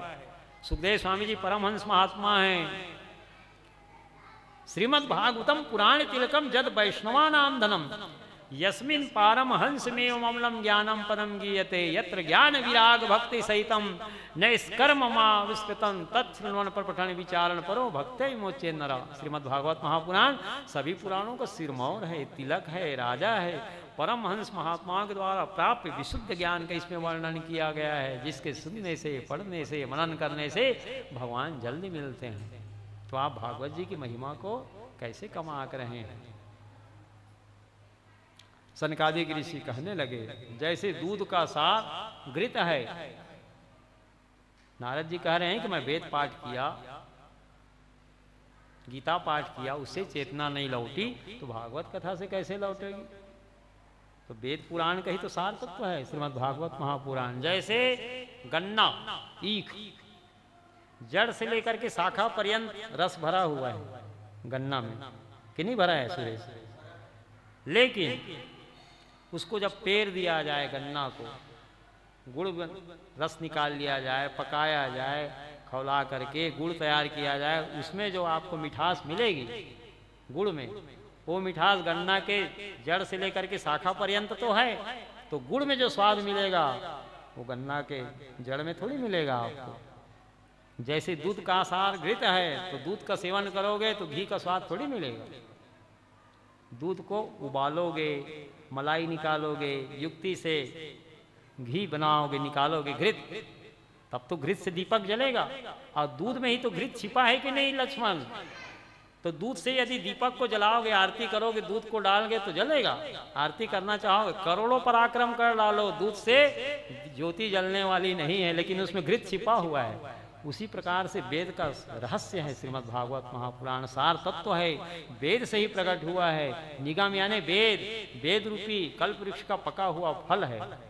निगम कल्प तरुर गलितम फलम सुख मुखात मृतद्रव संयुतम पिबत भागवतम रसमालयम मुहुर्हो रसिका भूई भाव का वेद रूपी कल्प वृक्ष का पका हुआ फल है श्रीमद् भागवत महापुराण। सुखदेव स्वामी रूपी सूख के मुख का स्पर्श हो जाने से और अत्यंत पावन हो गया है। जब तक आपके शरीर में चैतन्यता व्याप्त है तब तक भागवत कथामृत रस का सेवन करते रहिए। जैसे फलों का राजा कौन है सुरेश?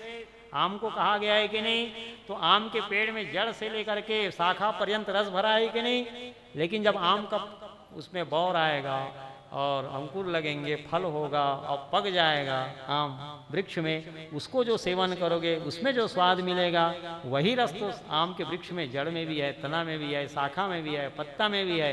लेकिन तना, शाखा, पत्ता का सेवन करोगे वो स्वाद नहीं आएगा जो आम के पके हुए फल में आएगा। उसी प्रकार से वेद रूपी कल्प वृक्ष का पका हुआ फल है श्रीमद् भागवत महापुराण। इस तरह से सनकादिक ऋषि समझाने लगे। तब तो नारद जी कहे भैया आपसे बढ़िया वक्ता और कहाँ मेरे कोई मिलेगा, आप ही सुना दीजिए भागवत कथा जिससे ज्ञान वैराग्य भक्ति को लाभ हो, उनकी चेतना लौटे। तब तो हरिद्वार में आनंद तट में गंगा किनारे सुंदर व्यासपीठ पर आसीन हुए सनकादिक ऋषि नारद जी के आग्रह पर और कार्तिक शुक्ल नवमी को कथा प्रारंभ किए। कार्तिक शुक्ल नवमी को भागवत कथा विराम हुई। जब कथा वाचन करने लगे सनकादिक ऋषि, तब तो भक्ति महारानी जब भागवत जी की महिमा को वर्णन को सुनी तो अपने पुत्रों को लेकर के प्रकट हुई। या जैसे जैसे भागवत कथामृत रस को सुनने लगे ज्ञान वैराग वैसी वैसी चेतना लौटने लगी, हृष्ट पुष्ट तंदुरुस्त होने लगे। भागवत जी की महिमा का बखान कर रहे हैं सनकादिक ऋषि। ये तस्माद परम किंचिन मना शुद्धेन विद्यते जन्मांतरे भवेत् पुण्यम तदा भागवतम लभेत्। इस मन को शुद्ध करने के लिए भागवत शास्त्र से बढ़कर के अन्य दूसरा कोई साधन है ही नहीं। जब जन्म जन्मांतर का पुण्य उदय होता है तब भागवत कथा श्रवण करने का सुंदर श्रेष्ठ अवसर जिस जीवात्मा को प्राप्त होता है। दृष्ट्वा भागवतम दुरात प्रक्रमे सम्मुखमिया पदे पदे अश्वमेधस्या फल प्राप्नोति न संशयम। जो दूर से ही भागवत जी को देख करके भागवत जी के समीप आता है अथवा भागवत जी को शीश पर लेकर चलता है अथवा भागवत जी की शोभा यात्रा में जितने लोग भागवत जी के पीछे पीछे चलते हैं सबको प्रत्येक पग पग में एक एक अश्वमेध यज्ञ करने का पुण्य फल प्राप्त होता है। आज कमला एकादशी पुरुषोत्तम मास की भगवान की भव्य शोभा यात्रा ठाकुर जी की कुटिया से यहाँ तक आई। जितने भक्त लोग शामिल हुए भगवान की भव्य शोभा यात्रा में भागवत जी की, सबको प्रत्येक पग पग में एक एक अश्वमेध यज्ञ करने का पुण्य फल प्राप्त हो गया। इसमें कोई संशय नहीं है। स्वयं भगवान नारायण भागवत जी की महिमा का वर्णन करते हुए अपने पुत्र ब्रह्मा जी को बखान कर रहे हैं महिमा का भागवत जी का। दृष्ट्वा भागवतम दुरात प्रक्रमे सम्मुखमिया पदे पदे अश्वमेधस्य फल प्राप्नोति न संशयम। जो दूर से ही भागवत जी को देख करके भागवत जी के सम्मुख पहुंचता है तो प्रत्येक पग पग पर उसे एक एक अश्वमेध यज्ञ करने का पुण्य फल प्राप्त होता है। दारिद्र्य दुग्ज्वरदाहितानां माया पिशाची परिमर्दितानां संसार सिंधौ परिपातितानां क्षेमाय वै भागवतम प्रगर्जति। जो लोग दरिद्रता रूपी दुग्ध ज्वाला से दग्ध हो रहे हैं, माया पिशाची ने जिसे रौंद डाला है, संसार सिंधु में जो डूब रहे हैं, उनके कल्याण करने के लिए भागवत शास्त्र सीनाद गर्जना कर रहा है। हमारी शरण में आओ, हम तुमको भव सागर से पार कर दूंगा। किं सुतय बहुवी शास्त्र पुराणश्च भ्रमावहे एकम भागवतम शास्त्र मुक्तिदान गर्जति। बहुत से शास्त्रों को सुनने से भला क्या प्रयोजन सिद्ध हो सकता है? व्यर्थ में सभी मति को भ्रम में डालने वाले हैं। एकम भागवतम शास्त्र मुक्तिदान गर्जति। मुक्तिदान करने के लिए एकमात्र भागवत शास्त्र ही सिंहनाद गर्जना कर रहा है। इस प्रकार से जब भागवत जी की महिमा का वर्णन करने लगे सनकादिक ऋषि, चैतन्य हो गए तत्काल। ज्ञान वैराग्य में चेतना लौट आई, हृष्ट पुष्ट तंदुरुस्त जवान हो गए।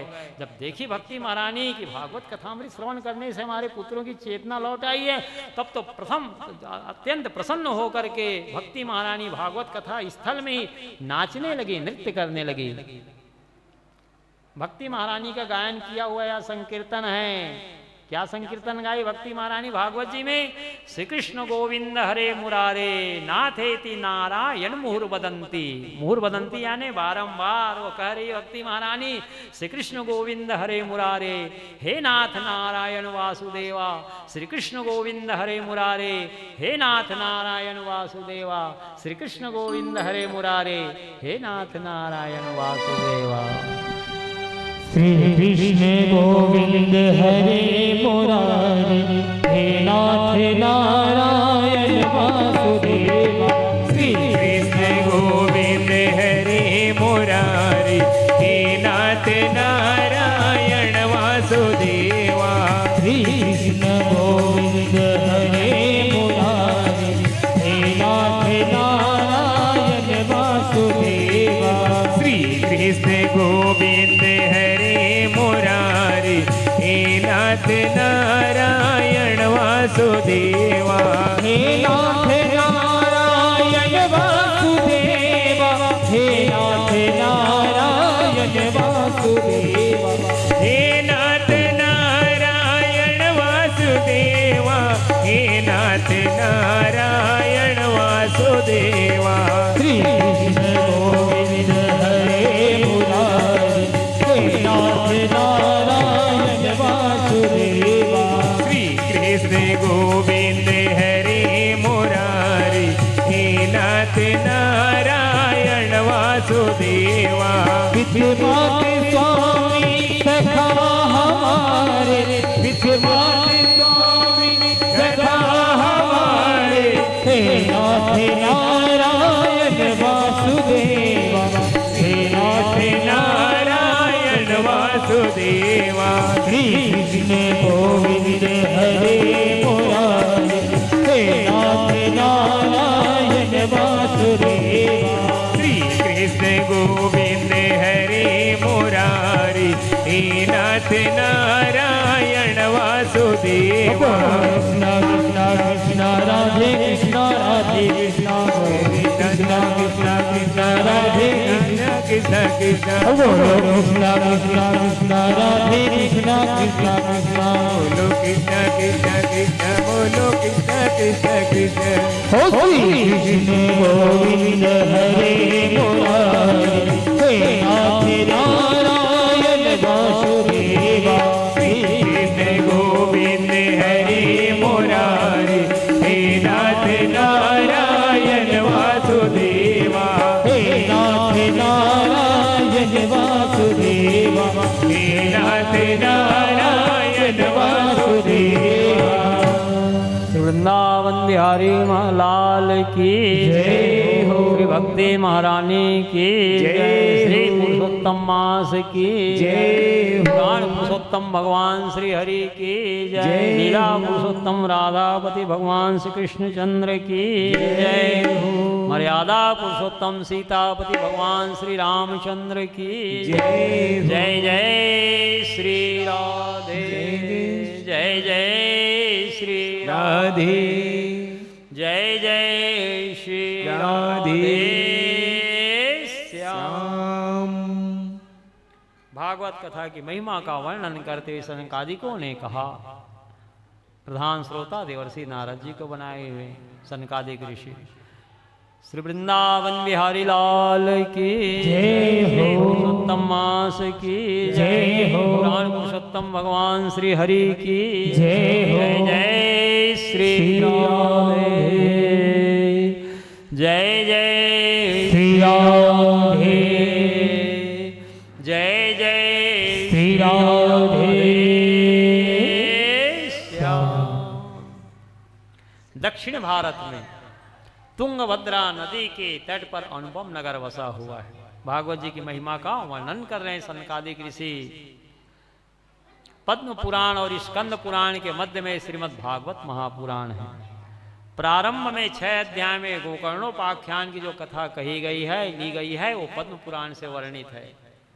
और द्वादश स्कंद के बाद 4 अध्याय में स्कंद पुराण से भी श्रीमद् भागवत महापुराण की महिमा का गान किया गया है। तो पद्म पुराण और स्कंद पुराण के मध्य में श्रीमद् भागवत महापुराण है, कमल पुष्प की तरह।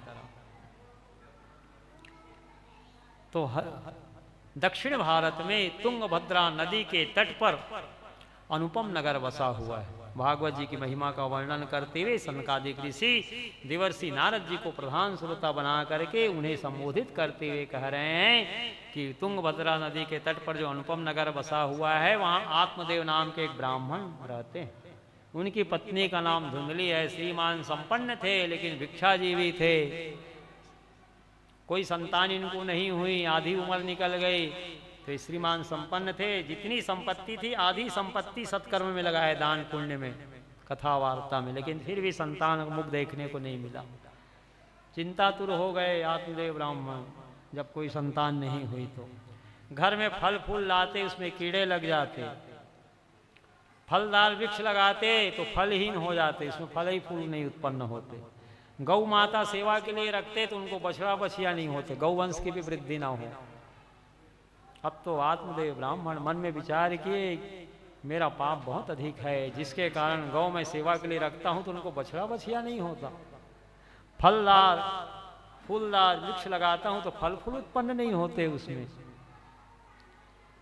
घर में फल फूल आते हैं तो उसमें कीड़े लग जाते हैं। तो किसी जन्म का पाप ही तो मेरा होगा, इसके कारण ये सब हो रहा है, दुर्दशा मेरी। दुखी होकर के घर द्वार को छोड़ करके जंगल में चले गए आत्मदेव ब्राह्मण। एक जलाशय के किनारे एक वृक्ष का आश्रय लेकर के छाया में बैठे थे। दोपहर का समय था। कुछ मुहूर्त बीतने के बाद एक यति सन्यासी आए, बहुत दूर से आए थे। दोपहर का समय था, ज्येष्ठ का महीना था, गर्मी का दिन था। महात्मा बहुत दूर से आए थे। वे जलपान किए सरोवर के जल का, और जलपान करके महात्मा वहीं बैठ गए।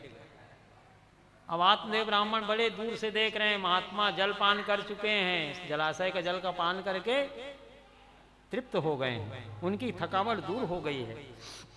तब अपने स्थान से उठ करके धीरे धीरे महात्मा यति के पास गए और साष्टांग दंडवत प्रणाम किए और चरण को पकड़ करके फूट फूट करके रोने लगे। तुम लोग चुपचाप कथा सुनो। मुकुंद गोविंद श्री वृंदावन बिहारी लाल की जय।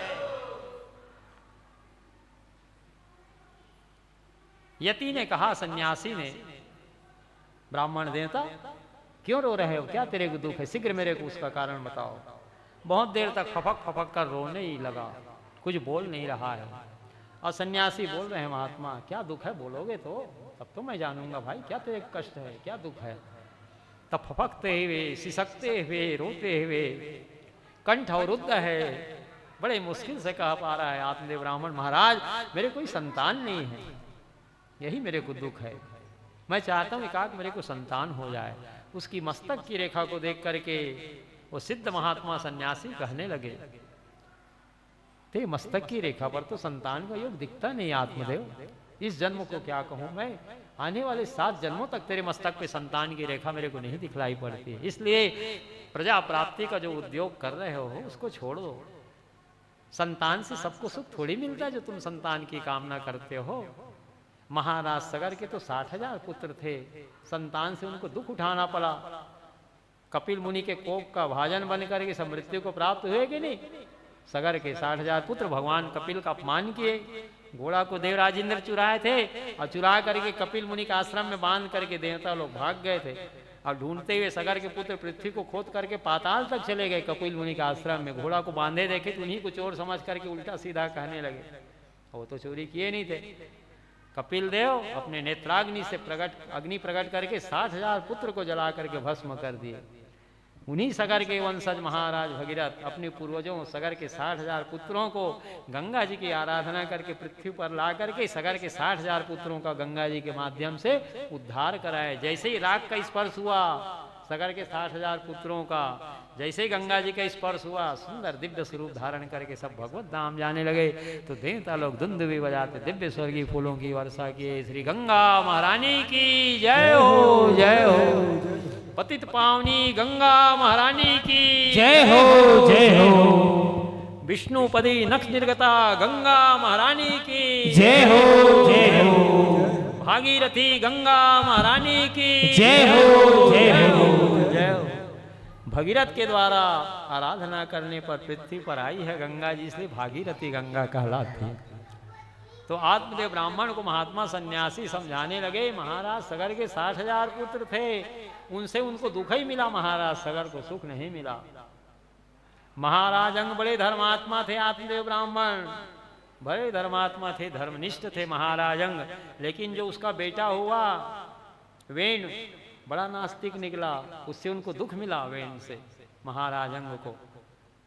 चित्रकेतु की अनेक रानियां थी, निसंतान थे। अंगरा देवर्षि नारद जी जब उनके यहाँ राजमहल में आए, संतान के लिए प्रार्थना किए, तो चित्रकेतु को अंगरा देवर्षि नारद जी कहे, महाराज संतान का सुख तो विधाता ने आपके मस्तक पर लिखा नहीं है। बहुत आग्रह किए, महाराज राजकाज कौन चलाएगा मेरे बाद, कृपा करो। तो अंगरा देवर्षि नारद जी यज्ञ किए चित्रकेतु के राजमहल में, अग्निदेव प्रकट होकर के खीर दिए।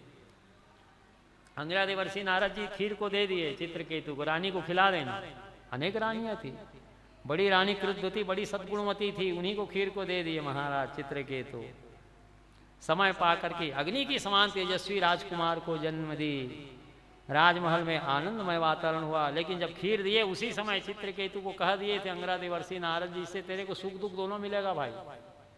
तो बेटा हुआ तो सुख हुआ, राजमहल में नगारा बज रहा है, सहनाइयां बज रही है, सागिर लोग सुंदर बधाई गीत गा रहे हैं, बधाई पा रहे हैं, आनंदमय वातावरण है। लेकिन देवर्षि नारद जी और अंगिरा कह गए थे कि इससे सुख दुख दोनों मिलेगा। तो बच्चा हुआ राजमहल में, अग्नि के समान तेजस्वी राजकुमार की प्राप्ति हुई चित्रकेतु को, तो आनंदमय वातावरण है। राजमहल में नगारा बज रहे हैं, बधाई गीत सनाई गीत गाई जा रही है। महारानी कृतवती परम प्रसन्न है, जात कर्म नामकरण संस्कार बालक का कराए। लेकिन जो अन्य रानियां थी चित्रकेतु की, सौतडा हुआ। देखो तो महाराज को हमको खीर नहीं दिए, केवल बड़ी रानी कृतवती को दिए, हम निसंतान ही रह गई। तो सौतडा में जलने लगी कि नहीं, राजकुमार कुछ माह का ही हुआ था, सौतडा में विष देकर के मार डाली अन्य रानियां। राजकुमार का अंग नीला पड़ गया, दे उसका नीला पड़ गया, प्राण उसके चले गए। अब तो कुहराम मच गया राजमहल में। चित्रकेतु दहाड़ मार करके रो रहे हैं, महारानी कृतवती दहाड़ मार के रो रही है। निष्प्राण बालक को देखी तो अंग कांति नीला पड़ा हुआ, विष दे दिए अन्य रानी। अब तो चित्रकेतु नारद जी फिर आए और महाराज चित्रकेतु को समझाने लगे, हम तेरे को पहले ही कहे थे तेरे को संतान सुख नहीं, तू माना नहीं। हम पहले ही कह गए थे कि इससे तेरे को सुख दुख दोनों मिलेगा, संतान हुआ तो सुख मिला, चला गया तो दुख मिला। आत्माराम अजर अमर है। संत और भगवंत ज्ञान रूपी तलवार से अज्ञान रूपी मोह को काट डालते हैं लक्ष्मण। तारा विकल देख रघुराया, दिन ज्ञान हरि लिन्नी माया, क्षिति जल पावक गगन समीरा, पंच रचित अधम शरीरा, उभय सुतंता आगे सोवा, जीव नित्य तुम के ही लगी रोवा। बाली का उद्धार किए भगवान राम, तो तारा व्याकुल हो गई थी कि नहीं। तारा विकल देख रघुराया, दिन ज्ञान हरि लिन्नी माया, भगवान ज्ञान दिए, माया का पर्दा को हटा दिए। संत और भगवंत ज्ञान रूपी तलवार से अज्ञान रूपी मोह को छिन्न भिन्न करके काट डालते हैं। तो भगवान राम उपदेश दे रहे तारा को कि जिस बाली के शरीर के लिए विलाप कर रही हो तो तेरे सामने ही है, किसके लिए रो रही है। अग्नि जल पृथ्वी आयु वायु आकाश पंच तत्व से निर्मित है यह शरीर, तो बाली का शरीर तो तेरे सामने में है मृत, और आत्माराम तो अजर अमर है। क्षिति जल पावक गगन समीरा, पंच रचित अति अधम शरीर, अग्नि जल वायु पृथ्वी आकाश पंच तत्व से निर्मित है शरीर, वो तो तेरे सामने है। और जी तो नित्य है तारा। वासांसि जीर्णानि यथा विहाया नवानि कृतानि नरपराणि, तथा शरीराणि विहाय जीर्णान्यानि संयाति नवानि देहि। जैसे मनुष्य पुराने वस्त्र को त्याग करके नवीन वस्त्र धारण करता है, उसी प्रकार से आत्माराम एक शरीर को छोड़ करके दूसरे शरीर में प्रवेश करता है। नैनम छिंदन्ति शस्त्राणि नैनम दहति पावका, न चैनम क्लेदयन्ति आपो, ना शोष्यति मारुता। इस आत्माराम को शस्त्र काट नहीं सकते, अग्निदेव जला नहीं सकते, वायु देवता सुखा नहीं सकते, वरुण देवता जल के अधिष्ठात्री देवता इसको गीला नहीं कर सकते। शाश्वत अजर अमर है, किसके लिए तुम रो रहे हो। उपजा ज्ञान चरण तब लागी, लिन्नी से परम भगति बर मांगी। जब भगवान माया का पर्दा को हटा दिए, ज्ञान दिए तो राम के चरण को पकड़ ली तारा और भक्ति का वरदान मांग ली। इसी प्रकार से चित्रकेतु को उपदेश दे रहे हैं अंगिरा देवर्षि नारद जी। ये शरीर जो है पंच तत्वों से निर्मित है, उसी में मिल गया। इसको तो एक न एक दिन नष्ट होना है, पानी की बुलबुले की तरह है।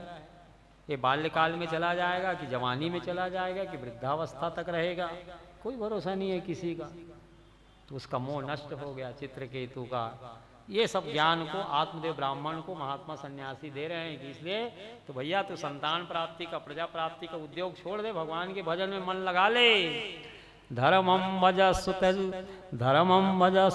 सततं त्यज लोक धर्मान् सेवस्य साधु पुरुषान् जयि काम तृष्णाम् अन्यस्य दोष गुण चिंतनमासु मुक्त्वा सेवा कथा रसमो नितरां पिबत्वाम्। भगवान का कथा कीर्तन उत्सव महोत्सव मनाते हुए धर्म में जीवन व्यतीत करो। ना सुखम देवराज्यस्या न सुखम चक्रवर्तिना सुखमस्ति विरक्तस्या मुनिर एकांत जीवना। मिलन जी, सुख ना तो देवराज इंद्र को है और ना चक्रवर्ती सम्राट को सुख है। जब देवराज इंद्र को सुख नहीं है तो तुमको हमको क्या सुख मिल सकता है जगत में?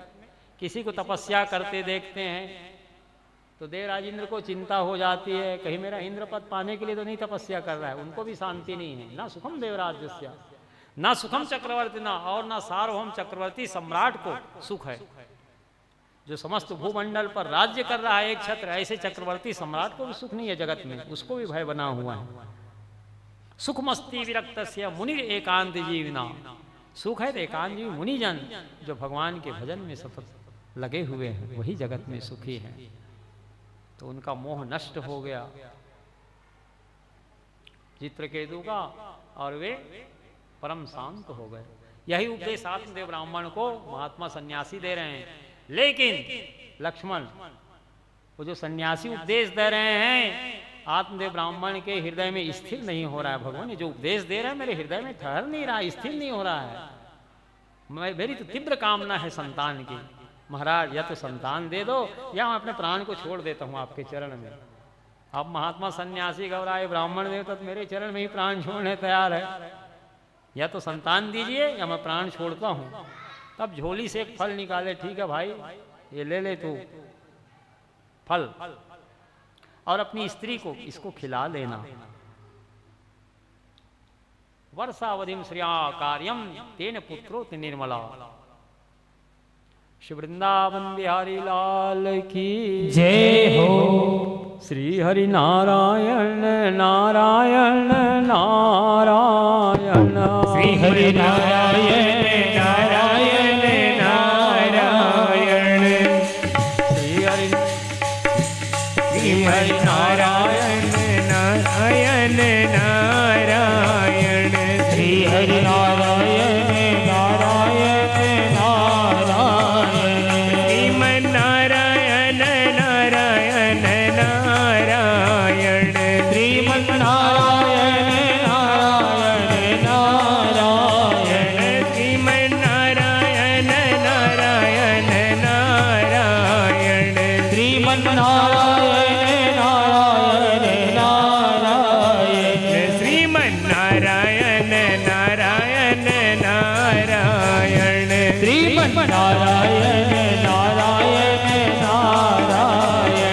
बद्री नारायण नारायण नारायण। बद्री नारायण नारायण नारायण। लक्ष्मी नारायण नारायण नारायण। लक्ष्मी नारायण नारायण नारायण। हरिमन नारायण नारायण नारायण। हरिमन नारायण नारायण नारायण। तो महात्मा यति झोली से एक फल निकाले, सिद्ध थे महात्मा, और फल की विशेषता बतलाते हुए कहे सत्यम शौचम दयादानम एक भक्तम तु भोजनम वर्षावधिम श्रियाम कार्यम तेन पुत्रोति निर्मला। तुम अपनी स्त्री को फल को दे देना और मैं जो नियम बता रहा हूं उसका वो पालन करेगी तो सुंदर निर्मल भगवत भक्त पुत्र की प्राप्ति तेरे को होगी। तेन पुत्रोति निर्मला, वह पुत्र अत्यंत निर्मल स्वभाव का होगा, भगवत भक्त होगा, महान ज्ञानी होगा, प्रकांड विद्वान होगा सूर्य की तरह। कौन से नियम का पालन करेगी? 4 नियम बताए सन्यासी। सत्यम, शौचम, दया, दानम। 10 मास तक तुम्हारी स्त्री सत्य व्रत धारण करेगी, सत्य बोलेगी। सत्यम, शौचम, शौच यानी पवित्रता। निर्मल मंजन सो मोहि पावा, मोहि कपट छल छिद्र न भावा। जिनका मन निर्मल है वो परमात्मा का अत्यंत निकट है। यदि तुम्हारी स्त्री वर्ष भर तक सत्य व्रत का धारण करेगी, सत्य व्रत का पालन करेगी, सत्य बोलेगी, पवित्रता से रहेगी, सत्यम, शौचम, दया, प्राणी मात्र के प्रति दया भाव रखेगी, दानम, दान पुण्य आदि करते हुए, सत्कर्म करते हुए 10 मास व्यतीत करेगी। वर्षावधिम श्रियाम कार्यम, 1 वर्ष तक तुम्हारी स्त्री इस नियम का पालन करेगी तो तेन पुत्रोति निर्मला, अत्यंत निर्मल स्वभाव वाला संतान पुत्र की प्राप्ति तेरे को अवश्य होगी। ये फल की विशेषता बता करके महात्मा आत्मदेव ब्राह्मण को फल दिए। वो विशेषता आके अपनी पत्नी धुंधली को बताए कि तुम साल भर तक सत्य बोलना, पवित्रता से रहना, प्राणी मात्र के प्रति दया भाव रखना और दान पुण्य सत्कर्म करना। ये 4 नियम का पालन करोगी तो हमको सुंदर भगवत भक्त निर्मल स्वभाव वाला पुत्र की प्राप्ति होगी। ऐसा कह के फल को दे दिए। आत्मदेव ब्राह्मण पूजा पाठ में मग्न रहते थे। पत्नी को फल दे करके निश्चिंत हो गए कि फल को भक्षण तो करेगी, पत्नी के ऊपर विश्वास ना करे तो किसके ऊपर विश्वास करे? भाई पति सामने नहीं खिलाए, फल को दे दी कि वो खा लेगी करके। लेकिन अब वो फल को लेकर के सोचने लगे लक्ष्मण, साल भर तक सत्य बोलना है, साल भर तक पवित्रता से रहना है, सत्यम, शौचम, दया, दानम, प्राणी मात्र के प्रति दया भाव रखना है, किसी से ईर्षा द्वेष नहीं करना है, साल भर तक दान पुण्य करते हुए मेरे को साल भर तक व्यतीत करना है। सब तो कठिन लगता है भैया, नियम मेरे से नहीं हो सकता। वो फल को रख दी और पति देव पूछी कि तुम उस फल को पाई हो कि नहीं? आत्मदेव ब्राह्मण ने पूछा धुंधली से, तो बोली हाँ मैं पा ली।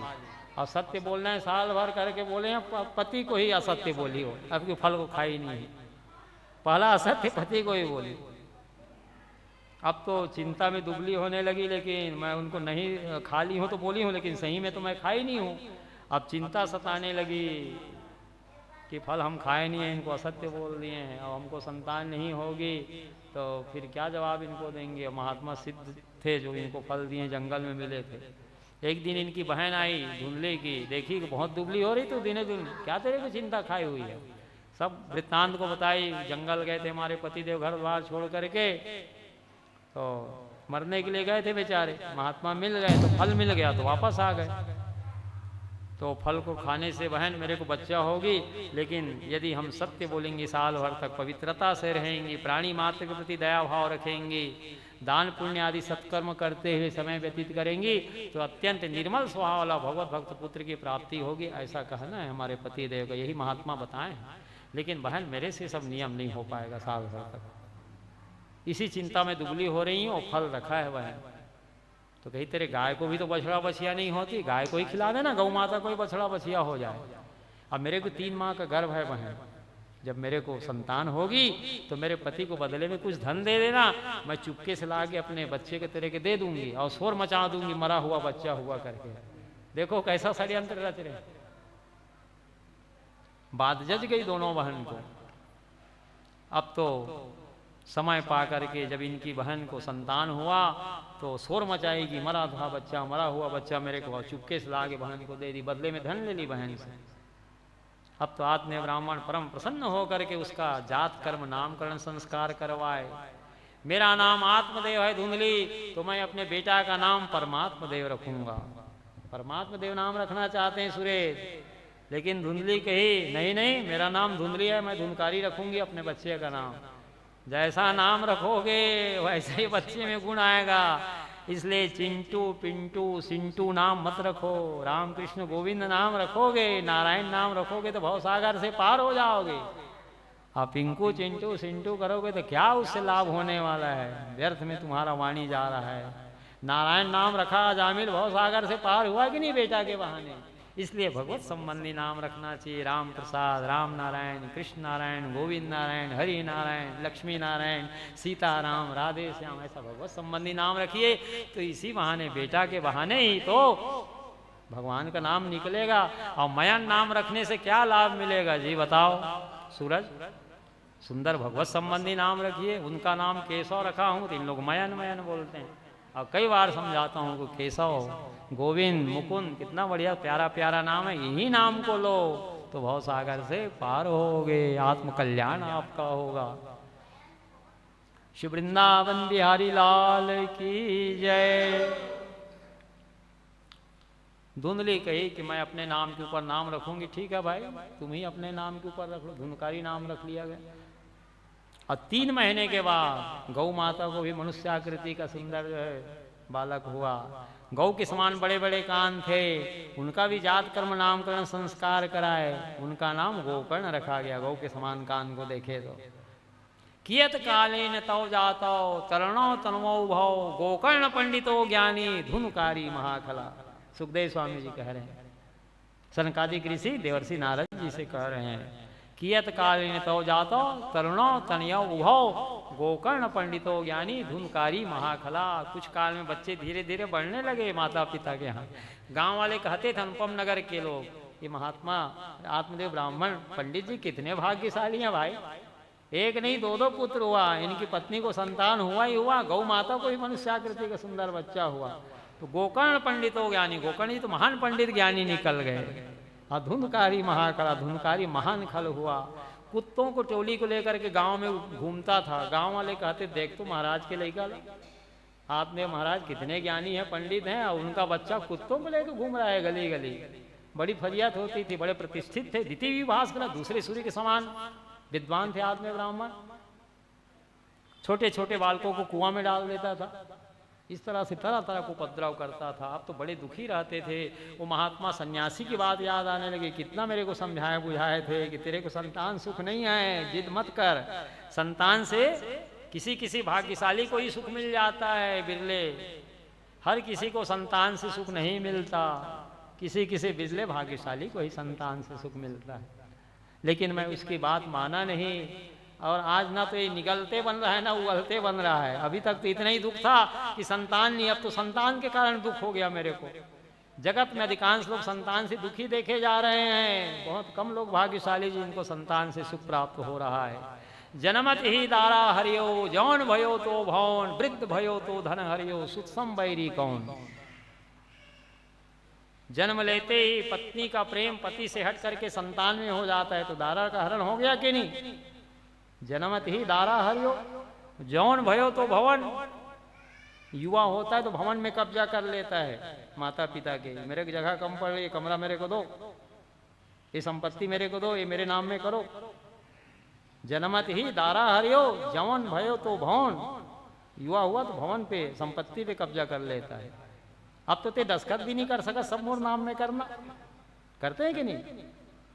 वृद्ध भयो तो धन हरियो, वृद्ध होते माता पिता तो आप तो दस्तखत करने लायक भी नहीं रह गए, सब हमारे नाम में कर दो फटाफट, ताकि बाद में कोई परेशानी ना हो। सुत्सम बैरी कौन। पूर्व जन्म के शत्रु ही संतान के रूप में आते हैं, पुत्र के रूप में आते हैं, पिता के रूप में आते हैं, पत्नी के रूप में आती है, पति के रूप में आता है। तभी तो आप लोग अखबार में देखते हैं कि पति ने पत्नी को मार डाला, पत्नी ने पति को मार डाला, बाप ने बेटा को मार दिया, बेटा ने बाप को मार डाला। तो क्या है, पूर्व जन्म के शत्रु हैं। पूर्व जन्म के शत्रु ही स्वजन संबंधी के रूप में भी आते हैं। तो संतान से हर किसी को सुख नहीं मिलता। कितना मेरे को समझाए थे महात्मा यति ने, लेकिन उनकी बात मैं माना नहीं, और आज मैं दुख भोग रहा हूँ। गोकर्ण जी बड़े पंडित थे, ज्ञानी थे, पिताजी को समझाते थे, पिताजी धर्म का सेवन करिए आप, धर्मम भजस्व सततम त्यज लोक धर्मान सेवस्य साधु पुरुषांजय काम तृष्णाम अन्यस्य दोष गुण चिंतन मासु मुक्त्वा सेवा कथा रसमो नितराम पिबत्वम। पिताजी धर्म का सेवन करिए, धर्मम भजस्व सततम त्यज लोक धर्मान, लोक धर्म को त्याग दीजिए, धुनकारी के विषय मत सोचिए। अन्य से दोष गुण चिंतन मास मुक्त, अन्य जनों के दोष गुण दोनों का चिंतन छोड़ दीजिए। ना दोष को देखिए ना गुण को देखिए अन्य जनों को। धुनकारी क्या बात है। सेवा कथा रसमोह नितराम पिबत्तम, निरंतर भगवान का कथा कीर्तन उत्सव महोत्सव मनाते हुए पिताजी धर्म का सेवन करिए, भगवान का भजन करिए। पिताजी सुख न तो देवराज इंद्र को है और न चक्रवर्ती सम्राट को है। जो उपदेश गोकर्ण जी ने अपने पिताजी को दिया है, यही महाराज मनु ने मनुस्मृति में भी लिखा है। न सुखम देवराज्यस्या न सुखम चक्रवर्तीना, सुखमस्ति विरक्त से मुनि एकांत जीवना। सुख न तो देवराज इंद्र को है और न चक्रवर्ती सम्राट को ही सुख है। सुख है तो एकांतजीवी मुनिजन जो निरंतर भगवान का कथा कीर्तन उत्सव महोत्सव मनाते हुए धर्ममय जीवन व्यतीत कर रहे हैं, वास्तव में वही सुखी हैं। अपने पुत्र गोकर्ण के उपदेश से प्रभावित होकर के घर का मोह त्याग दिया, पुत्र का मोह त्याग दिया, पत्नी का मोह त्याग दिया और हरिद्वार में गंगा किनारे आके भागवत जी के 10वें स्कंद का अभ्यास करते हुए भगवान में मन लगा करके भगवान को आत्मदेव ब्राह्मण प्राप्त कर ले। बोलो वृंदावन बिहारी लाल की जय हो। श्रीमद् भागवत महापुराण की जय हो। श्री पुरुषोत्तम मास की जय हो। श्री पुरुषोत्तम मासपति राधापति पुरुषोत्तम भगवान श्री कृष्ण चंद्र की जय हो। जय जय श्री राधे, जय जय श्री राधे, जय जय श्री राधे श्याम। धुंधकारी के कृत्य को देख करके गोकर्ण जी को ना प्रसन्नता होती थी ना प्रसन्नता होती थी। विद्या विनय संपन्ने ब्राह्मणे की हस्तिनी सुनी चयु सुपाके चा पंडिता समदर्शिना। जो ज्ञानी जन होते हैं ऐसे वे ज्ञानी जन विद्या और विनय से संपन्न ब्राह्मण में, गौ में, हाथी में, कुत्ता में, चंडाल में, सब में अपने परमात्मा का दर्शन करते हैं। इसलिए उनको ना हर्ष होता था ना विषाद होता था गोकर्ण जी को। अब पिताजी जब चले गए घर द्वार छोड़ के तो केवल माँ धुंधली रह गई। अब उसको रोज धमकाता था, ला मेरे को पैसा, 5 रुपए दो मेरे को, एक बार दे दो, एक बार दे दो। कई बार पैसा मांगता था दिन में। अब तो धुंधली देखी कि तो बड़ा तंग करता है इनके पिताजी, इसी कारण घर द्वार छोड़ के चले गए और ये दिन रात मेरे से कई बार पैसा मांगता है। एक दिन बोली वो आत्मदेव उनको अपनी माँ धुंधली को बोली कि पैसा देती है कहाँ है, धन दो मेरे को, नहीं तो जलती हुई आग को, लकड़ी में जलती हुई आग को ले लिया अंगार को और मुंह में लगाने लगा कि मैं जलती हुई अंगार को मुंह में डालूंगी यदि मेरे को धन नहीं देगी। तो भयभीत हो गई बेचारी, घर को छोड़ के भाग गई। जितना धन था वो तो कुकर्म में सब बर्बाद कर ही दिया था और घर में कहाँ धन था जो देती धुंधली। तो घर को छोड़ के भयभीत होके जब भाग गई, जलती हुई अंगीठी को लेकर के दिखाया कि धन देती हो कि मैं जलती हुई लुआठी को मुंह में डालूं तुम्हारे।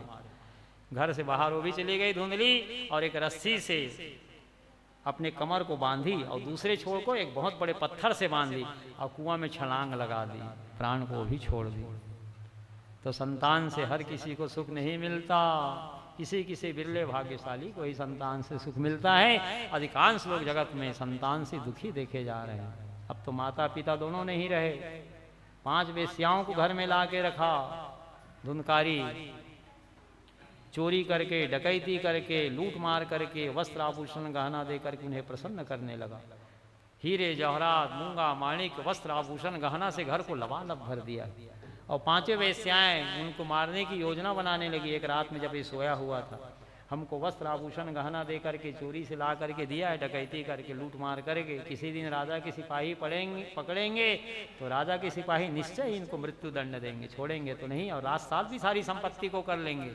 तो एक न एक दिन तो इसको मरना ही है।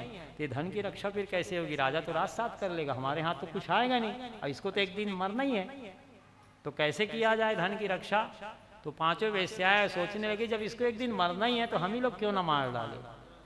जिन वेश्याओं को प्रसन्न करने के लिए वस्त्र आभूषण गहना लेकर के घर को सजाया, उनके वस्त्रों को, शरीर को सजाया, आज वो 5 वेश्याएं उसको मारने की योजना बना डाली। रात में जब ये सोया हुआ था चारपाई में, रस्सी से बांध दी उसके शरीर को और गला को कपड़ा से दबाने लगी ताकि इसकी मृत्यु हो। वो छटपटाने लगा, तब भी मृत्यु नहीं हुई। कपड़ा से दबाने लगी तो छटपटाने लगा, व्याकुल होने लगा, और बांध दिए चारपाई से हाथ पांव को।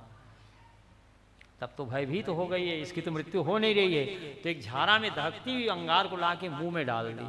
5 बड़ी कठिनाई से, अत्यंत दुख पा करके, कष्ट भोग करके, पीड़ित हो करके, प्राण को छोड़ करके प्रेत योनि में गया। गोकर्ण जी को जब पता चला तो ये क्या कि वेश्याएं इसको इतनी साहसी थी, वेश्याएं संकादिक ऋषि कह रहे हैं कि रात में ही गड्ढा खोद करके पांचों मिलकर गड्ढा खोद के दबा के बराबर कर दी जमीन को, कोई उनके लिए साक्ष्य नहीं छोड़ रही है। और वस्त्र आभूषण गहना को धीरे धीरे वहां से हटाने लगी, सुरक्षित स्थान में ले गई और घर को खाली करके चली गई। अनुपम नगर के रहने वाले पूछते थे तुम्हारा प्रीतम आजकल दिखता ही नहीं, धुनकारी कहाँ है? तो वेश्याएं कहती कि हमारा प्रीतम बहुत धन कमाने के लिए बहुत दूर परदेश गए, बहाना कर देती थी। और सब धन लेकर के चंपत हो गई।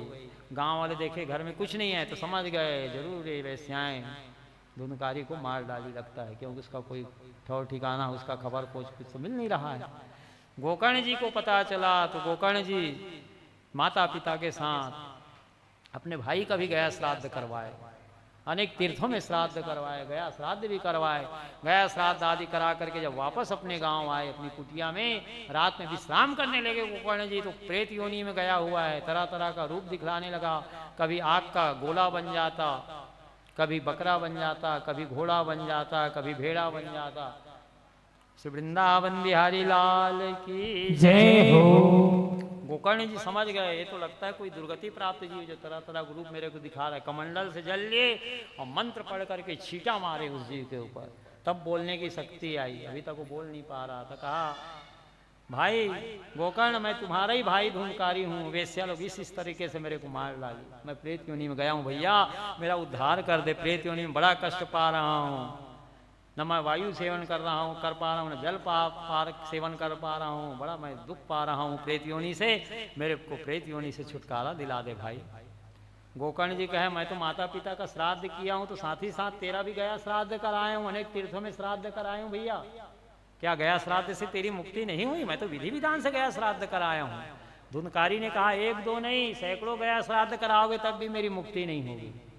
आश्चर्यचकित हो गए गोकर्ण, सैकड़ों गया श्राद्ध से मुक्त नहीं होगा? तब तो तेरी मुक्ति असंभव लगती है, जो करने किया है उसका फल बेटा अब तुम भोगो। अवश्य में भोक्तव्यम कृत्यम कर्म शुभाशुभम, जो जीव शुभ अशुभ कर्म करता है उसका फल उसको स्वयं भोगना पड़ता है। काहू न कोई सुख दुख करदाता, निज कृत कर्म भोग सब भ्राता।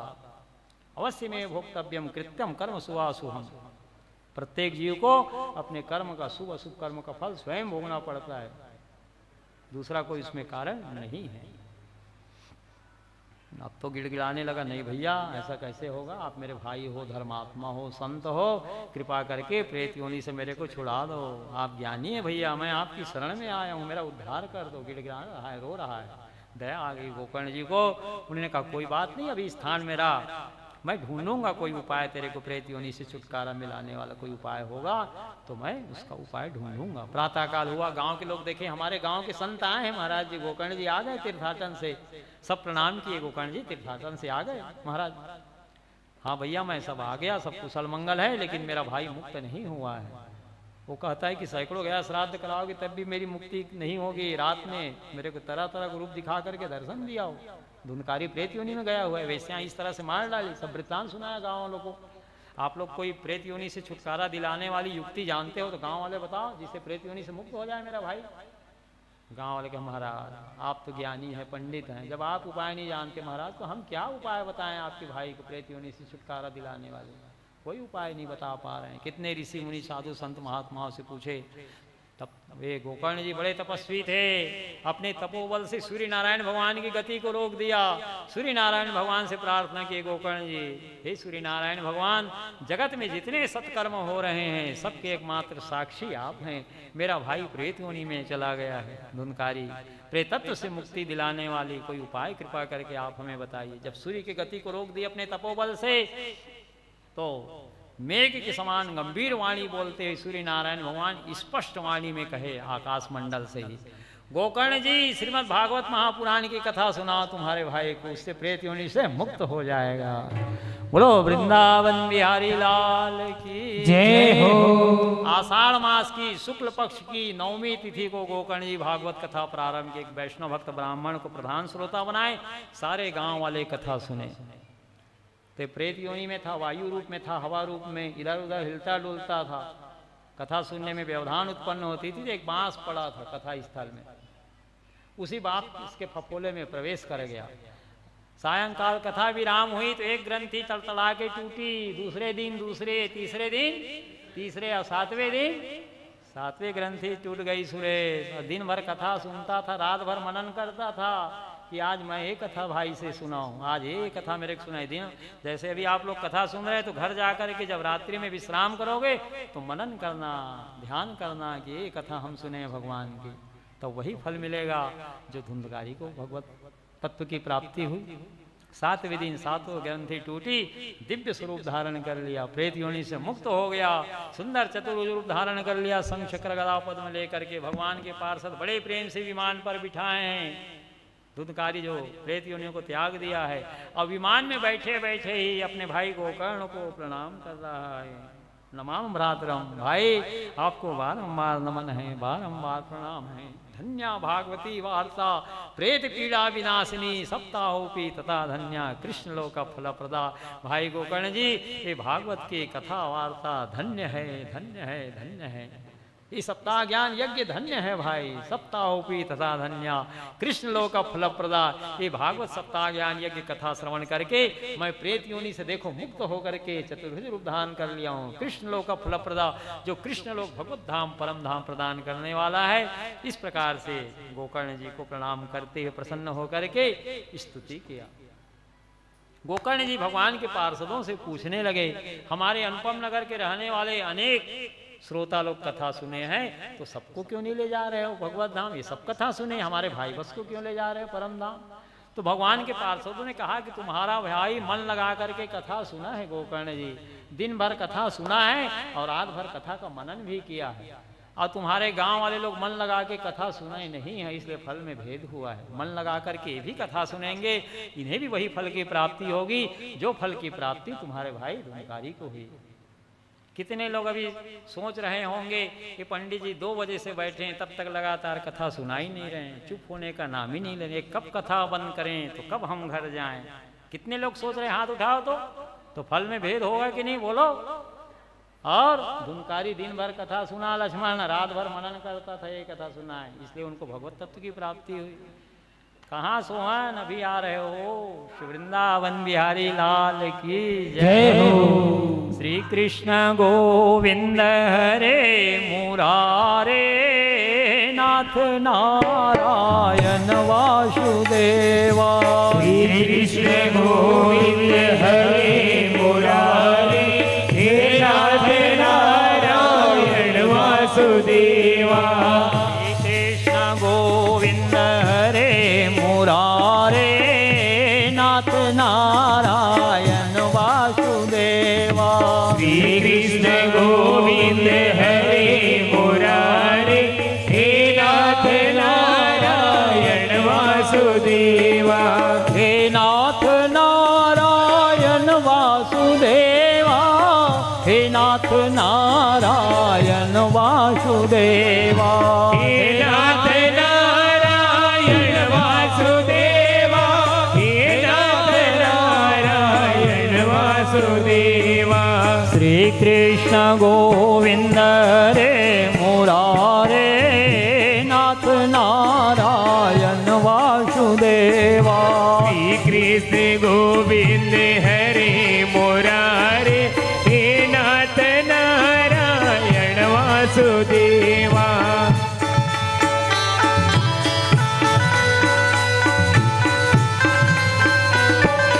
जय हो। श्री कृष्ण गोविंद हरे मुरारे हे नाथ नारायण वासुदेवा। श्री कृष्ण गोविंद हरे मुरारे हे नाथ नारायण वासुदेवा।